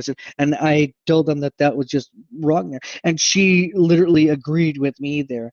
And she said, well, she said, it's sad that there are people out that way. And I said, and yeah, no, I got along great with her. Her family was always good to me there. And it's sad that he went down that different path there. And we haven't been friends. We haven't talked in over 19 years. Do you know that? Yeah, I mean, when 19 you see years. when you see that in a person, it is hard to unsee. It's hard to unsee. Yep. But I mean, marriage, that What a is piece something of crap. that is something that happens when you meet a person that it's not about their career, it's not about where they've been or what they've done. You can't get enough of that person. You just want to be around them.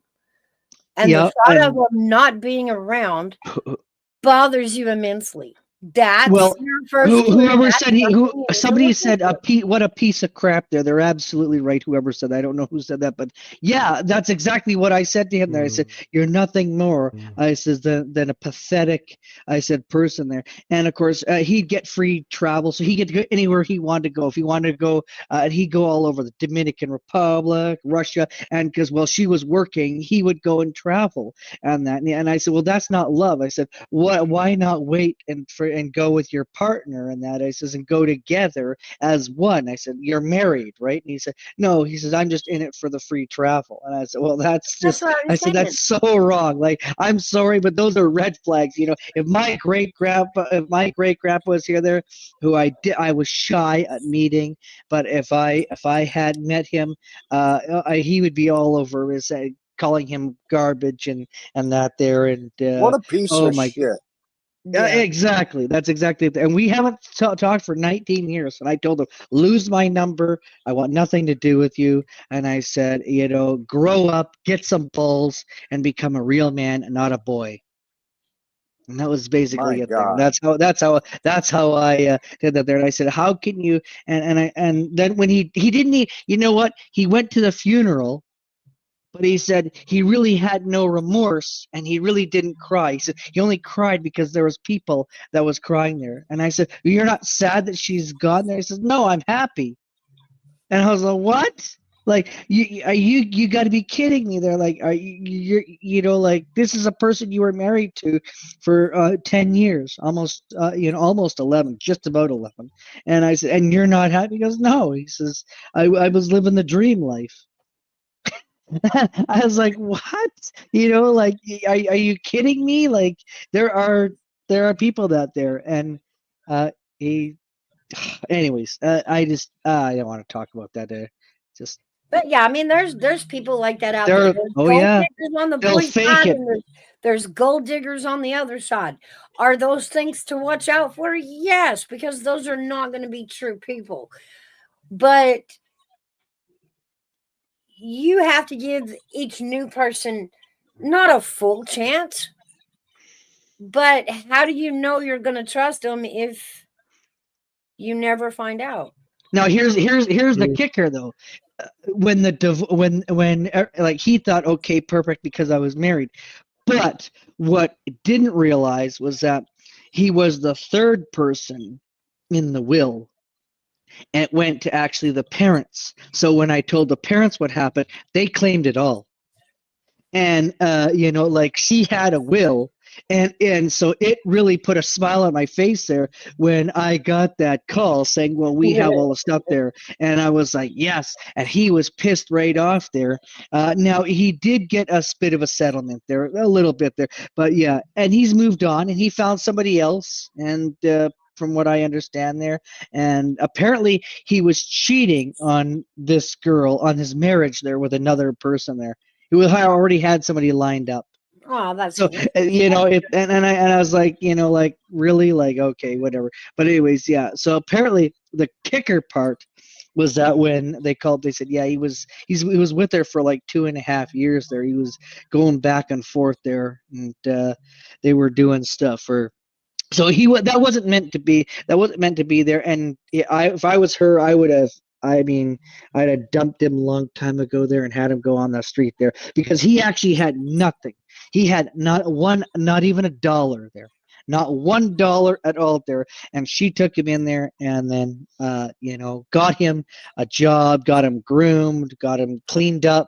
He was a jailbird and straightened out his life there. And, you know, she's the one that did everything. And then he turned around and boom, stabbed her in the back there. Like, I don't understand that. So that's a quote. It's a quote by what you said. If a woman fix up a man, she's fixing him up for the next woman. That's a quote. Yeah. Sad but true. That's what happened. Yep. And I said, I did not like that. Like, I did go to visit him to meet her because he said, I want you to meet her. And so I flew down. And she flew me down there, actually, not him. Even though he says, no, I'm the one that flew you down there. I said, no, you didn't. I said, I said, you did not bring a charter jet, I said, to where I lived there. I said, believe me. I said, come on now. I said, get real. I said, it was her. And so I met her. Very nice, very smart, intelligent person. Very like sharp as a whip there. Like anything I had there, boom, she had the answer like right away. And she was very intelligent. I could see why she was very high up in the company that she was. And they took care of the entire family. They took care of the funeral. They took care of everything. like everything, nothing. And he said, "Oh yeah," he goes, "I paid for the funeral." He goes, "It was all paid for and everything like that." No, he didn't do bugger all. It was the company, and I found that out afterwards there, and I was quite choked because you know that. Hey Heather. Hey, Heather. So yeah, Thank goodness I know now. Hi, Heather. Personality. Women crave personality. Money rarely comes into play if you have personality and character and you're witty and fun. Money don't come, or women are more attracted by that than. So I okay, ain't so got nothing. this is Army and Hairbag and Mouse. I was raised by my grandparents, okay?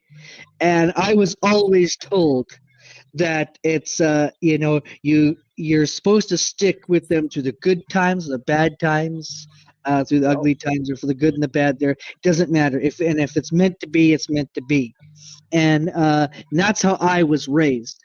Was by always stick to that there. And when she was sick, he would bug her off and he'd go to Mexico there. And I said, "She's sick, for God's sakes." I said, "Aren't you supposed to be at home there?" And he goes, "Oh yeah." He goes, "She'll look after herself there. She'll get a doctor in." I mean, like, she's got the care there. And I said, "No," I said, "but seriously," I said, "you're the freaking husband, you know, like, you're supposed to." And he says, "Oh yeah." And he says, "You know," he says, "I just signed on the dotted line so I can get the perks." Oh, I go, "What?" Like, I was like, "Are you serious?" Like, I just could not believe it there. I was shaking my head there. And my grandparents did not want me to go down to visit. And I said, "Well, it's already paid for. It's already booked there." And they said, "You're there. There's going to be fights galore when you're down there." And I said, "We'll see."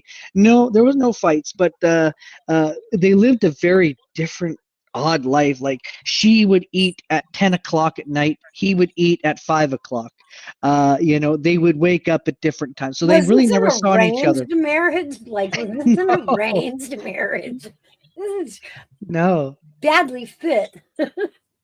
It was one of those ones that it was like, and they met on a dating site. Okay. Furthermore. Wow. Read Janica's comment. Yeah. That's about it. Yeah. Yeah, to me, I always stick, and like I said, you know, so it's not the fact about me wanting one there. It's that I as an Italian, our motto is that we must look after the person that we're with there, because you know, that's how it is there. And I'm always going to stick to the value. And when I am ready, I'll be ready. And when I'm ready, I will. And if not, oh well. Are you Catholic? Uh-huh. Okay. Yeah, that makes sense. I don't agree with a lot of things the Catholic do. No, I don't mean it that way. The Italian part. I wondered. Oh yeah. The Catholic Italian. Yeah. Staunch. Yep, staunch. But I don't agree with everything though. But they're really thick and heavy on family, big families, taking care of each other. You mean as fat families? Yes, they eat a lot. Yes, that too. Italian women believe in feeding you. He's a pasta, you know. He's a pasta. Anyways. Yeah, we have a huge family. As a matter of fact, I just had a great aunt, 105, that just died you know, months ago there. And so she was 105. She lived a good life, and she would always run. She lived in Rome, and she lived a good life. If pasta is bad for you now, how come Italians live so long? I don't know. Gotta be the wine. The wine and chocolate. I'm blaming it on the sweets and the wines and the bakeries. And the pizza. Oh yes, sir. Yeah, Manja. I like their food. Manja. Their food group is perfect. Their food group is perfect over there. Perfect. Yes. Perfect. No. And so my family lived, well, some of them lived like 50s and that, but they did suicide crap there as well. But I meant a lot of them lived from 80. I would say the highest is was 105. and the family there. I had an aunt that lived 99. That was pretty close, blood. The no, I would say 80 to 89 were the men, and that was the age that the Italian men lived till, and that. But with the new people like myself, they're coming up there. I don't know what the age is. Actually, there's some people that say, "Well, I'll live till 112," and I said, "I'll be wrinkly and I I'll don't be want to live that feeble long. and I no." really don't If I'm in want to good live shape, that long. if I'm in good shape, and look at if people are still IDing me and they say, "Well, you look like a 15-year-old there," and I said, "Well, that's great." I said, "When I'm 80 years old, will you still ID me?" They said, "Yep." They said, "Well, you look like a young kid," and it's like, oh, even with my beard, they said, "Yep." A 15-year-old can grow a beard. I was like, "Are you got to be kidding me?" So I They always do now. tell They do. They really do. Yeah, yeah, they Danica, do. wine, cheese, and olives. Yes, Mm. the cheese. Don't forget that. Yeah, and olives. I remember when the kids were in high school, they had this one football player that, I mean, guys, I swear he was every bit of 30. I mean, full beard, not just a high school stubble, a full beard on this guy. Big old guy. I'm like, no, he is not under 18. There's no way. Everybody was like, yeah, mom, yeah, he is. Oh, that's Heather. I just looked at the chat. Jenica.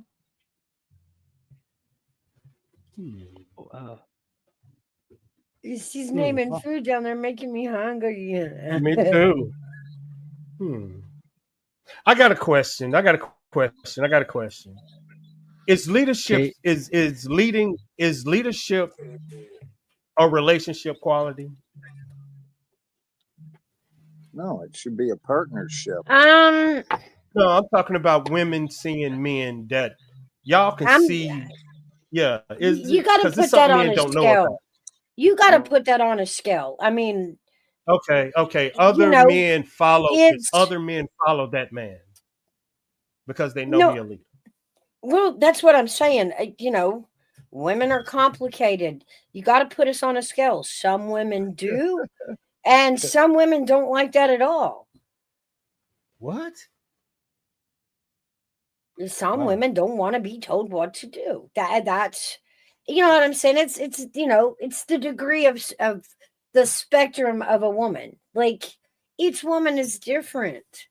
What I like, another woman is not gonna like. Yeah. Yeah. Well, yes, Heather, it's both because. Some women are attracted to the alpha thing. Yeah. You know, Yeah. some women are intimidated by it and don't like it because they feel controlled. See, I don't think you have to control that. To me, that's not. I've never had to control a woman in my. I've never heard that. But y'all been telling me this coming because that's why I got with you and I've never heard. There of men are some men. Yeah, I know. I've many never heard. different cultures. Okay, guys, I'm gonna drop off. Take care. Okay, All right, thank you, Orlis. But yeah, there's many cultures even that state, you know, this is new to me. A man is supposed to control the household. American, we have pushed away from that. You know, what does control the household mean? If I say you can't buy that, you can't buy that. If I say you can't go out there Saturday, you ain't leaving the house. You can't talk to that person. You can't wear that shirt in public. Question. If I say I have never dated that because if I see it, I'm out. You see why I don't understand it? Because I don't either. That's why when women say control, I mean, if a woman, but that's because multiple women are attracted to me. I can think that way, but do other men think that? That's why this is difficult for me to understand because I've never heard it before.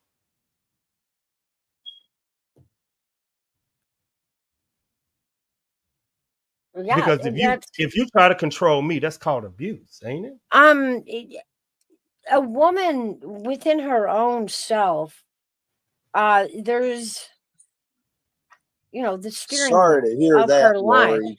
She always wants to feel like she's at the wheel, and that there's never another force controlling her or telling her where to turn and when to turn in life. You know, that's it's a it uh, with the way relationships have been since the 20s, where women have gotten more power in the relationship. They don't want to give that back. So yeah, nowadays when a guy comes at them and there's any kind of controlling vibe, to us that's already a red flag of immaturity. Like, he's still immature. He thinks his job is to control me. If he thinks his job is to control me, he's not mature enough to see me as a person or to even acknowledge my needs, you know. See, that's abuse. Yeah, it's I that's mean, where we go, nope, nope. But yeah, there are still men out there who haven't matured to the point that to understand you only control yourself. That is really hard for people in this world to understand. I control myself. That's why I don't understand. So Right, but you cannot control another human yeah, being around you. You cannot no, make them do anything. You can't force their hand to make a decision you feel is best. Everybody at the end of the day only controls themselves. But there are men out there who have not matured enough to understand that. So they follow what they think is a guideline, and it's an old, outdated one, that they must control their family. That is their job. And if they never mature enough to understand that each person only controls themselves, then they go into it passionately thinking that is what a man does. And anything other than that is dogging on his manhood. Mm.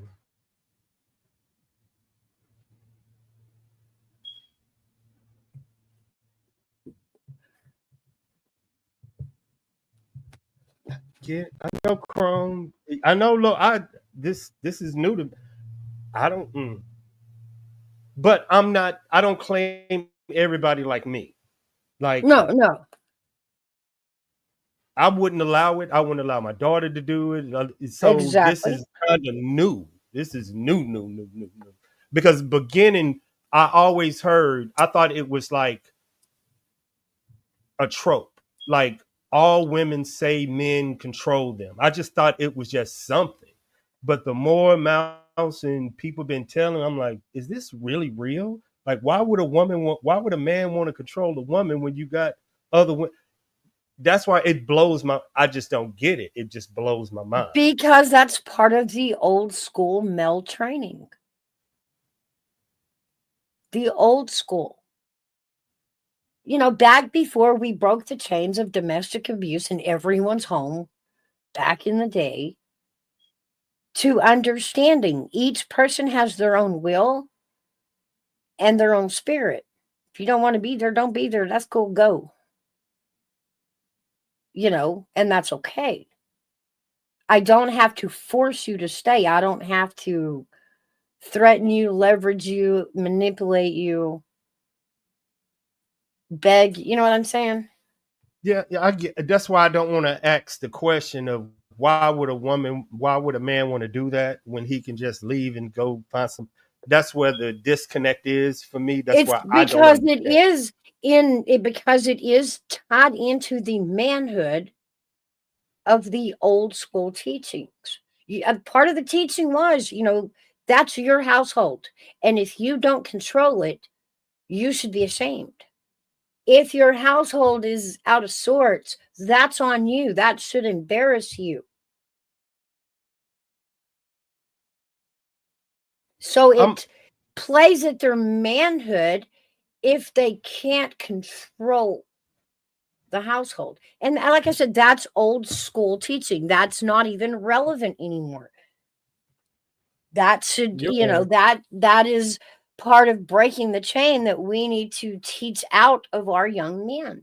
It is not your job to control. No, Janet, It is to that's not true. lead by example. You should be so respected. They want to follow you. You should be on such a good path that they are confident you'll pave the path for them as a leader. That's not true. That's not. It's true, but not all. Don't give them too much hope. But I totally agree with you.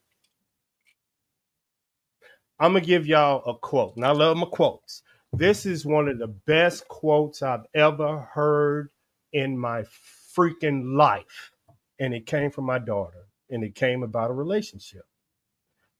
She came to visit me, and I had broke up with her mother. This is true shit. And how was it? I was asking, how are you? And should we try to make this? Because I didn't want to make the child, even though she was like 20, military and this. This was the quote that every man should hear a child say. She said, I don't care. I want to see the best version of you. Mm-hmm. Like that. Most men know what that means. They ain't gonna say it, but most men, women, you will never understand what that means. But men get it. They get it.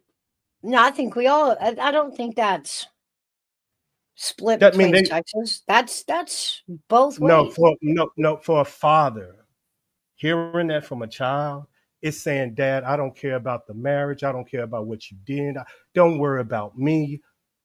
If you become the best version of you, don't you think I would love you even more? And Right. men don't hear. That's what I'm saying. They don't hear Right. that. Who do No, you think they hear that should. from? But they don't. That's why I Right. say for men, women, y'all get it. Y'all got aunties, cousins, we get it. For men, that is the most changing moment a man could ever have in their life. That's why you have Army vet at this moment, because of that moment. And my daughter will repeat it on live streams and tell you. If you don't hear it, man, you ain't gonna get up. And Mouse is right. Your past relationship can affect you if you don't get over that. If you don't let it go, even a child will tell you, let it go. Be you. That's all she's. And now you have me. Yeah. Someone that's very emotionally intelligent. Let it go. Mouse is right. You cannot put the pain of what you're going through on the next person. She is directly right. That's like the chat even said, they got so much to deal with what you're dealing with. Nothing to do with them. And this is the quote that you can do. Men, if you got into a relationship with a woman, would you want her bringing her baggage in for her next relationship? Your answer is no. Well, then what the fuck would you do it to her? I got you, Mouse. I know how to put it to how men gonna understand it. I got you. I got you. Well, I mean, in a circumstance where she moves on, isn't that going through your head when you're around him? I wonder what she said about me. I bet she talks some trash about me. I bet he hates me just by what she said. He'll never even get to know me because of what she said about me. You're right. You are completely 100% right. That's exactly what they say, Mouse. 100%. Because but women don't tell me, we can feel it. Y'all can feel it. Y'all can feel that, damn, he ain't got over that shit yet. Y'all can feel it. But y'all never tell these dudes that y'all feel it. When they talk, y'all can feel it. Y'all feel it, and y'all never tell them, like, God damn it, X marks the spot. It's the same for women, I tell you that. Mm-hmm. When he moves on, you'll never be her friend because he's, to make her feel better, he's dogged the shit out of me constantly. Now, she'll never see it as, man, that's a lot of hate. for someone you don't love, because it takes love to hate. So, hey, Yeah. dude, you know, she just listens to what he says. And so, you know, I'll never be friends with her because of what he has said about me to her.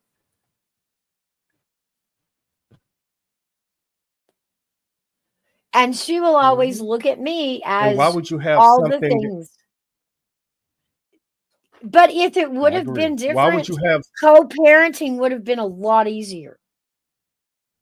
Yes, but you're right. That's different. But yeah, you are completely right. But I would, if you are in a house divided, like Janet, I hate to say it, but you have to cut the person that hurt you like a cancer. You can't let them around you and what you love. Right. Right. So I totally agree. Cut it out because they know how to trigger you. Why would you want to deal with it? Right. So you know what I'm saying? Everything I'm saying is you dealing and being confident. That's why I'm saying it ain't got nothing to do with them. The minute that you learn that your money ain't got shit to do. Women care about what you thinking, where you going, how you got there. They want to know How about you your treat personality, her, your right? character, everything. Nothing to do with money. No. Hello, If you Kim. leave with money, they damn sure gonna take it from you. They damn sure go get it. But if you leave with that's why I'm saying character, how you hold yourself, conversation. Women love that more. Now, if that's the first thing that they see, you got it. If money the first thing what they see, what do you think they thinking? Yeah. Just saying, man. Okay. Okie dokie. That's why it's, you know, men out there that have always waved their money around at women. Okay, but that's the women you're going to attract. Don't be mad about it. Preach. Like, don't be mad about it.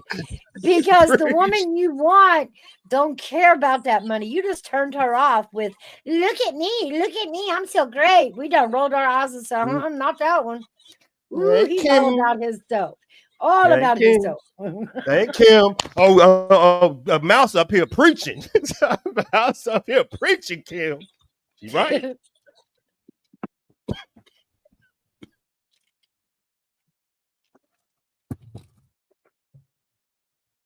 So yeah, to circle all the way back, yeah, it's you can't put the past on the future. You're not even the same. You know, and after being hurt, give yourself a little credit that you might know better next time. You might see the red flag earlier next time. Give yourself a little credit instead of punishing you and everybody walking by. True. It's a conversation that if you have conversation with a female one-on-one, this quote might come up. You are what you talk about. Yeah. If you talk about the last relationship, what do you think she thinking? Oh, she ain't got over that shit yet. If that girl is talking about her ex, man, what are you thinking? He ain't got over that chick yet. I mean, like, dude, you know what it is. Well, any other aspect of that, you know, there's two ways we women look at that. When a guy sits around and my ex this and my ex that, it's either one, like you said, he's not over it, so he's not paying attention to me, or two, he wants me to be compared to his wife. And I don't want to enter a relationship where I'm just being compared to the last one. Like, don't do that to me. I'm not her. I'm not trying to replace her. I'm not trying to be her. You either like me for me or you don't. Don't give me a list of demands. All the bad stuff your ex did to you, right?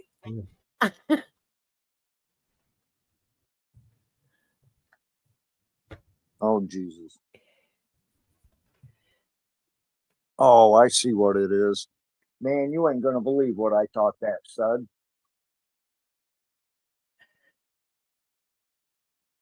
What? Instead of an A, I thought it was a no. Or he wants his Coke and eat it too.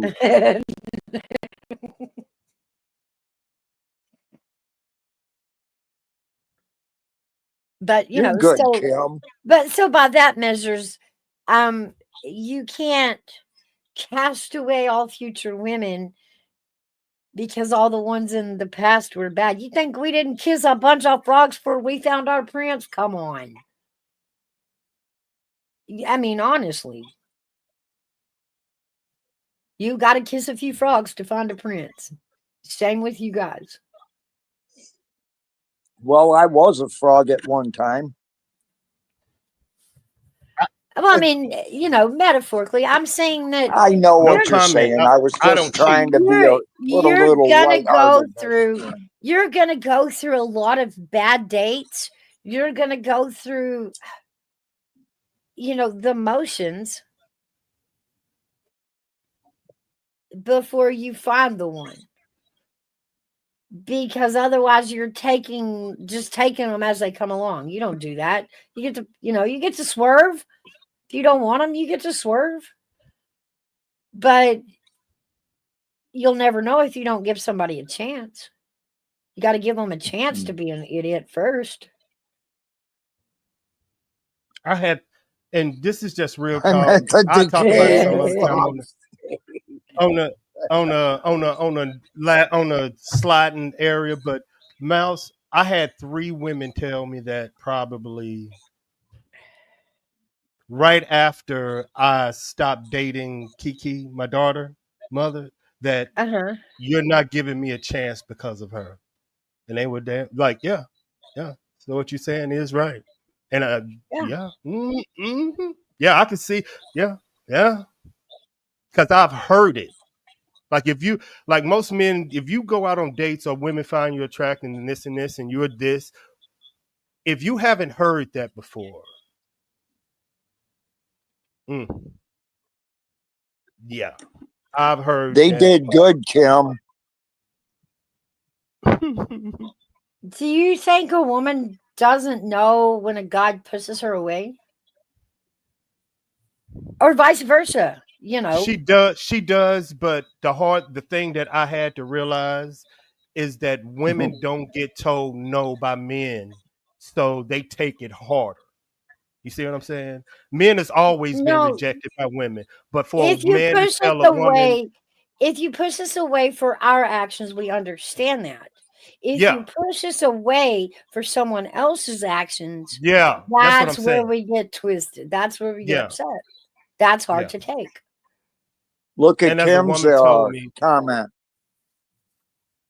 Yeah, accepting is the issue. Mm-hmm. But you don't know if you can accept the good with the flaws until you get to know them. You're not going to get to know them if you keep them at a distance. This is what every woman told me. Every female told me the exact same thing you just said.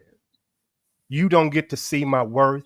You don't get to see how bad I am willing to do for you because you won't allow me to even get close enough to even show. So am I right, Mal? I totally. Yeah. That's why I hear it. Like, damn, I get it. I get it because I've been in these situations. I only talk about things that I know. That's one thing. So I totally, yeah, yeah. But don't be too quick to push. Forget you, Janica. Oop.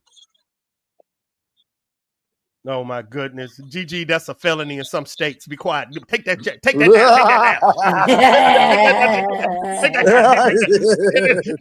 down.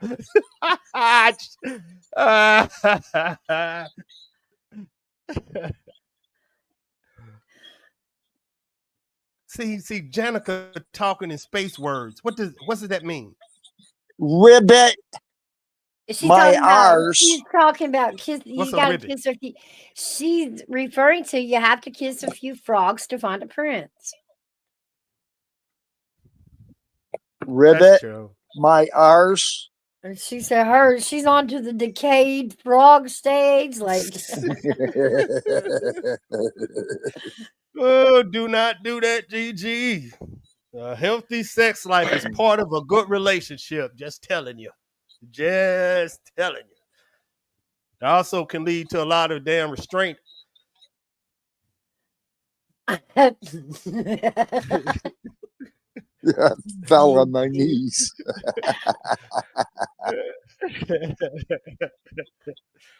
Yeah. Usually with food is the way to the man's heart. Now it's sexual jokes. But sometimes I mean, don't forget, it's really, it's about that moment Big Dog that Ma, you hello. find someone that you can't be away from. You just Great can't to be see away you. from. Me and Mouse And gonna that's talk not about this. everybody. That's not everybody, you know. I'm that dude in a relationship that'll Hey, slap you on Ma. your ass walking through the house. You know how I told Mouse I'm that dude. You And mad at that's me? I'm gonna okay. slap you on your butt in the kitchen just to get what you mean. Because You that's mad at me? effort. Because that's effort. Yep. But Non-aggression, it like takes a lot of, understand Yep. it takes a lot of effort to last 24 years. And men, that's you have to okay. understand the keys. You have to look at their key. You have to understand when they mad and why they mad. Because it's man, they ain't gonna tell us shit. You know they ain't gonna tell us. We gotta figure it out through some Egyptian scroll writing on the wall. They ain't gonna come out and say nothing. Yeah. Swinging. I know, Big Dog. From the chandelier. No. Hey, Big Dog and Ma, how are you? That's funny. Hey, baby girl. Y'all telling me when I With be or naked and- without pants on. How y'all get Gigi. mad at me and I be laying in bed with coffee and Gigi doing whole Nah, damn Arnie, gymnastics that's the one that workout? sits around without Okay, pants on. Lori, I don't. you have a good day. Have a good day, Lori. I don't want to hear nothing about Army vet naked on coffee club. Gigi doing gymnastic workout. Neither do we. Gigi doing a You know, damn gymnastic I have a workout. friend who was in a just a treacherous marriage. It was a tit for I mean, the whole aura of their marriage was like a game of tit for tat, just constant. It was constant, just upset, and it just became rhythm to her. And my friend finally decided he wanted a divorce, and they were in their late 50s. And he stayed single for a long time. Mm-hmm. Did not ever want that matrimony thing ever again. And then one day he just met a woman. And let me tell you, you could tell he met somebody, Purpose. and it was Responsibility. just, he lit up, his whole personality changed. He was happy. He walked around singing. Let me guess, Mouse. I'm taking a big leap of faith. It took him 2 years to get over what he went through. I don't know. They were probably, it's probably a good 5-6 years, the whole ordeal and the calm down. But like I said, he just, out of the nowhere, he met someone one day. He met a woman who was around his age, who was also divorced, and they just made each other so happy. Yeah. They say, and I totally get what you're saying, but what I'm saying is, it usually takes a man 2 years or more to at get least, over yeah. a woman to trust another woman after he got hurt. That's Well- what my daughter was telling me. If you be you again, you see what I'm saying? It took him that Yeah. long to be him. That's what I'm saying. But it's still a grieve. Understand that. Yeah. And that, Yeah. for Yeah, real that's- relationships, either way, on both sides, it is a grieving period. It's not that someone died. It's that what you thought was gonna be. Reality check. Yeah, you're You right, know, Mouse. A reality check. everything you thought it was gonna be, everything you believed it was gonna be is gone. A It's reality no check. more. So yeah, it's a mourning process. And I think you go through pretty much the same stages as grief. Denial, anger, coming to terms with it, finding your peace in it, all of it. Women are quicker though. Women can get into a relationship within 6 months to a year after something like that. It takes a man about 2 or 3 years though. It's different. Men are different. We Took just my don't wife I think 6 weeks. I think it will yeah. take the leaver less time to rebuild a Not relationship 6 than it weeks. will for the person that's being left. No, but what you're saying is true. But what I'm saying, for a man to really become himself again, it's gonna take a while. For a woman, it's within a 6 months and a year. She's ready to go into another relationship. For men, it takes 2 years. It took AD, your friend 5.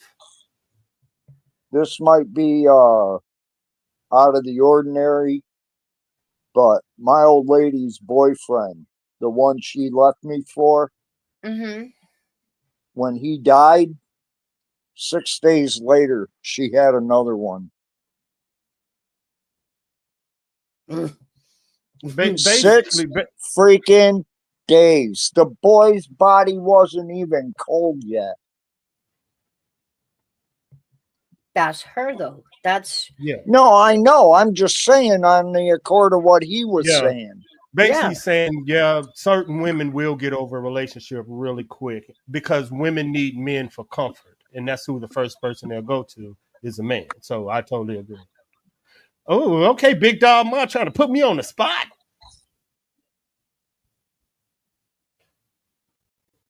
Because there's a reason for it, Big Dog Ma. We in the military, we separate men and women.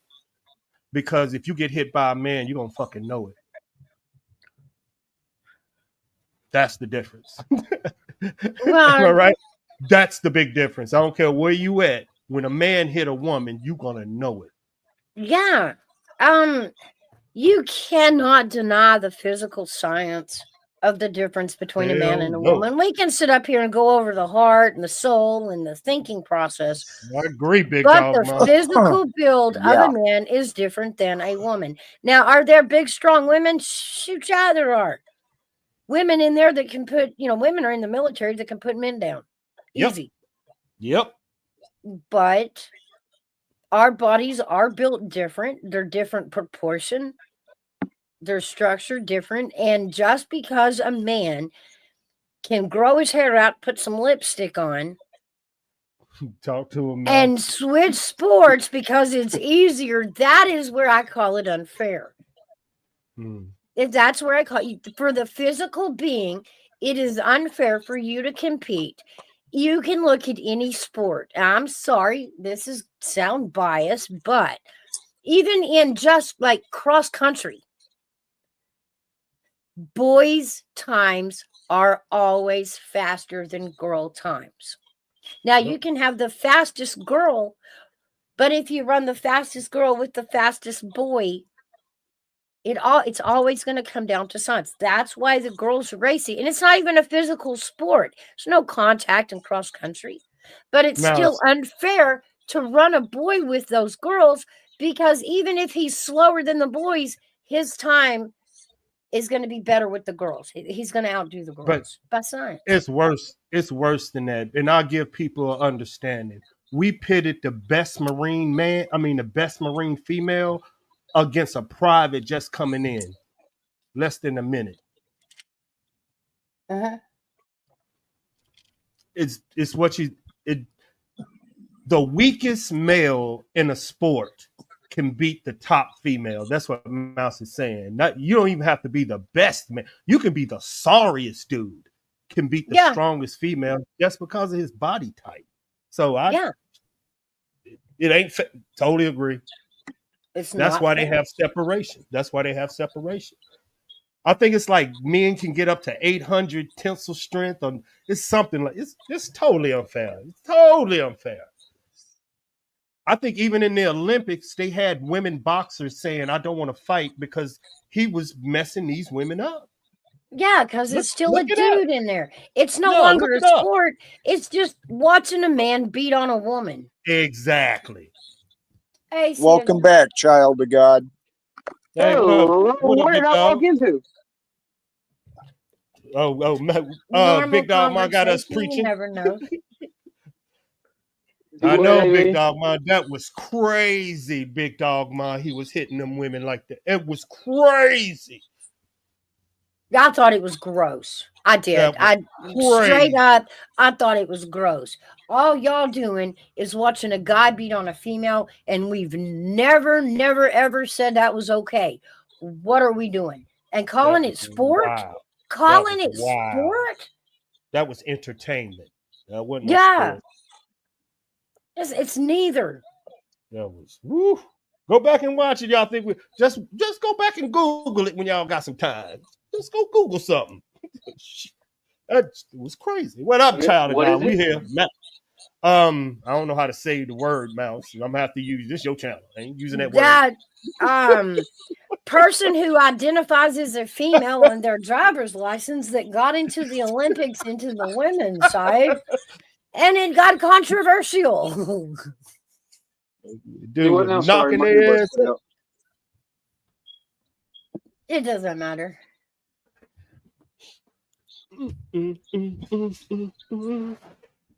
But so for that, yeah, Hold on I just a will second. always. I'm having some technical difficulties. Yeah, I've been having them all day too, pimp. Fighting over here. You Fighting. are a ball of technical difficulty. I love you, pup. Yeah. Oh, the I heard kickboxing. that. I didn't see the kickboxing. Let me look it up. I heard that, Mouse. Yeah.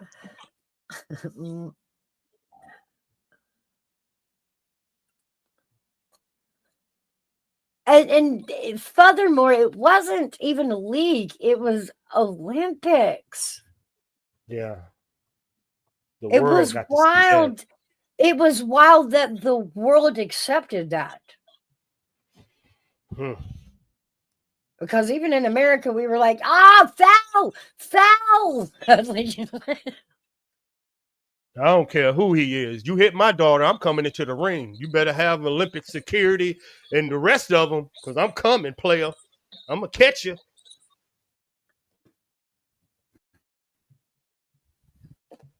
Yeah, and going into the ring, she tried to stop the fight. She tried to pull the rightful rules, and you're in a position where you've gone all the way to the Olympics, and it's accept it or quit. It's accept that garbage or quit. Give up all you've worked for and walk away, or accept that. I mean, Mouse know my daughter's in the military, is trained. And she asked me the same question about, Dad, what do I do if I'm getting attacked? I was like, you better scream and ask for another man, because your strength to his is no match.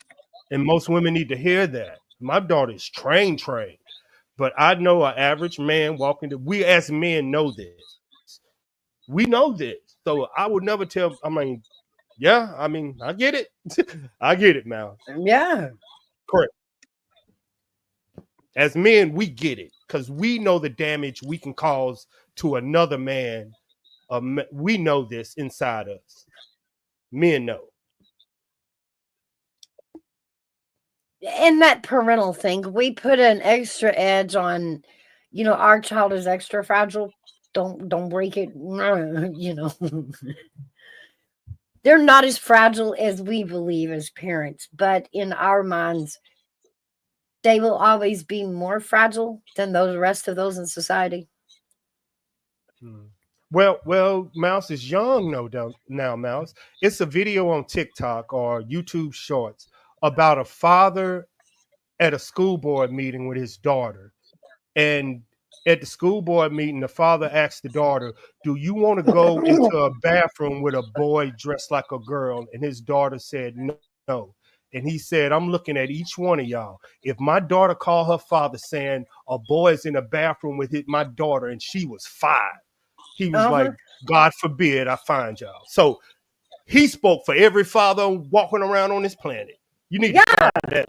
Yep. It was fire. Yep. It was fire. That one was fire. Oh yeah. Little girl had to be And 5 years old at least, man. So think about it. She's telling dad, I don't want to be in a bathroom with a boy, a girl that looked like a. I mean, think about this. with a rightful argument, because it Crazy. has happened. There's many stories that has come out of this where That's crazy. because of this rule in place somewhere that, and just because you got a dread, whatever you identify, you can go into an opposite back. Women have been attacked, children have been attacked. They have been. So that thing, well, it's no, it's not for anybody. It's not. See, that's why I can't date a woman with kids, guys, because I know I'm going to jail. I can't do it. Can't do it. You touch my baby, you giving me, man, no. I'm with Hairbag. 2024 is crazy. Y'all, this is crazy. Yep. Crazy. Yeah. Like I'm single. we went through a time warp somewhere. I don't know where. We are in an alternate universe. Up is down, down is up. It's all backwards. Nope, they building more prisons. They building more prisons for fathers because we finna do some damage pretty soon. I already know. Y'all gonna get these dads and fathers crunk. That's what y'all about to do. Yeah, but it shouldn't be just y'all. It should be the community. Like nobody should be standing around watching none of that happen. No, that should be everything as a whole. There should be people standing around instantly supporting that dad. And standing there with the camera. Exactly. I mean, I'm with you, Hairback. I couldn't imagine having a child growing up in this day and this is wild.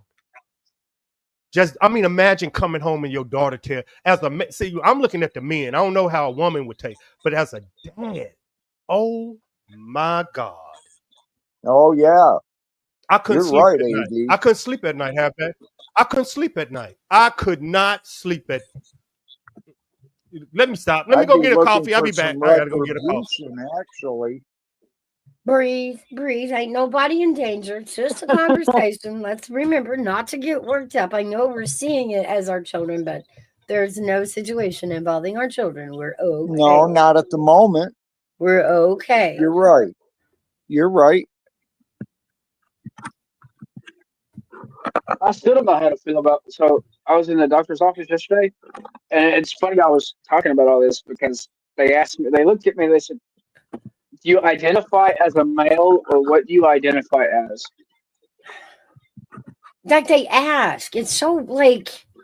It is. I looked at her and I said, "Excuse me." I said, "What else would I identify as?" She said, "A tree, a bird, a car, a cat." Oh my God. I said, "Do what?" Today I should have went hee-haw. Today I identify as a tree and I'm about to leave this place. They asked me that at my doctor's office too, but they know who I am. They know they ask that question, what's coming out my mouth. They asked me that question, are you a he or a she? I told them I got a penis. What you think? And they just laughed. So don't ask me no question like that, lady. What the fuck? When she asked me, she said, "What do you identify as?" I said, "What?" And I'm like, that's when I asked, "Oh, what exactly is there to identify as?" And she started naming everything just off the wall, car, cloud, everything. Tell her I identify as a rich man. Will that cover the bill? I like Big Dog Miles. I thought about saying I identify as a wheelchair and I'm gonna roll out, but I didn't. I'm a banana. I'm about to split. They tried to. I was on a panel. They tried to get me, Mouse. I'm gonna give my answer last, but this is how they try to trick people up. Give me your definition of what a woman is, and this is how they trip you up. What is your definition of a woman? Physically or emotionally, or like, because that's a broad question. Yeah, it You know, is. first of all, it's the DNA. You can't lie about it. It is what It's it what is. you were born as. Whether Probably. you feel, whether you're a big, strong woman or a small, dainty woman, all are still women. All are still on that side of the reproductive fence. We are in charge of different things. Well, I guess no, that's not really these days. Unless otherwise trained, like in the military, women normally have a chemistry in their brain that is not like boys. So her thought process is female. Women consider get y'all. everyone, and men consider logic. The answer to the question, if anybody ever asks y'all that question to support or deny the fact, say the answer to the question is my mother. Yeah. Stop explaining it. That's what they want you to do. But it's more. Yeah. No, it's not. No, because what's a man? You never hear that definition because you know what a man is. Society has crippled you. Y'all women let this happen to them. That y'all have to define what a woman is. But if you say a woman is my mother, you don't even have to explain no further than that. Conversation is over. No, because you're defining what a woman is. A woman can Is be your mother. childless and still be a woman. But in order to be born on this planet, you need what? A mother. You need a mother. But And what is that mother? What is that mother? A woman.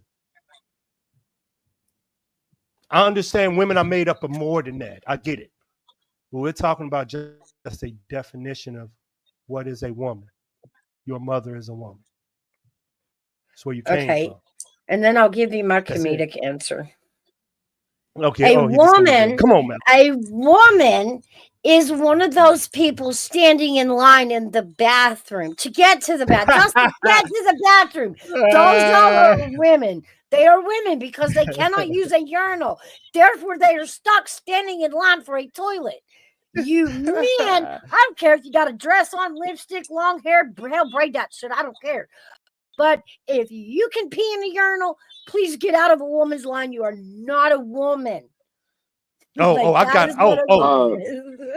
a question I for come the back dude. sideways on that one, but AB. What's up? Player. To answer, to say my part of that answer about what is a woman, what comes to my mind. Sorry, I was doing something when you was talking about it, but I was listening, and the only thing what comes to my mind when I hear the question, "What is a woman?" I think back to Proverbs 31.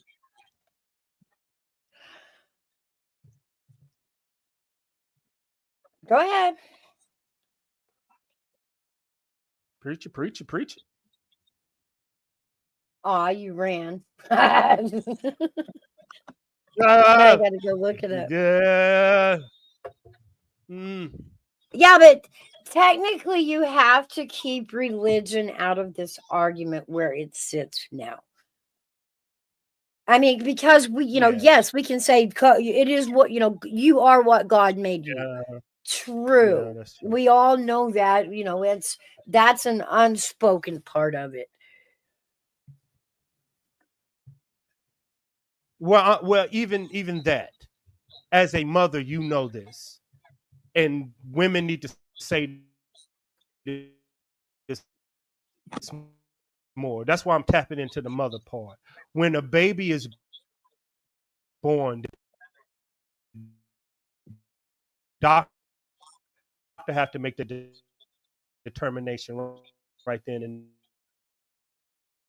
tell you have this, and this. They say it's either going to be this or this right then and there, right? I would think, yeah. I mean, they did back when I had kids. Now That means everybody on this planet came from their mother.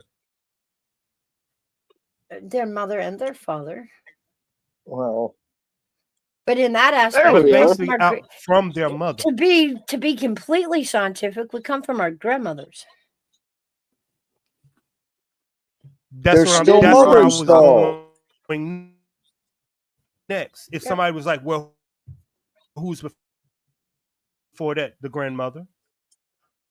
It's always a woman. A woman defines it.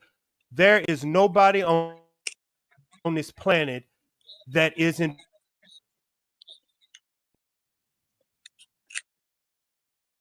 I don't know. I think that's still, again, not all women are mothers.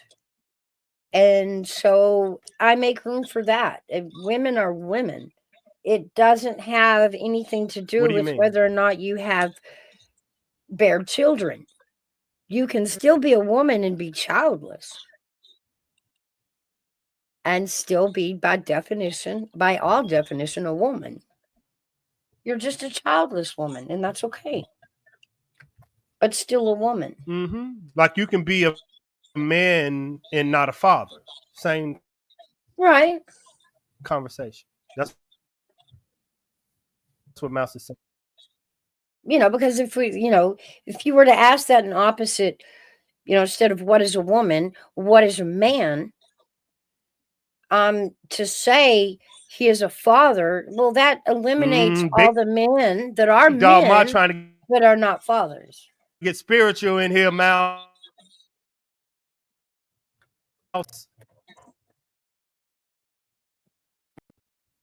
Is that me buffering? I don't know, but you guys keep going in and out on me. I'm going to see if that youngin's still streaming. Hang on just a second. Let's see.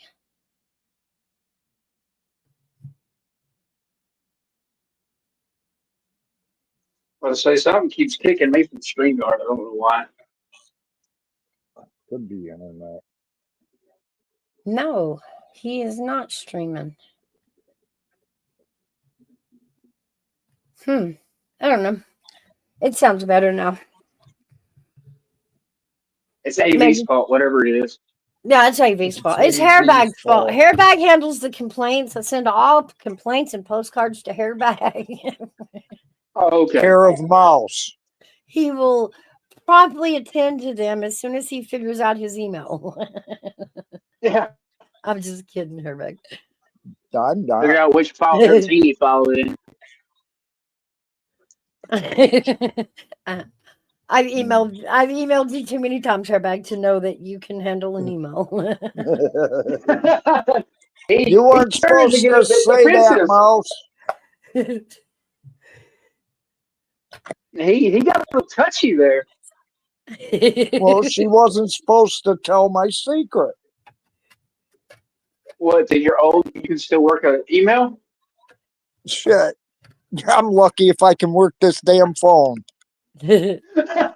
Yeah, people find out he can email. Older, they might actually expect him to start emailing, so be careful. You may not get the answers that you want me to.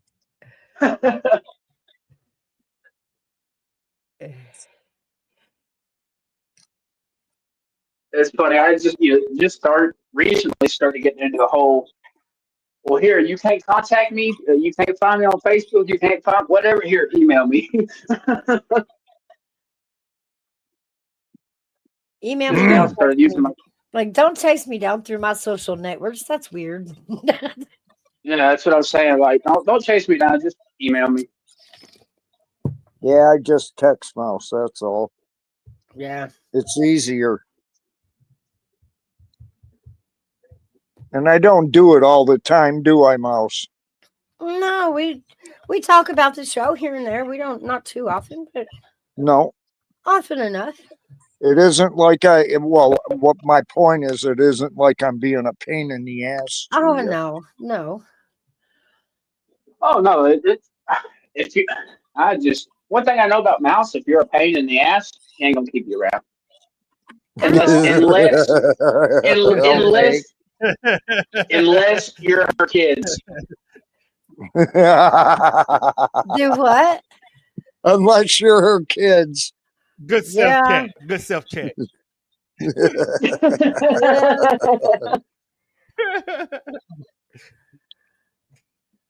Big Dog Ma wants to It's know, real did I ugly. run AV off in the chat? I wore I No, I'm wore right here. I'm working on deodorant my internet. today. I'm right here.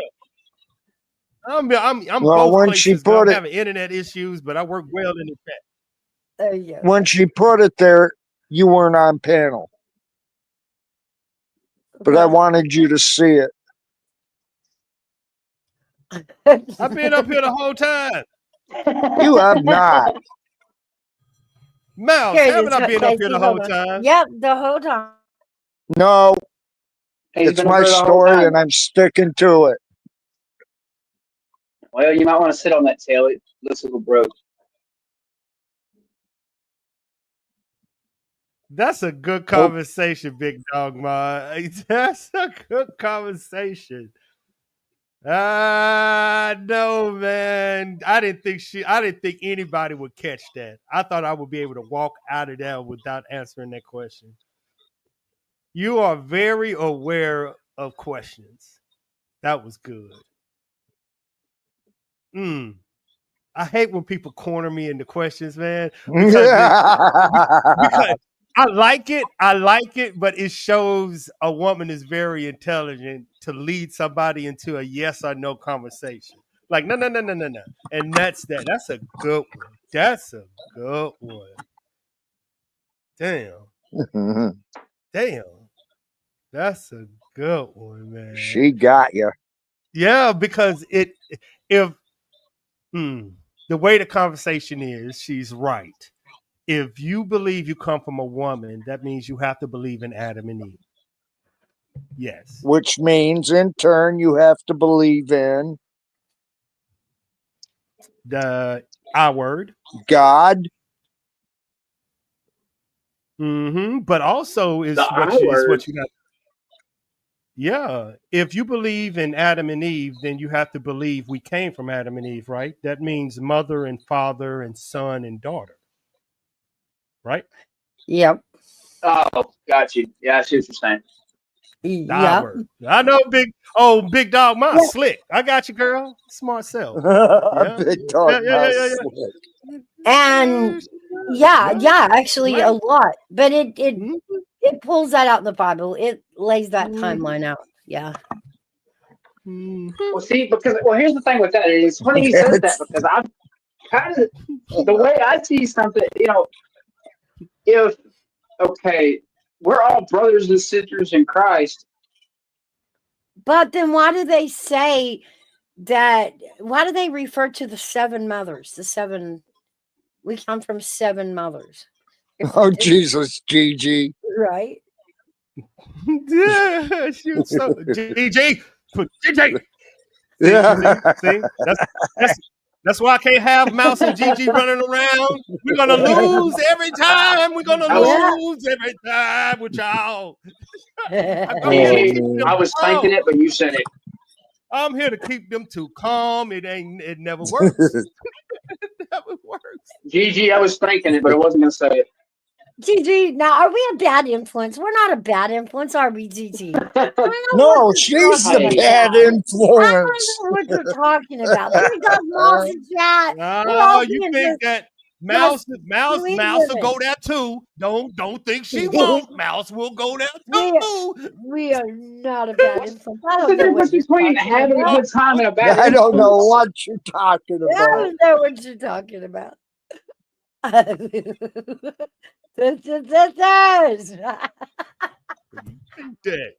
Definitely bad influence. Yes, twisted sisters. Definitely bad influence. Where the hell's KK?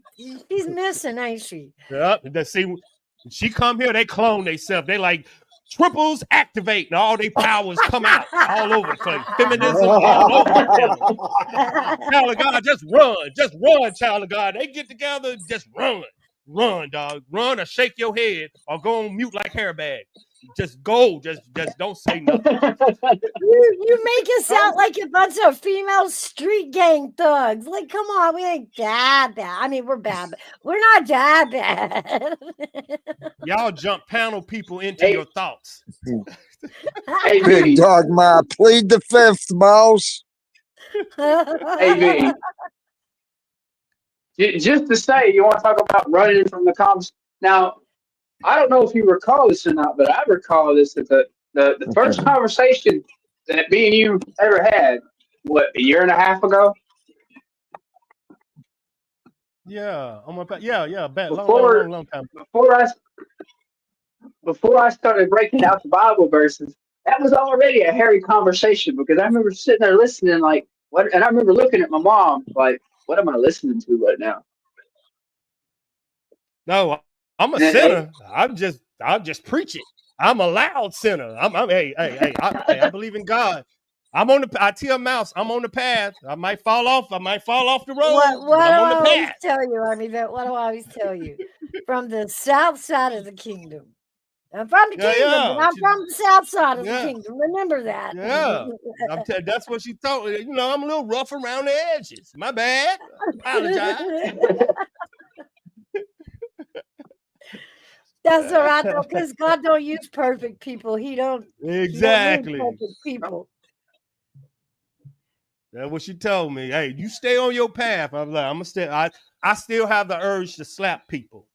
So as soon as I get that out of my system, I'll be all right. God chooses the heathens. Look at AB. Yeah, I'm trying to tell you. I got a song about sinner. Ooh. I wrote a song called A Sinner's Prayer. I gotta let you hear it, man. I gotta let you hear it. It's called A Sinner's Prayer. Ooh, I forgot about it. Oh, be right back. Okay. All Oh right. my God. That was back in the day. Because I did, I write a lot of stuff. So when I forgot about this song. Who is that? What up, MGTOW? What's going on? Oh, Mr. Outlawing his sexy avatar. I know she looks angry. you know MGTOW a dude, right? You can't be calling his avatar sexy. It's like you're talking to a dude. You know he's a guy. I told him the other day I thought his avatar was sexy as hell. We don't get to pick how people identify themselves through their avatar. I'm just playing. Well, I know it's a dude, AV. Remember Child of God had this conversation about the doctor's office. What do you refer? I tell people all the time. Oh, Jesus Christ. I tell people all the time, I'm like, I kind of think they like seeing the avatar come on in instead of me. The guys do, you know that. Yeah, that's me and Ike looked up blonde chicks fighting Godzilla on his stream the other day. They're really funny with your avatar there. Like you pop in somewhere that they don't know you. They just see a woman and now and then boom, you start talking. That's funny as hell. Yeah, baby, but now everybody knows him. The reason is she's actually a comic book character that I'm trying to put into a comic book, and I've just used her for so long as the avatar that everybody knows me by that now. So, Child of God and Outlaw, they had me up here debate. They had me up here debating Mouse and GG and half the chat about marriage. And just let all the hairbag left me hanging. They left me hanging. They left me hanging. They left me hanging. The orders and hairbag left me hanging. Well, Mouse kind of agreed. Well, I had to take Pops to the doctor yet again, so I couldn't get on when I wanted to. But oh, it's all right. Don't worry about it. Yeah. I hope he's doing well. He's all right. Mouse Yeah, was kind. doing pretty good. Mouse was kind of on our side. We were Yeah. trying to explain that as a marriage, once you build up your wealth, Yeah. the fear of losing it as a man, and we brought up the aspect of prenups before a marriage, and a prenup is how did Gigi say it? We was defined a prenup is saying that your marriage is gonna fail, but they don't Except understand the fear. But then Gigi said something smart that woke me up, that made me have an enlightenment. She said you should marry somebody that you're willing to risk it for, or wouldn't take it no matter what. You see, I hate to say it like that, but you see, Mouse, can you explain it? It was yeah, so because enlightening how she. discussing on whether or not you should sign a prenup, that's a double-edged sword. Some women can feel like, hey, like, is he calling me a gold digger? Because, like, I ain't interested in his gold. That ain't why I'm here. Because there are gold diggers. Don't get me wrong. But, Yeah. or should you, if you love that person enough, it's kind of like everybody gambles all. You know what I mean? Yeah. You put everything you have into the relationship, and so does the other person. Right. You see So, yeah, the conversation, Ella? I think we went all the way around all the different angles of a prenup. Yeah. I have found in the people that I have talked to personally, prenups don't mean anything anyway. I mean, all a woman has to do is say she was in distress, or, when she signed it, she wasn't in her right state of mind or something. She didn't feel right about it. No, that judge will throw it out. Yeah, prenups, man, it, like I tell AV all the time, it really comes down to the case by case, because, everybody's different. See? Everybody's different, but at the same time, that is true that a man in modern times, just there's no guarantee. There's no guarantee. So you do what you got to do. Yeah. Can it work? Sure. There are some relationships that'll work, but it's always a possibility. So. And the probability and possibility of, forcing a prenup, does that crack the foundation of the relationship, because it's already one saying to the other one, just so you know, right now, I don't trust you. Right? Well, if you take marriage for what it actually is, which is a business contract, because the state is involved and the government's involved in it, it's technically a contract like you would have as a business. So, I mean, again, that's one of those real fine lines. Yeah, I mean, I think we walked all the way around it. The pros, the cons. Should you, shouldn't you? I don't know. It's case by case. It comes down to. I guess we were discussing why men aren't proposing or getting married to women. Like, why aren't they proposing? The fear. And I was saying to Mouse and Gigi, there isn't women and wives. My bad. There isn't wives that was standing like, I ain't this is mine. There isn't many mindsets like that. That's why it was healthy to hear it. But then I was like, that's not what's out there. Mm-hmm.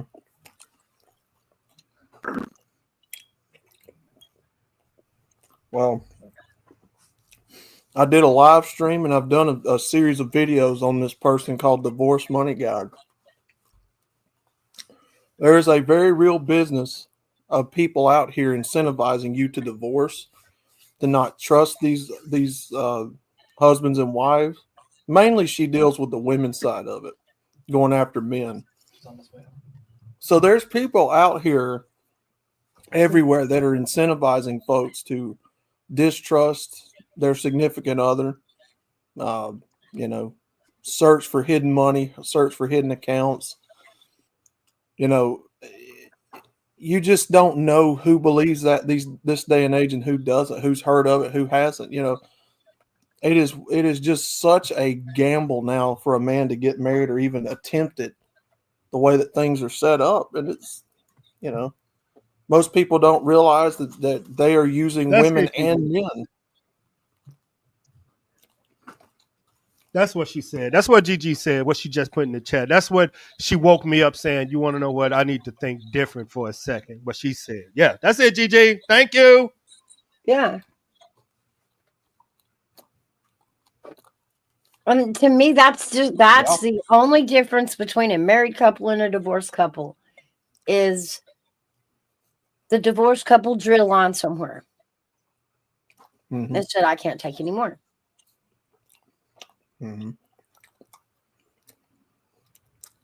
Now, and that's not to say that, you know, you should just be a total clown and do whatever you want to do and force her to accept it or she's not life material. No, be good, you know, be as good as you can be.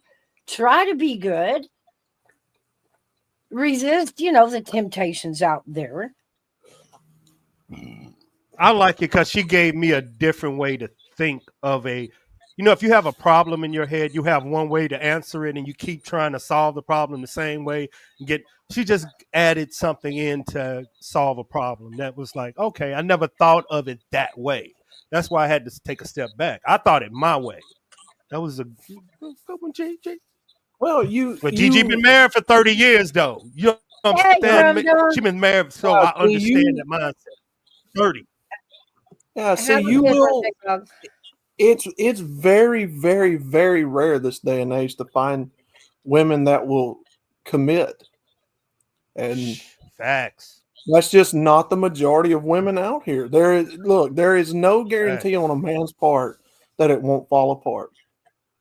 Not only, even if you go into it trusting the significant other, you've got social media in the woman's ear, constantly planting seeds to tell her to, hey, go through his phone. Hey, what about that work wife or that person that he's having to take out for lunch or whatever? You know, there's always little things that social media is trying to goad her into, you know, distrusting him. So I don't know, man.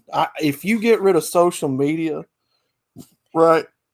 If you get rid of all of that, I think you have a shot. But the way the laws are, there's just no guarantee. Hey, Dragon Classy. Hey, girl. Hi, Dragon.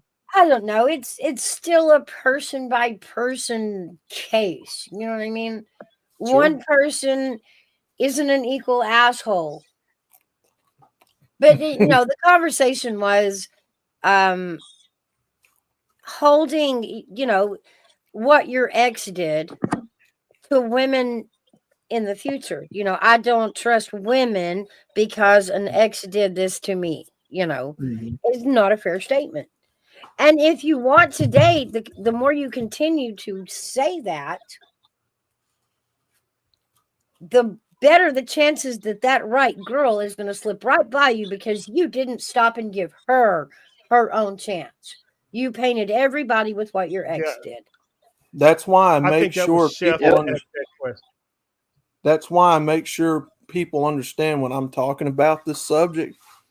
We're talking about the law is what men fear. Because you're talking about an entity that can put people away and make them disappear without a trace of you. And that's the same people that's in control of all these laws that, you know, we're talking about with marriage. If marriage at the end of the day, the way that it's set up is a business. It's a business contract, just like if you had a co-signer on a piece of, you know, property to start a business on. It's the same thing. That's what marriage is. It's because mankind got their hands on it and corrupted it. Marriage is actually a sacred institute between a man, a woman, and God. Yeah. The business it's supposed to be anyway. Is what makes me just cringe. No, you know, hearing that is sad. I'll help you out now. I know what he's saying, and you probably know this. He's describing no-fault divorce. How do a man get around that? That's the law that he's basically That's talking one about. of them. Yeah. Yep. You see what I'm saying? Now, how would you advise a millionaire son about no fault divorce? Now you see why men are scared? No fault divorce. Y'all, no fault divorce Do we is a have woman that in can. every state? Yep. 'Cause I Nika, don't, tell her I don't know why if we we do. scared. Tell her why we terrified of that law. Yep. The Duluth model. Yep. Exactly. That law Chrome Dome. is terrifying. That is dealing with the cop side of it. When you have a domestic dispute, in most all cases, they will go after the man and You gotta arrest leave the the man house. against the woman because they perceive him to be the bigger, stronger threat. Not always true, because sometimes the woman is sitting there stabbing him, running him over with a car, or beating his shit in with an ironing board or something like that. But yet the cop's like, no, you're the man. We're going to take you in. You're the bigger threat here. You know. Yeah, the Duluth model. Look it up. That's exactly part of it, what we're dealing with. I would always, They have forever advise people about divorce. I will always tell them, do as little of it in court as possible. Like, work out as much as y'all can personally work out on your own before you let the government into your household to tell you how you're going to do it. Yeah. The government Yeah, shouldn't be in the household to begin with. But the Well, minute I've also you put talked your to men. family before a judge for him to decide who gets what, if we get divorced, and where the children go, when and where. Like, that is letting the government all the way in your house. That judge doesn't give two stinks about your children and what's right or wrong or what they need. Of course they But don't. no- And that's but no that's why the default responsibility divorce. is on us, the parents, and we the people, to protect our young, our innocent. Right. Now, yes, the final decree has to be signed by a judge, but, you know, honestly, to take care of as much of it as you can maturely outside of the courtroom is going to be more fair to both parties. Sure. You're thinking that it's fair. What is no fault divorce? That That's means a woman hard can leave her because- marriage because she unhappy. But a woman can leave her marriage legally because she's not happy. Okay, but the rest of it falls out like a Legally. lawsuit. You know, when you're talking about But like alimony, child support, it I hear what you're becomes saying, but look at but men deal with stats. If we know you can walk out of this relationship because you're not happy, and the stat says 50% of all marriages end, the stats don't look good for men in that subject. It just don't look good. And that's how men look at it. That's simple. why can't a man walk out as easy as a woman? Men don't walk out of bad relationships. Women do. Men suffer in I silence. That's where that disagree. word comes from. I disagree. See? People have their breaking point on either side. When people get pushed to their breaking point, they leave. Some Do are, you know all male deletions in 2021 can be contributed to a woman from a man? Either his child, his wife, his girlfriend, his mother, a woman. So men don't get over women as easily as you think. Women affect men big time. No fault divorce lets a woman Airbag out of the said it. marriage for no reason. It's really for women. It's not really for men. Because the majority of women are the ones using it. I haven't seen Men one. know Is the this. only reason I haven't seen one play out yet, so And I'm interested.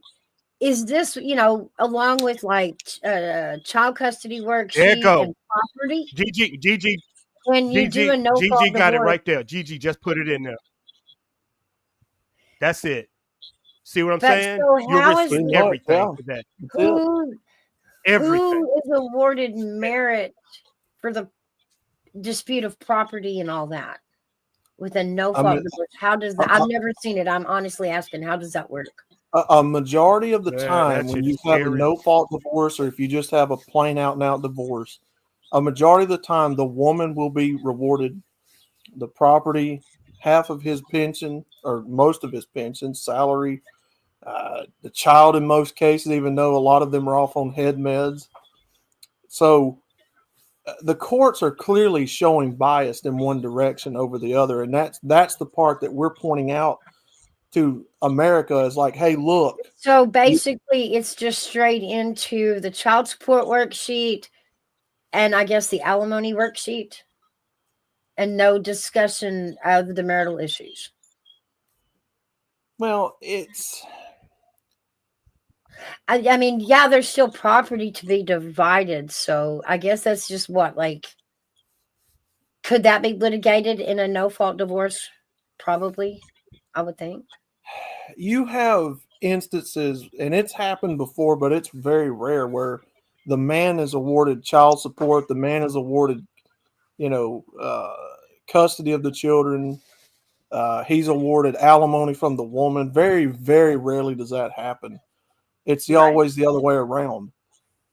And that's because, yes, women are in the workforce, but there's still not enough women in the workforce to where the balance is going in their favor as far as, men Right, being on the because reciprocal even unit. with both the man and the woman working, the way that alimony worksheet will play out, and even the child support worksheet, if both of them are working, but the income doesn't match, and this is saying like you got split custody, they will take both incomes and he will owe her the difference.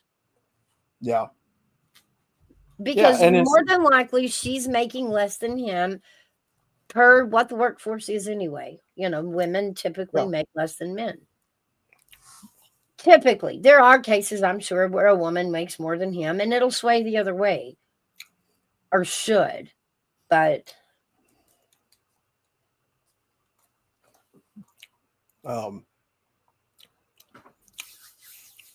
alimony should be completely dissolved altogether. I don't care what people say about it. That is something that should have never happened in the first place. You're telling me grown adult people can't go out there on their own and get a job and live on their own?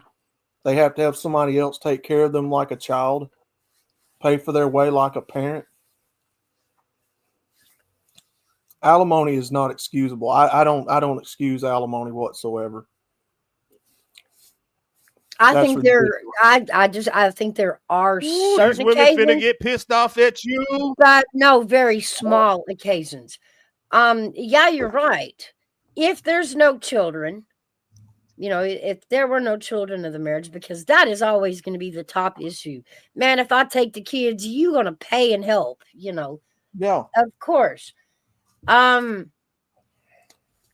If it was a situation where she never worked, never gained a career, say they were married 30 years, and there was a divorce. He was always, they were a traditional household. He was the breadwinner. She stayed home, never had a career, never got her own money to put away, but she raised the kids.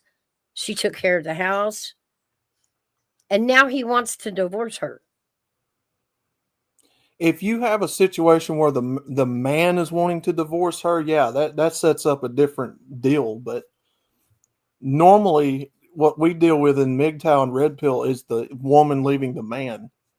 Yeah, it happens. There are men that are leaving women.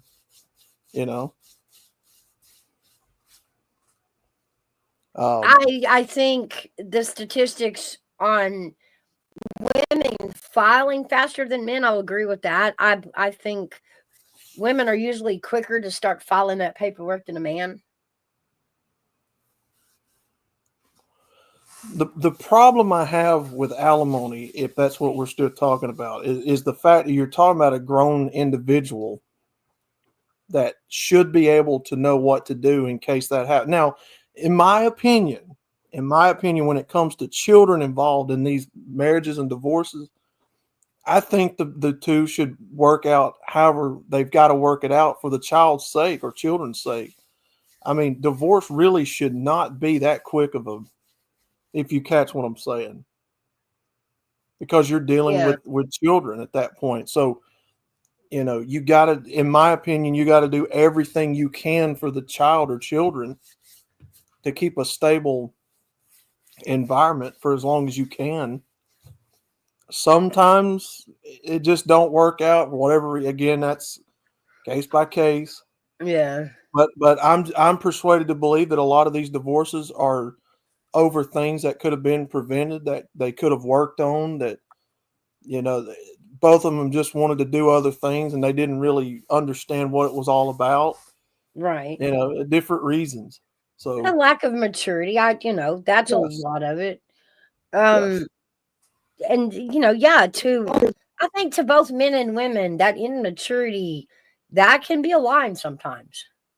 Your spouse just is not willing to mature up. That's when you step back and go, I got to do this for life. Is this fair to me? A lot of people don't understand that marriage is a commitment. It's Yeah. supposed to be a lifelong commitment between you, them, and God. Most people don't even understand what it's about starting off. Yeah, it's supposed to be. You're supposed to do everything in your power on both sides, both parties, man and woman. Mm-hmm. I'm sorry. I believe marriage is between a man and a woman. I'm going to offend some people on that one too. It's between a Yeah. man and a woman instituted by God, and both of them should do everything in their power to make it work because they've made a commitment before the church, the state, and God. So, but a lot of people don't go by religion, so kind of stepping in some weeds there. They don't allow religion anymore, so that's part of the bigger problem. What? You kind of Yeah, you cut out. Can you hear me? little bit. You're breaking up bad. Well, let me turn my.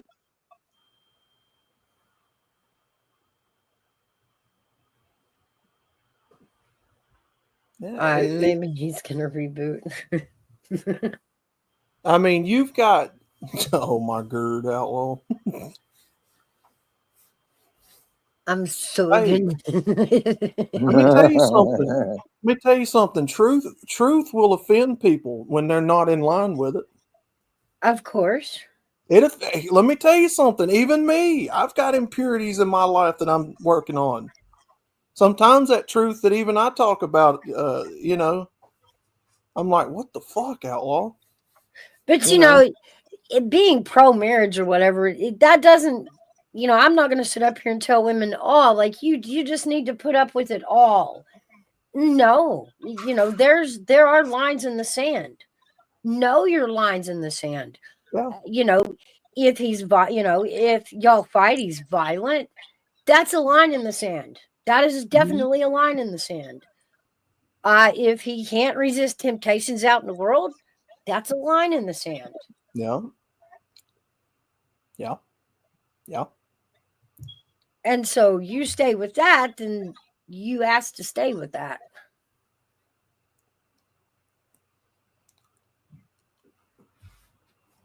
But you remember the last question I had asked you and Gigi was, how do men choose who get married in this country? And it's a lack of marriage, remember? How do you convince men with all the fears that me and Outlaw just told you about the new law, the no default divorce? How do you convince a man in 2024 to get married and take a risk? Because it's a risk.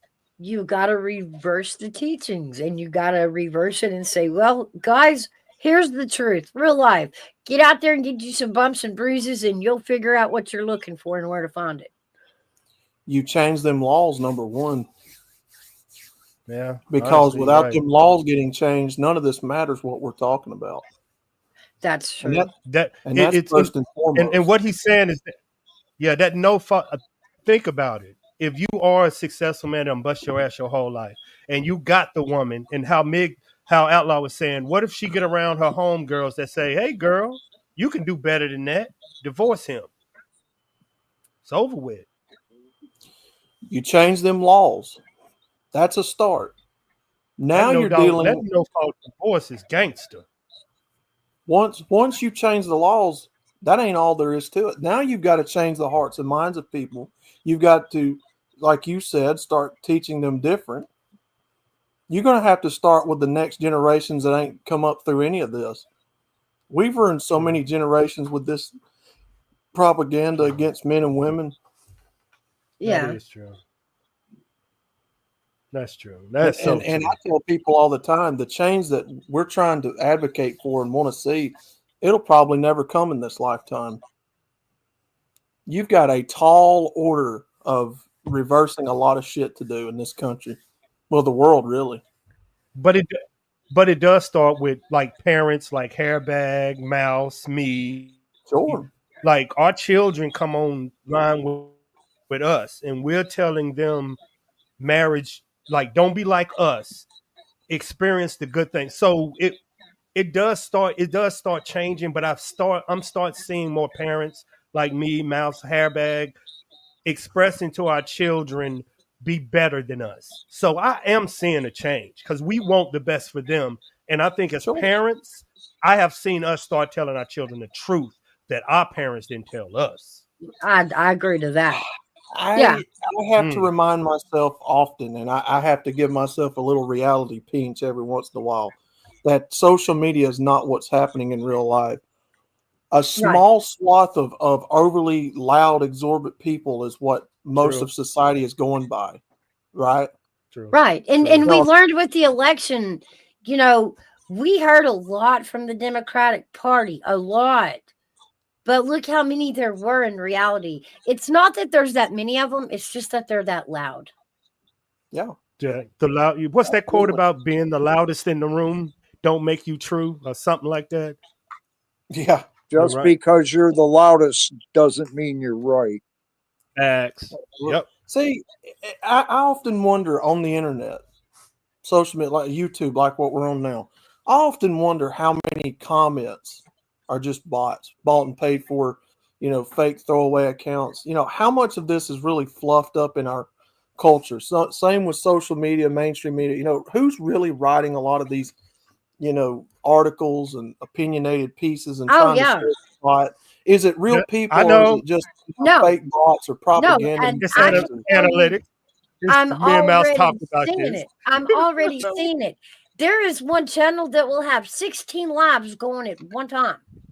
What? And it's a whole organized article about something that was in the news that day, and they don't even use their own voice. They use the, talk to text or text, talk to text voice that reads it in like AI voice.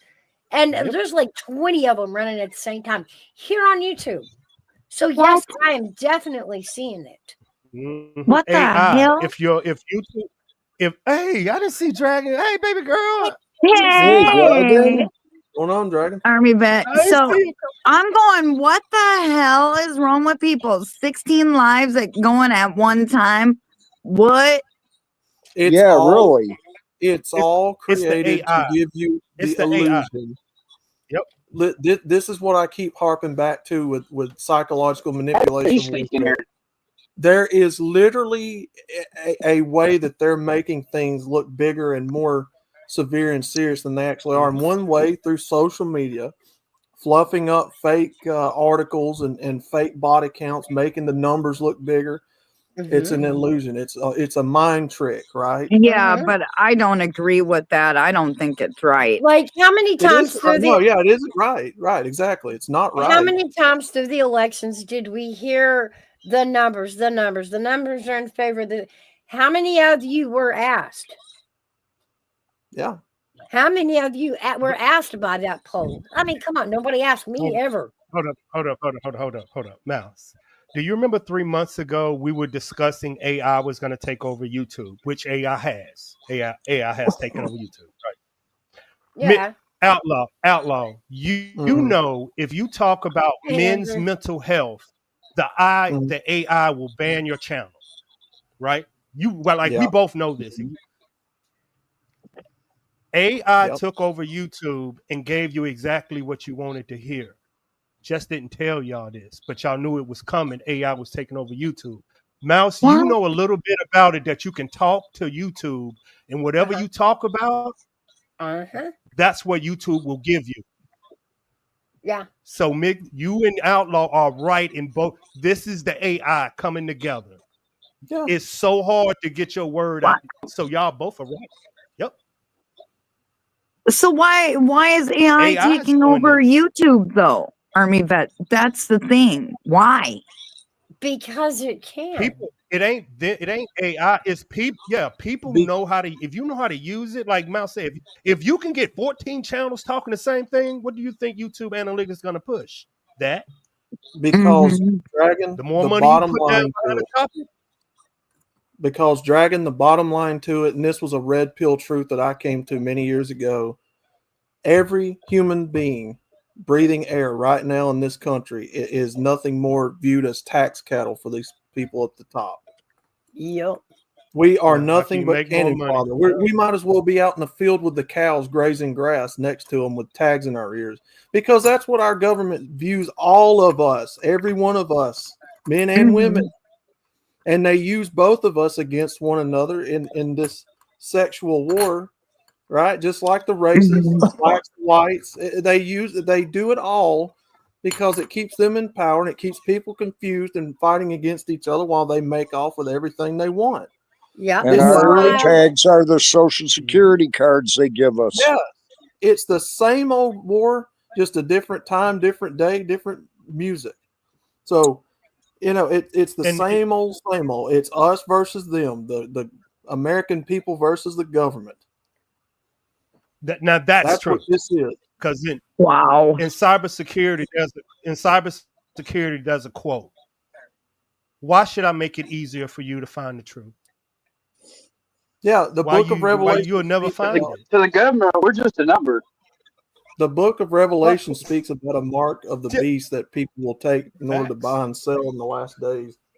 That's what Chrome Dome's talking about. You and me, as a man and a woman in modern day America, we are literally nothing more than replaceable cogs in a machine. Once you wear out, get old, you're going to be thrown out into the trash bin of history, and somebody newer and fresher is going to take your place. Think I'm wrong? Look at your jobs right now. Refer back to the interview that Elon did with the droid.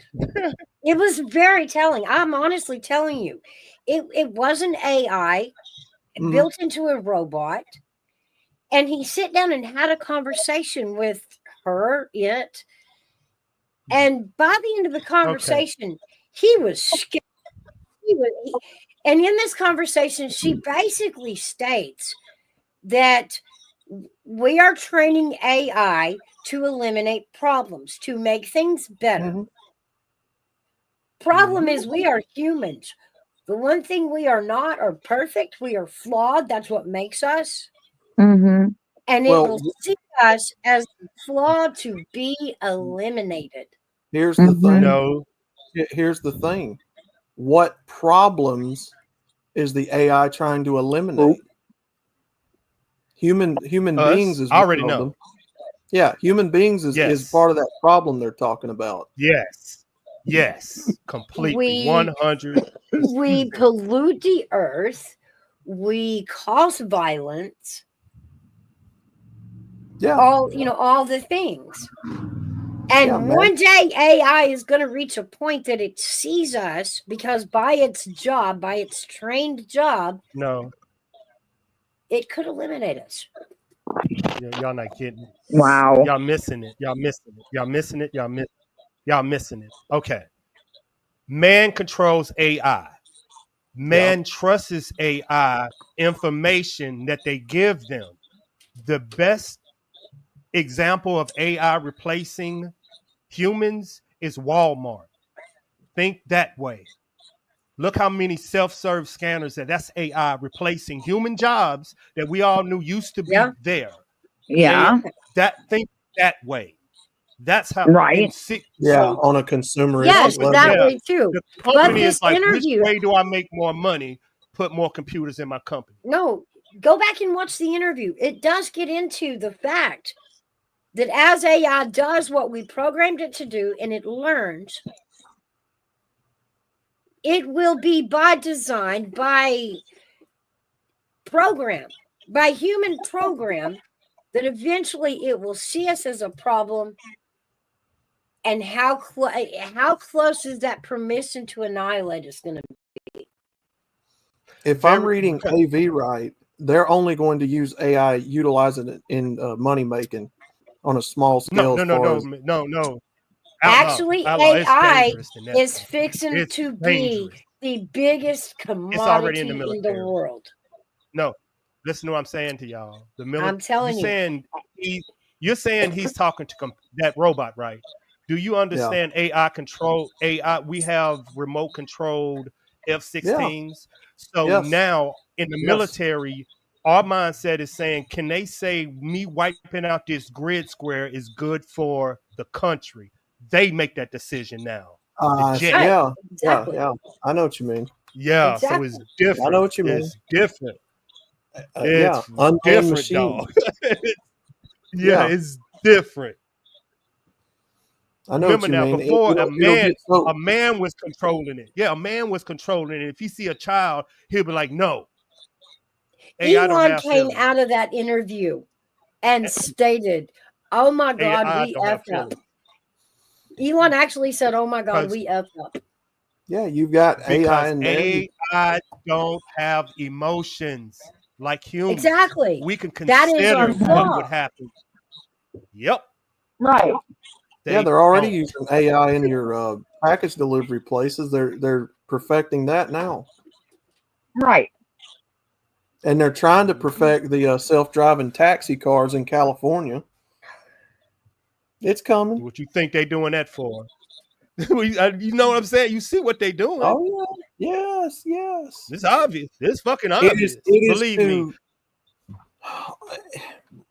On the surface, it's to eliminate any paper trail back to them for responsibility.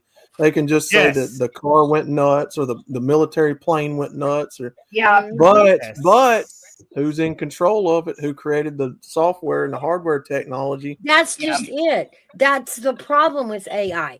It was started by man. It was designed by man, Yes. but it is not controlled. It was given itself. Hey, it is a learning program. Yes. Learn Right. from And this- yourself. And listen, we don't listen, control that as humans. The Google AI this. itself controls its Just Google learning. this. This should tell you the depth of this. Just Google it. F-16 pilot took on an AI F-16 pilot, and he lost 3-1. Yep. Mhm. What? Mhm.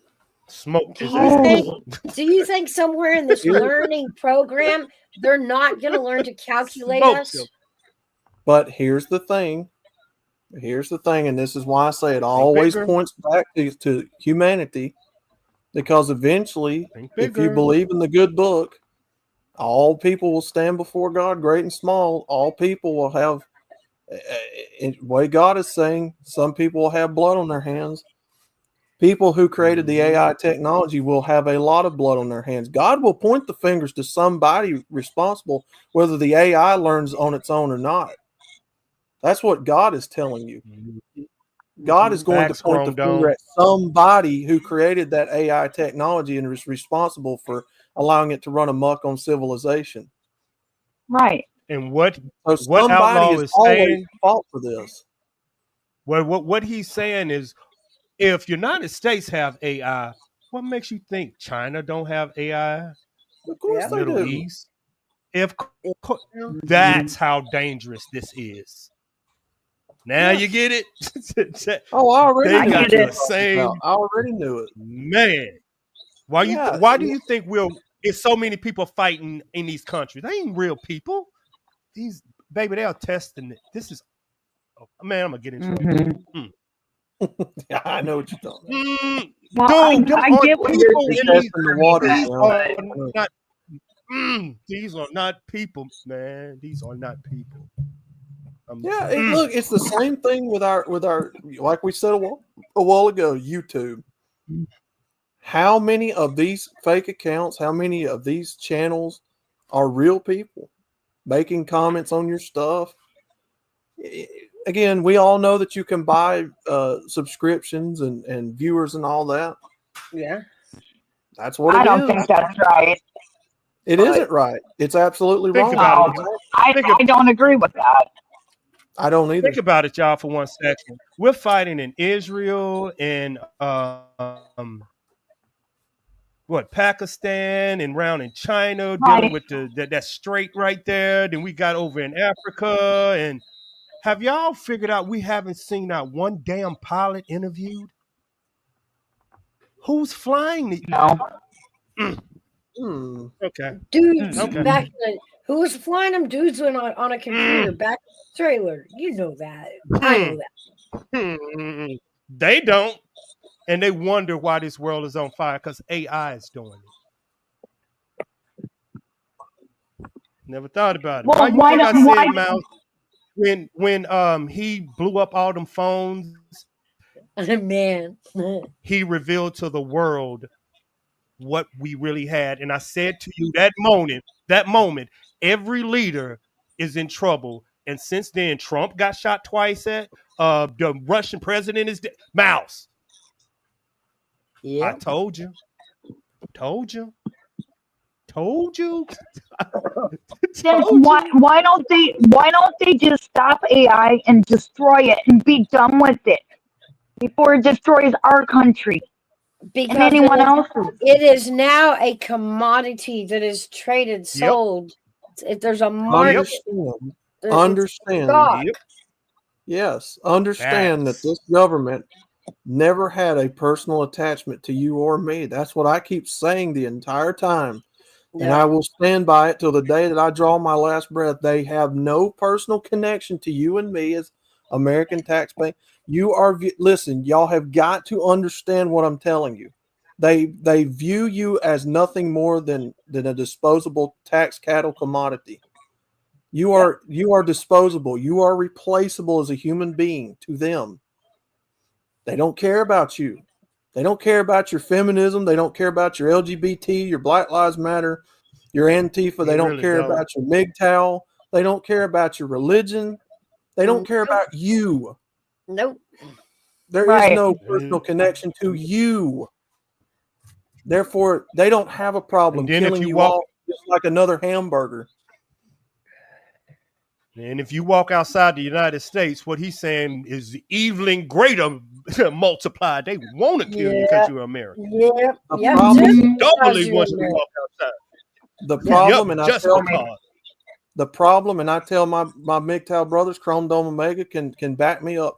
I tell them all the time, you have got to understand how replaceable you are in this system, even as a man. Yeah. That all of this MGTOW stuff and feminist, all of this spans from the top down.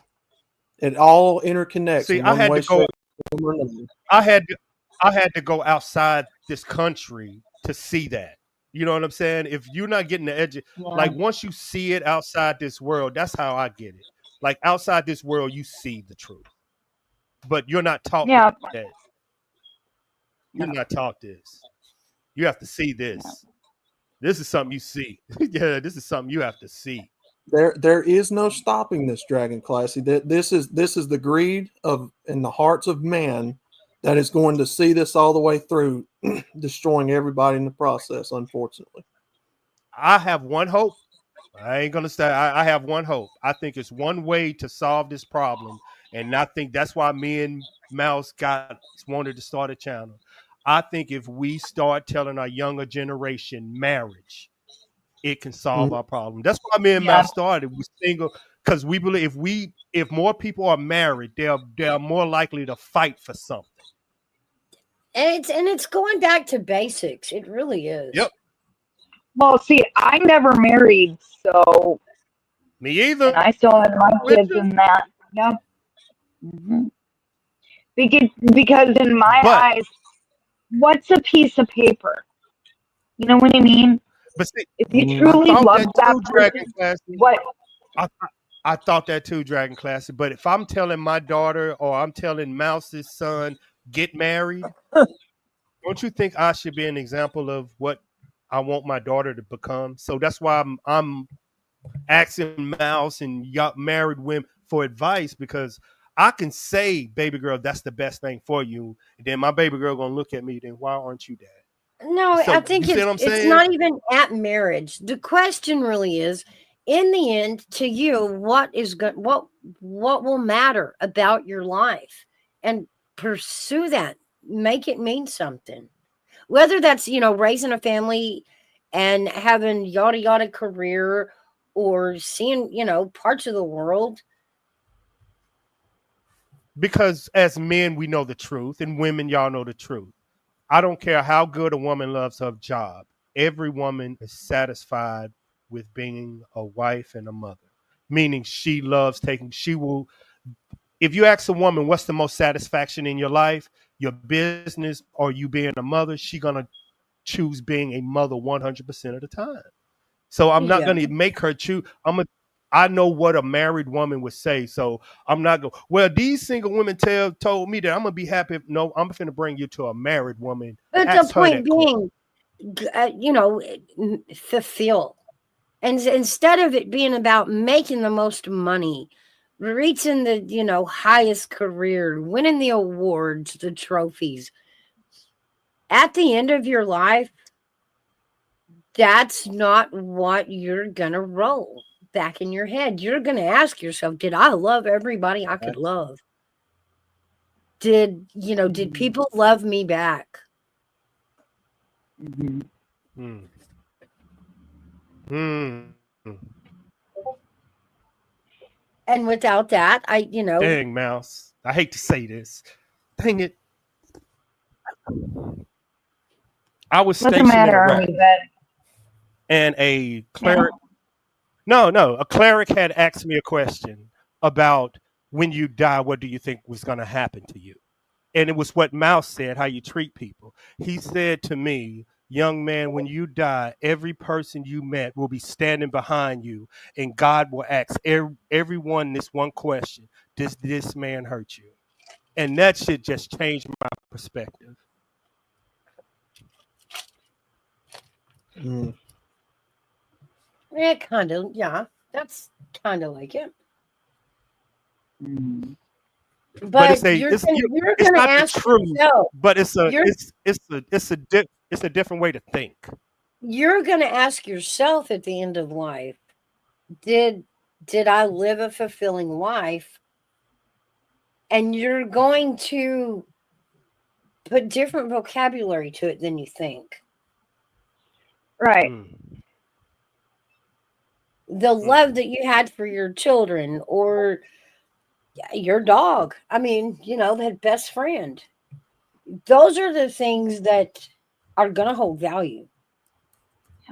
Laying in that bed at, dying of old age, all the money in the world's not going to stop that. It's not going to change it. It's not going to make it better or worse. Yeah, I know.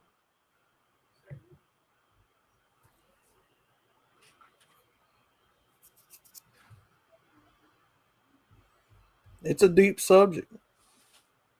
It is. I know, Mouse up here making me think, man. I'm writing stuff down. I mean, in my eyes, my grandparents were married for many, many, many years.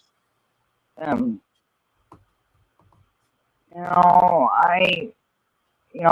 seen my mom go through marriage to marriage to marriage, and I'm like, that's just not me. Yeah.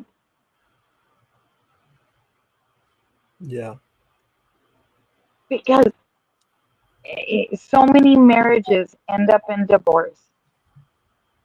So many. And what's the point to that?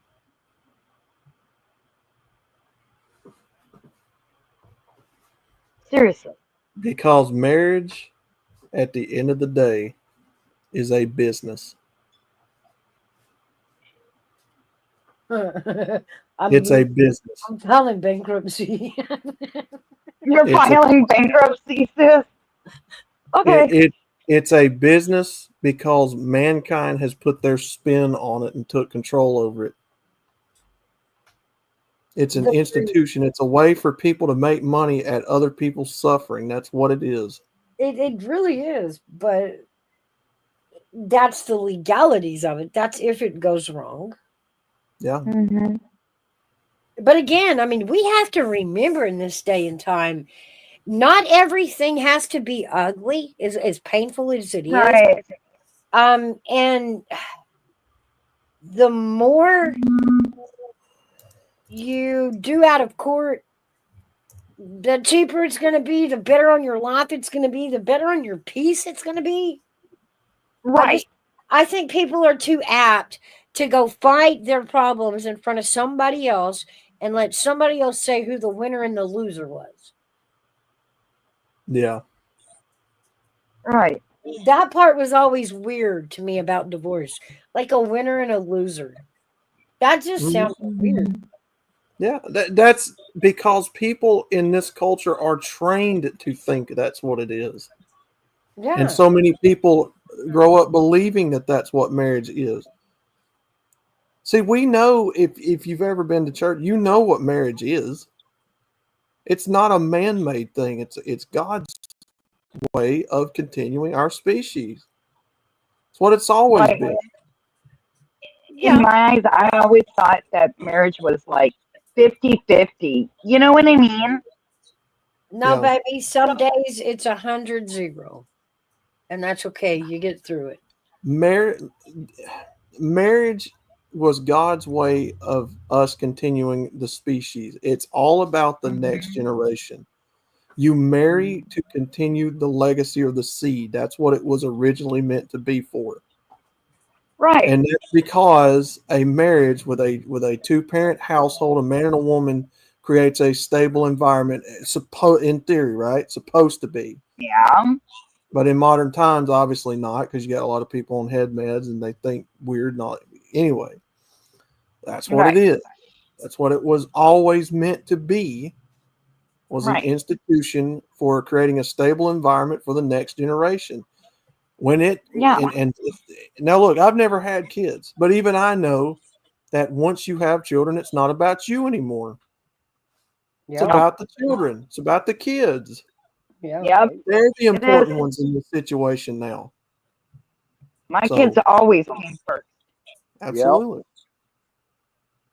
It's the way I was raised, the way I see it. Yeah. People will disagree with me all day. That's fine. I don't get upset when people disagree with me over it. But no, in my eyes, my kids came first. It's the way it should be. Yeah. And nobody argues that. I mean, children really are the most important beings in our lives until they get old enough, and then they continue the cycle. So, let's say still That's right. are after that. Mm-hmm. So, but I know it's a heavy subject. It gets depressing talking about it. Now y'all know why I don't talk about red pill and MGTOW all the time. But you learn something in the process too. You know what I mean? Mm-hmm. You learn something new that you never even thought of. Well, that's the whole point of Coffee Club, is to bring in different angles. And where did you go, Army Vet? He just bounced, didn't he? Look at him. Yes. I don't got know this. I got a have little no rough idea. for him, huh? Got a little rough for him, huh? Yeah. Got too much love. Army Vet still, if he can't answer it with, but yeah, you're married. That's where he always hides behind. But you're coming from a married point of view. I ain't got nothing to do with the sexes, Ivy. Nope. Men can be just as ugly as women when it comes to they can. marriages, reasons for divorce. Yeah. Mm-hmm. Yeah, that's what I tell the guys over on my channel. Just people there's evil people being evil people. Yeah, exactly. Assholes come in all shapes and sizes. They just are. Yeah. You know, don't label them anything else but an asshole. That's why I tell you that when you come over to my channel, don't get offended. We're just focusing on one aspect of the overarching problem. Yeah. Yeah, but here's the thing. It's not that I'm mad. I'm not even arguing. Yeah. For me, yeah, maybe, this is a good thing for people to know because we're living in a world that it isn't our own anymore. I ain't wrong. It's Yeah. It's a lot of government in our lives. It really is right now. We are hopeful that with, under this new administration, they're going to understand that.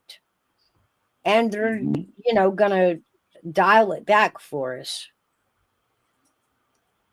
Yeah. But a lot of it, again, lies in your own response to a situation. Mm-hmm. Yep. You can go through a divorce and you can sling each other through the mud. And let me tell you, the court system will let you sling until you are exhausted.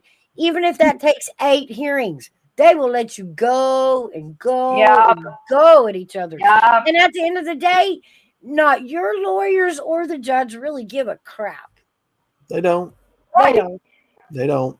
They're getting paid by the hour. And if y'all want to sling mud in court, they'd be like, okay, we're getting paid by the hour. Tell me. Let me tell you something. That judge and that lawyer will sleep like a baby, whether it's a man going through the suffering or a woman or both.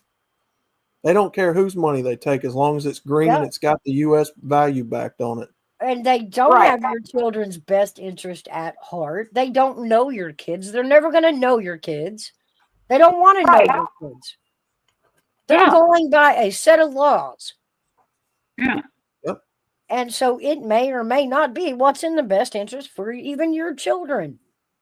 It never is. It never is. A lot of the times they'll put them with the parent that the kid is verbally saying, no, don't put me with this parent. And the judge is just like, nope, case dismissed. Right. That leads me to believe that they are in bed with the lawyers. They're in bed with the federal courts, the judicial, the legislative court. They're in bed with everybody. Every one of them is in bed with each other, metaphorically speaking, making money. Yeah. Oh yeah, from the DA to your defense attorney. Trust me. Yes. They have already talked about this case before y'all got to court, and you don't even know it. One big club, as George Carlin used to say, and you ain't in it. That's right. Yeah. But it affects you and only you. Yes. On your dime. Yes. Nice. Yes. Here's the analogy that I give people to think about food for thought. Who's really the winner? Take any celebrity you want to take any sports figure you want to take.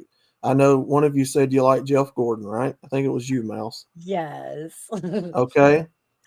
Who is really the winner in these cases? Is it the company that hired Jeff Gordon, or is it Jeff Gordon? It is the entire team. You're selling merch. You're garnering people in. He's attracting people to the racetrack. So that's an entrance ticket, maybe some food and drink at the concession stand. Then there's photo glossies sitting somewhere for $20-$30 a pop. And that's not going in Jeff Gordon's pocket. Trust me. Well, that's true. Now, my point was this. Whoever is making the most money without doing any of the lifting. Jeff Gordon. Well, he's actually having to drive the car and do all the races. Right. The people that are over these institutions that are forking in all these billions of dollars, not doing anything. Okay, yeah, fair. Yeah, they're the ones that's who I'm talking about. Yeah. Because, although, yes, Jeff Gordon is a guy in a race car who won the race, it's a corporation. Right. Yes. It's totally a corporation. Yes. Which means money comes first, which means there's always politicking involved. There's always cheating going on, taking dives going on, which means you don't have an organic product. Right. Sports is not organic. People are paid to scoot back because they're other team members, so one can win. It's about points. It's American sports is not organic. That's why I can't get into them. I can't watch them.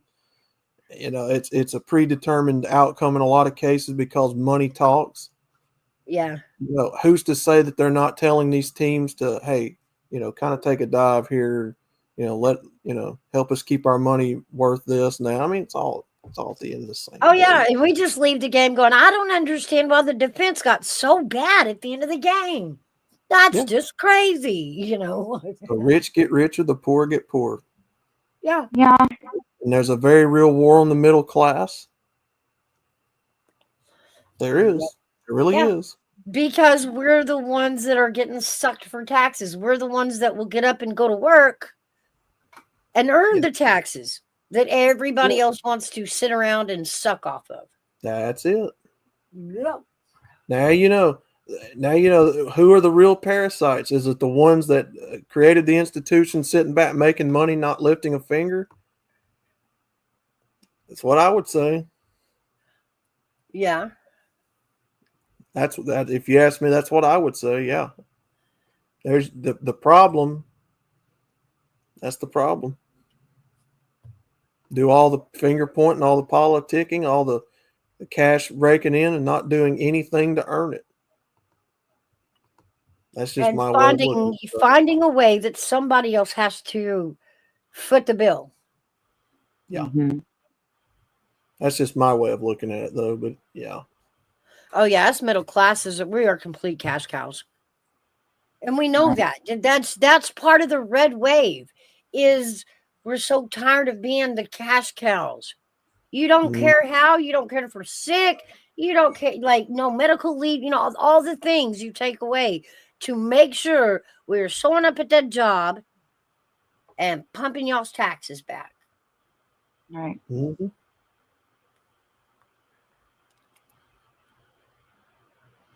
Boy, this was a deep one today, wasn't it? I think we've been everywhere. We actually started off with true crime. Really? Oh, yeah? Yeah. We started off with Susan Smith and her parole hearing yesterday. Oh, I saw that. Yep. Oh, man. That is just, I remember the day that happened. What she did to her kids, everything. Oh. Man, y'all. Yeah, but 30 years into it, it was such a sneak peek that we don't normally get with a lot of cases. For the reasons of the law and how her death penalty got pushed back to life, which at that time, at the year that it was done, the laws read, life was up to 30 years before you could start trying for parole. And so that's the only reason she was, at a parole hearing. But to sit and listen to her 30 years later, we really hope that these people go to jail and learn from their mistakes and, all the things that we believe go along with justice. But to actually go in and pluck one for, that served 30 years, that's about halfway through that life sentence, and be able to question them, it was insightful, but it was mind-boggling. 30 years. And she was asked at this hearing, what have you learned in 30 years? And her simple response was not to be kinder to people and not take people for granted. And I thought, that is your response. That's all you've learned. You killed your 2 children. Mm-hmm. And that is your response after 30 years. Still no self-awareness about the situation. None. In her mind, she is still a victim of this situation. And you're just like, wow. What Even the after 30 hell? years in prison, you don't break down and go, damn, I shouldn't have done that, you know? Right? But to do that, you have to face the fact that you did it. And watching her not have any real insight on what she had done and how final it was, it was mind blowing. It was like, wow, yeah, she deserves to be there. And she deserves And when they, so she was unanimously, the parole board unanimously told her no, but by the laws in which she qualified under, she is allowed to reapply for parole every 2 years from here on out. So that family's not done fighting this.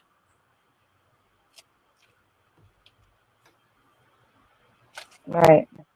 It was strange and shocking to hear that to this day, she still hasn't reached out to the man that was at the time her husband and Michael and Alex's father. In no way, not even a single conversation. Not a why, not a sorry, not a, a show of regret, nothing. Like he got nothing from her in 30 years. Nope. I was like, how do you show up to a parole hearing and you haven't even started on amends? Right. Like you didn't even fucking bring that one. Yep. Well, all she thought about was herself. So she had no remorse for anything, to be honest. She still hasn't processed to herself. She hasn't admitted to herself what she's done. That's how you've had over 30 years to. Now you see my figure point. that That was the mind-boggling point. 30 years in prison. Yeah. Not just in a mental institute or locked away in a 30 years in prison, and you haven't even got to the spot that you go, dang, that I did that. No. It was just like, wow. I think after a year of me being there, I know damn well what I did wrong and won't do it again. You know? Woof. But she did that whole cry thing, and it sounded just like she did 30 years ago on the news, was just crying and lying. Yeah, I remember that. It was the exact same cry at this parole hearing 30 years later. The exact same mindset, like frozen in time. Right. Hey, Oilers. Hello, everyone. Yeah, we're still here. Awesome. Still going, E? Still talking about. What's going on, brother? Oh, I went grocery shopping there. I saw prices increase like crazy by about 60%.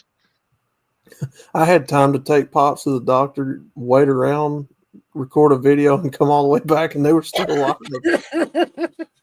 So it was all right. It was an okay day. Real cold. It's 41 degrees where I'm at.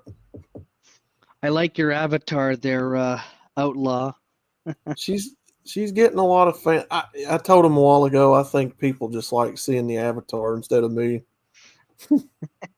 That's when I said you speak for the boys. I don't know. Like she looks mad and snotty to me, and I'm just gonna leave it at that. That's my story. Gigi told me that Gutters told me that her eyes look off kilter.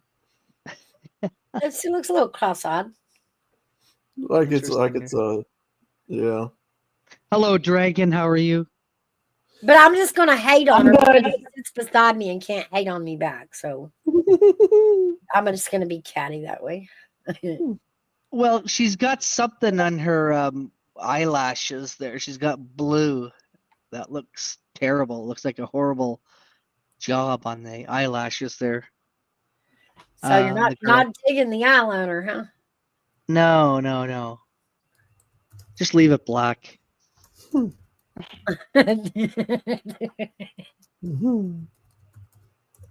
Yeah. Well, she's not smiling too.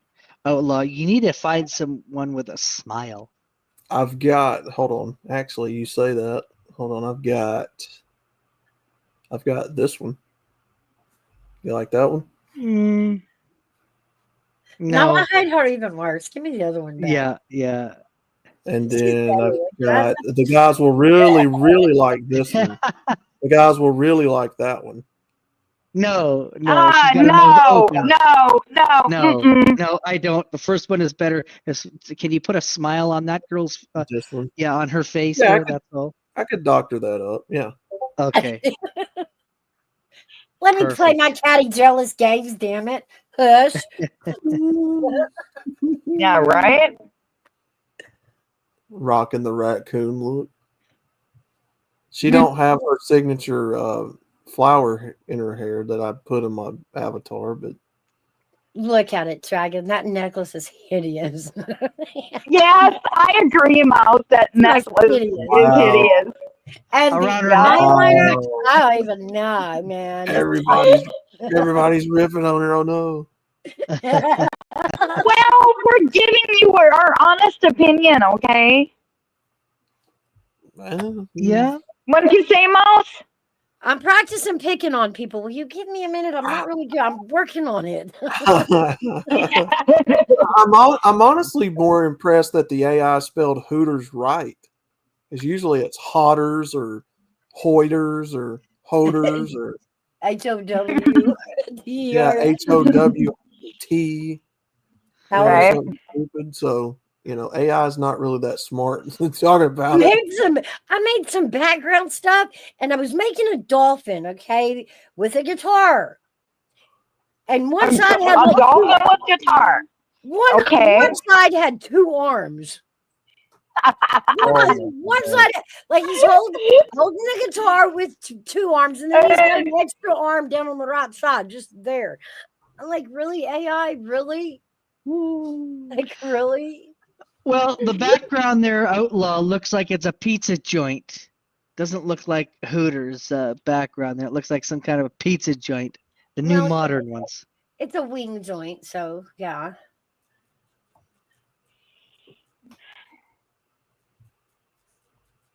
How do I know Hooters has chicken wings? Oh, you guys tell me.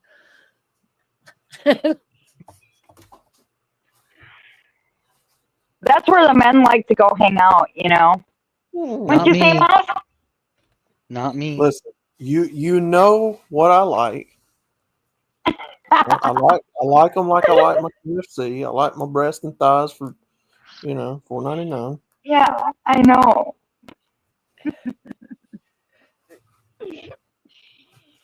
I get it out loud. Not all men like to hang out there. I mean, thighs. That mean you're into dark meat? Oh, damn, Mouse. What the hell is this? No comment, thank you. No comment. That's the dark meat of the chicken. Most guys are either breast or thighs, but interesting. Yeah, pretty much. Mm-hmm. Yeah.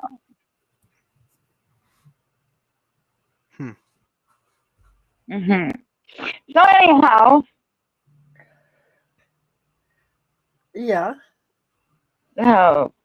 So did you fix that dolphin one with the guitar or no? No, I took it down and tried. I'm like, you ass. Like, I waited 20 seconds for that. Like, you're supposed you're supposed to know that if you're gonna put hands on a dolphin, that they've only got two. One on each side. That just come on. Right. That well, it's just like it's just like you could take and make a mouse with a guitar, you know, or a cat, or a dog. Yeah, but it had an extra hand. Like it had an extra arm on one side. Like what? Just I don't know. A whole I don't extra. know. So AI is not as smart as it thinks yet. I mean, it'll get there, but that was pretty bad.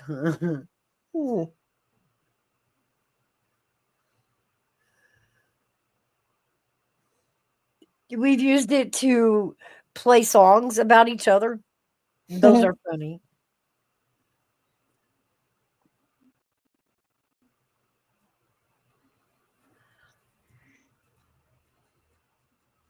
All right.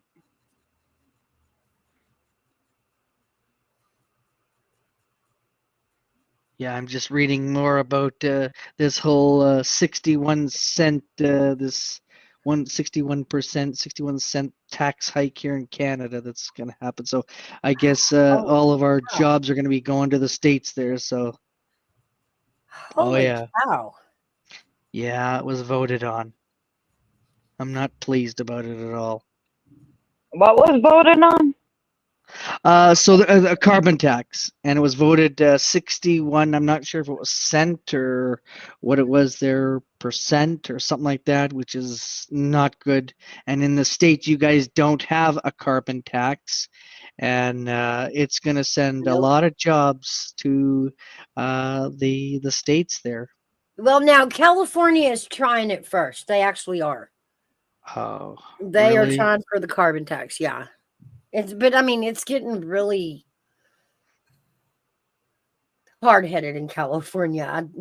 Ain't that something? Well, like the price of our food here has gone through the roof. I don't know. Come to Canada. It's a lot worse here. I just went to the store there. I can't don't. believe I that. have no desire to go to Canada. Thank you. Even if I was, $12 for a loaf of bread. that's why. Even if I was rich, California would be the last place I would want to be. I've been in not Canada, but California one time for a week, just like literally dropping off a load that needed to be delivered and then come back. Never again. Yeah, fuck that. Yeah. Like, no. It just, That was in Canada. Where about on the East Coast? I take it then. I said California. Oh. Okay. Yeah, let's see. I don't like California. Oh, or people call it California. No.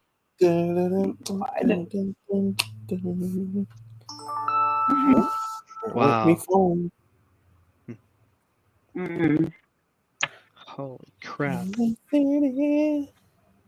So phones are cheaper in the States. That's it. When I'm buying a phone, I'll go to the States and buy one because that's like half price. It depends on what you get, because if you go the iPhone route, you're going to be spending a good bit of money.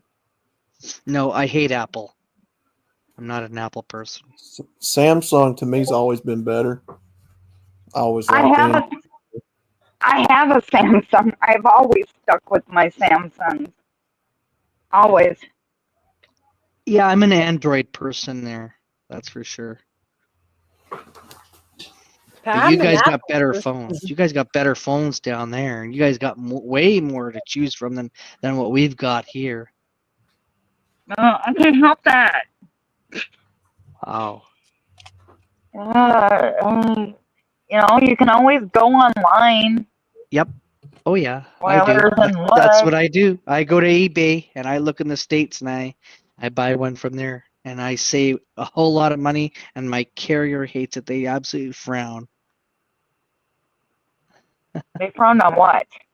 they frown because it's like because the salespeople, they get a major commish off when they sign people up here in Canada. There, like I think that they make like $400 off each sign up of a new contract for 2 years. Yeah. Wow. Oh. Anyways, depressing reading the news. There's hope. We have hope. Maybe that hope will bleed over to y'all. Maybe Trump will help out. Yeah, well, I don't know. hope- There's a whole lot of other world leaders firing their staff because of it. Don't be so sure. Yeah, no, that would be good. What do you think about this whole Matt Gaetz thing? He's no longer going for the job there. I expected them to pick one out and circle them and attack. And that's what they did. And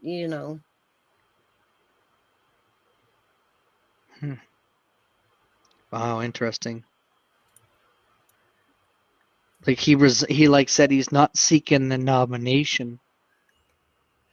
it's because once you know that they've circled you with the wagons and they're targeting you, they are going to weaponize the justice system. They're going to come after you with all the made up crap they can. And you have to decide if that's worth it. And sometimes if you have a family and you want to, move forward in a political career, maybe now's not the right time to die on that sword, Yeah. I can hardly wait till we go to the polls here in Canada. I can hardly wait, man. That's not until what? Next year? Yeah, they're saying October because that's. But I think we are likely to go in the spring, in March, April, which that would be great to get them out of there a lot sooner than later. Yeah. Oh, trust me, the sooner the better. Our leadership right now is like one of those bad renters that you had to evict because they weren't paying rent, and they go through and trash the house as some sort of retaliation when they weren't the ones that paid rent. Like, yeah, that's what our administration is doing right now. Yep, pretty much. Really too fucked up for. Yeah, they don't deserve any of it. He's about to piss Putin well, off is what is about to happen. He's about to get Putin going before we can get Trump put in place. Right. It's crazy. They were told there was an agreement in the Ukraine war about us sending funding to Ukraine and weapons to Ukraine. And there were stipulations about how we were not allowed to use those weapons. Right. Russia, or at Russia. And Biden's kind of poking at that. And it's, Yeah, well, Biden has screwed up this country beyond and beyond. Biden, Obama, however you want to spell it. Yep, pretty much. Wow. Yeah, I think it's going to be very interesting once Trump gets in there. For the second time. But yeah. He knows that the true way to stabilize the economy is stabilize energy. He's the only one that's figured that out. Right. You stabilize energy, then prices are going to fall. Gas price is going to fall. So, prices will fall because it's not costing so much to truck our goods in across the country. we don't have to depend on taxes so much. The world becomes, movable again and less locked down on this financial strangulation we're in. Right. Yeah, that's for sure. Yep. I don't know if the housing market will ever go back to what it was, because man, this is crazy, guys. It just rent has tripled. And they used to say, well, it's cheaper to buy a house. Well, okay, those prices tripled too. Yeah. Somebody should ask them what they're smoking when they say it's cheaper to buy a house. Just say how much have they been smoking, because it's definitely, I know in Canada here it's like out of reach there. I mean, who's got $700K lying around there? And they say anyone can apply. And they said anyone can get a place there. Really? They can? Yeah, right. Here's how you know that this is what I'm trying to tell you.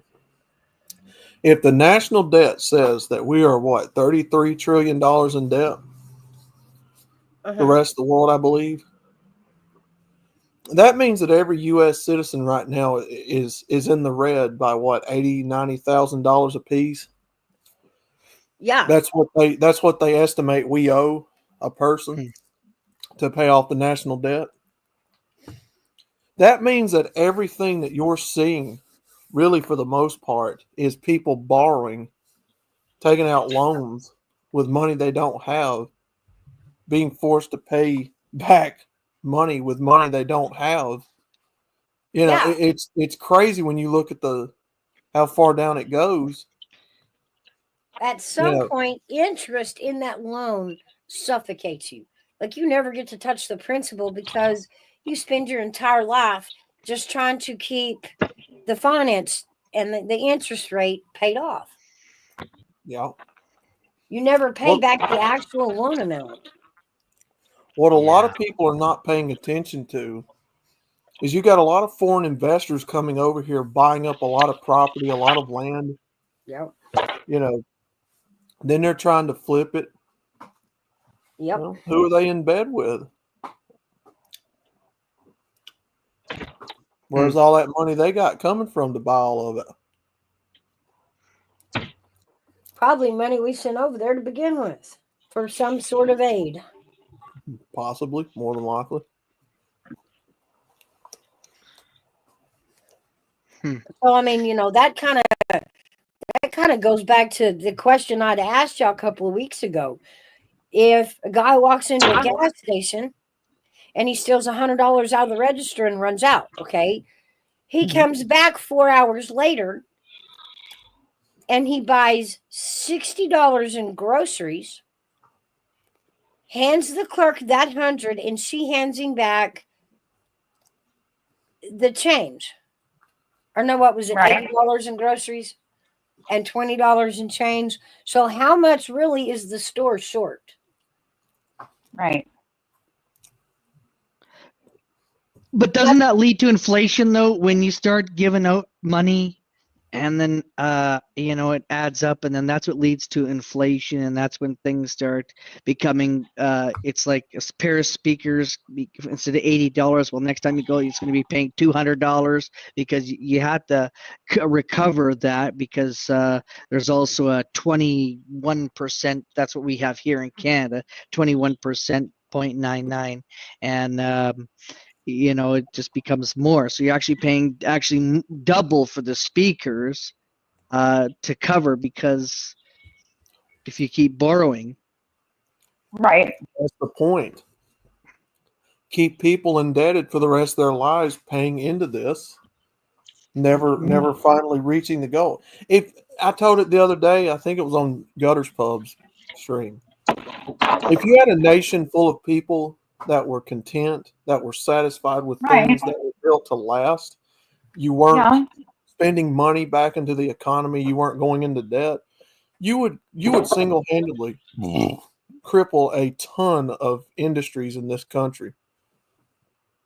You would cripple the automotive industry. You'd cripple the housing industry. You'd cripple the industry that sells RVs, boats. You know, if we all did that, you would crumble this economy within hours. Because nobody would be able to get money the way that they're doing. The way it's set up is to keep people in control over them. Constantly having to spend money back to somebody or something, right? Yeah, I mean, the almighty dollar, by the time they get done taxing it at the end of the day, right, you're taxed when you earn it. You're taxed when you spend it. Yeah. You're taxed again because you had it at all sometime during the year. You know. Yeah. So I know someone that just bought a fridge, okay? And I said to them, okay, I said, so so this fridge, gotta come over, it's perfect. I went over there for a couple of beers there, and he said, it was out of my budget there. He said, but that's okay. He said, I have a 30-day grace period to pay the rest. And I said, so this, and he said, it cost me double the cost there. And I said, well, you're supposed to live within your means, but you can afford that. He goes, I didn't want the model below. He said, because I could afford that, no problem, and pay that off there. He said, because it didn't have a couple of features that I wanted. And so I said, okay, so this is how inflation, I said, now, that 21.9%, I said, is going to be, on there. After the grace period there. And I said, and then if you don't pay it, he said, I just pay the minimum. I said, well, then I said, see, this is what I'm talking about. This is inflation. And then here he is, he's telling me one thing. And then he says, but I can't afford this couch. And I said, so you bought yourself a $6,000 fridge. I said, but you can't afford the $300 couch. Said, explain that one to me there. I said, I don't understand that. And he says, I wanted the fridge more than anything else. I just couldn't understand it. But I said, well, you live within your means. So you set a budget of what you can afford and you look for a fridge within that. We are plain and simple. Consumers. That's just it. That's the whole point. We are trained consumers. And we will pay more for an object because of the brand on it. Right. That's what you're paying for, is a brand name. Yeah. Yeah. Yeah, that's right. And I said, but if you'd have bought the other one, I said, could you afford the couch? He goes, oh yeah. He goes, it would have been paid off, no problem. I said, so why didn't you do that there? He says, well, I wanted these extra features there. I said, could you not get them as an add-on later on there? I said, and maybe, oh no, it had to be done right away there. And I go, I cannot believe that. I'm so shocked that people are thinking that. And they say, well, the government's going to pay it off anyways. They're going to give us more money. And then next thing you know, this morning, there's an announcement there that everyone in Canada that makes under a certain amount there is going to be given a nice $250 check there, just in time for Christmas to help with groceries, gas, and everything. They're not going to buy groceries. They're not going to buy gas. They're going to buy toys with it there. That's what they're going to buy. The first thing that anybody needs to understand about the federal government, well, just here in America, we'll just say here in America, the federal government does not produce anything whatsoever, goods or services. Well, nope, except for printing money. defending us from both foreign and domestic threats. But as far as like a products, goods, or services, like, a corporation or anything, no, they don't. No. The only thing they do is use your tax dollars to do what they do. Mm-hmm. They have managed to use your tax dollars in a way to where they have gained overly the upper hand and control over the American people with it, to the point to where they own all of the establishments, the corporations, Fortune 500 companies, banking cartels, right? Mm-hmm. They took our money, our tax dollars, and they managed to create control and power over us with resources. Mm-hmm. And then they outsource all these businesses overseas, and then, cheaper to manufacture and labor and send it back here. Sounds like Canada. Yeah. It does. Sounds like our government. That's what our government did. Yeah, but you guys are not as bad as Canada. We are way worse off than you are. You guys are just starting to get to that, and hopefully it'll change in January. I mean, right now, Canada is so far beyond. Like they're handing out money, and it's like if I could get to Ottawa, I would say I need $1 million. They'd probably say, "Here you go, have one," because they're handing out to everyone. Like that's how terrible it is. That's how terrible it is. They're spending money on projects that they don't even have, and they're borrowing it there. There was a guy, a Canadian economist, who was talking about this there, and they said, yeah, they're borrowing because of the low interest rate now, and they said, but that's going to drive the interest rates. They said back up. They said sooner or later, and it's like this is why you need to live within your budget and what you mean. Don't overspend. If you want that, if you have $20,000, you need a car, spend $20,000. Don't go and spend 60 or 80 or whatever over it there. Live within your means, because this is how you get into debt and inflation, and it all builds up in the end there. And people who think that the government is just going to come and save you there, it's just not going to happen. A lot of this is the way that our marketing here in America has taught people how to think about products, goods, and services. That you need this, you got to have this, and then when you have people in our culture that buy it, and then, oh man, don't you want to not feel left out? Don't you want to have this next big thing, right? The iPhone or the, Mercedes, under the Christmas tree there, because so and so's friend up the street there, little Susie's gonna have it there, and how about Uncle Joe and and everything like that. And so I want to have it too there, because I don't want to be left out. I want to be a cool kid, Yeah, peer pressure, societal peer pressure. I keep harping back to psychological manipulation warfare. That's where a lot of this comes from. The way that they subconsciously plant this stuff in your brains to want it, to feel like you got to have it, to need it.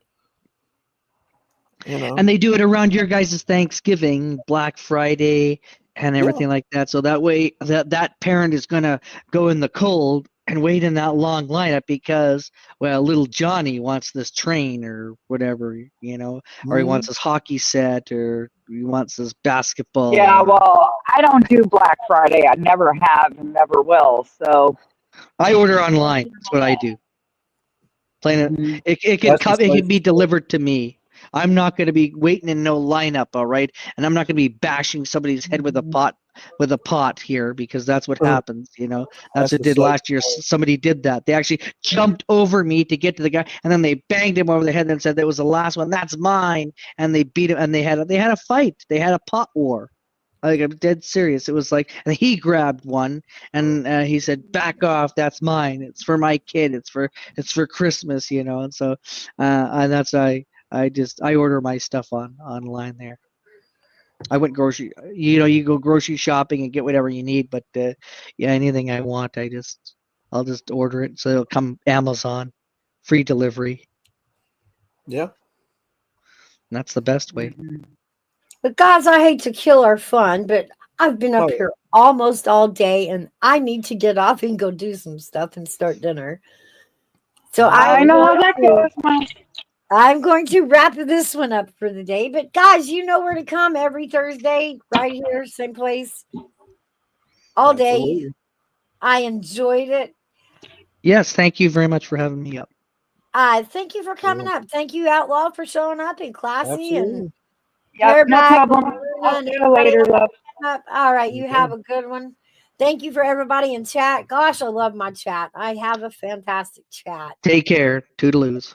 Have a good one, Oilers. And shout out to the replay crew, because you guys, you are gold. It does matter, those replays, when y'all come in and on the replay crew, the numbers, they do help. Don't forget to hit that like button. Make sure you're subscribed. Tell your friends about us. See, Friday is tomorrow, which means Gigi has coffee club over at her place. So y'all look up Gutters Pub, and we'll see you over tomorrow. Have a good one, guys.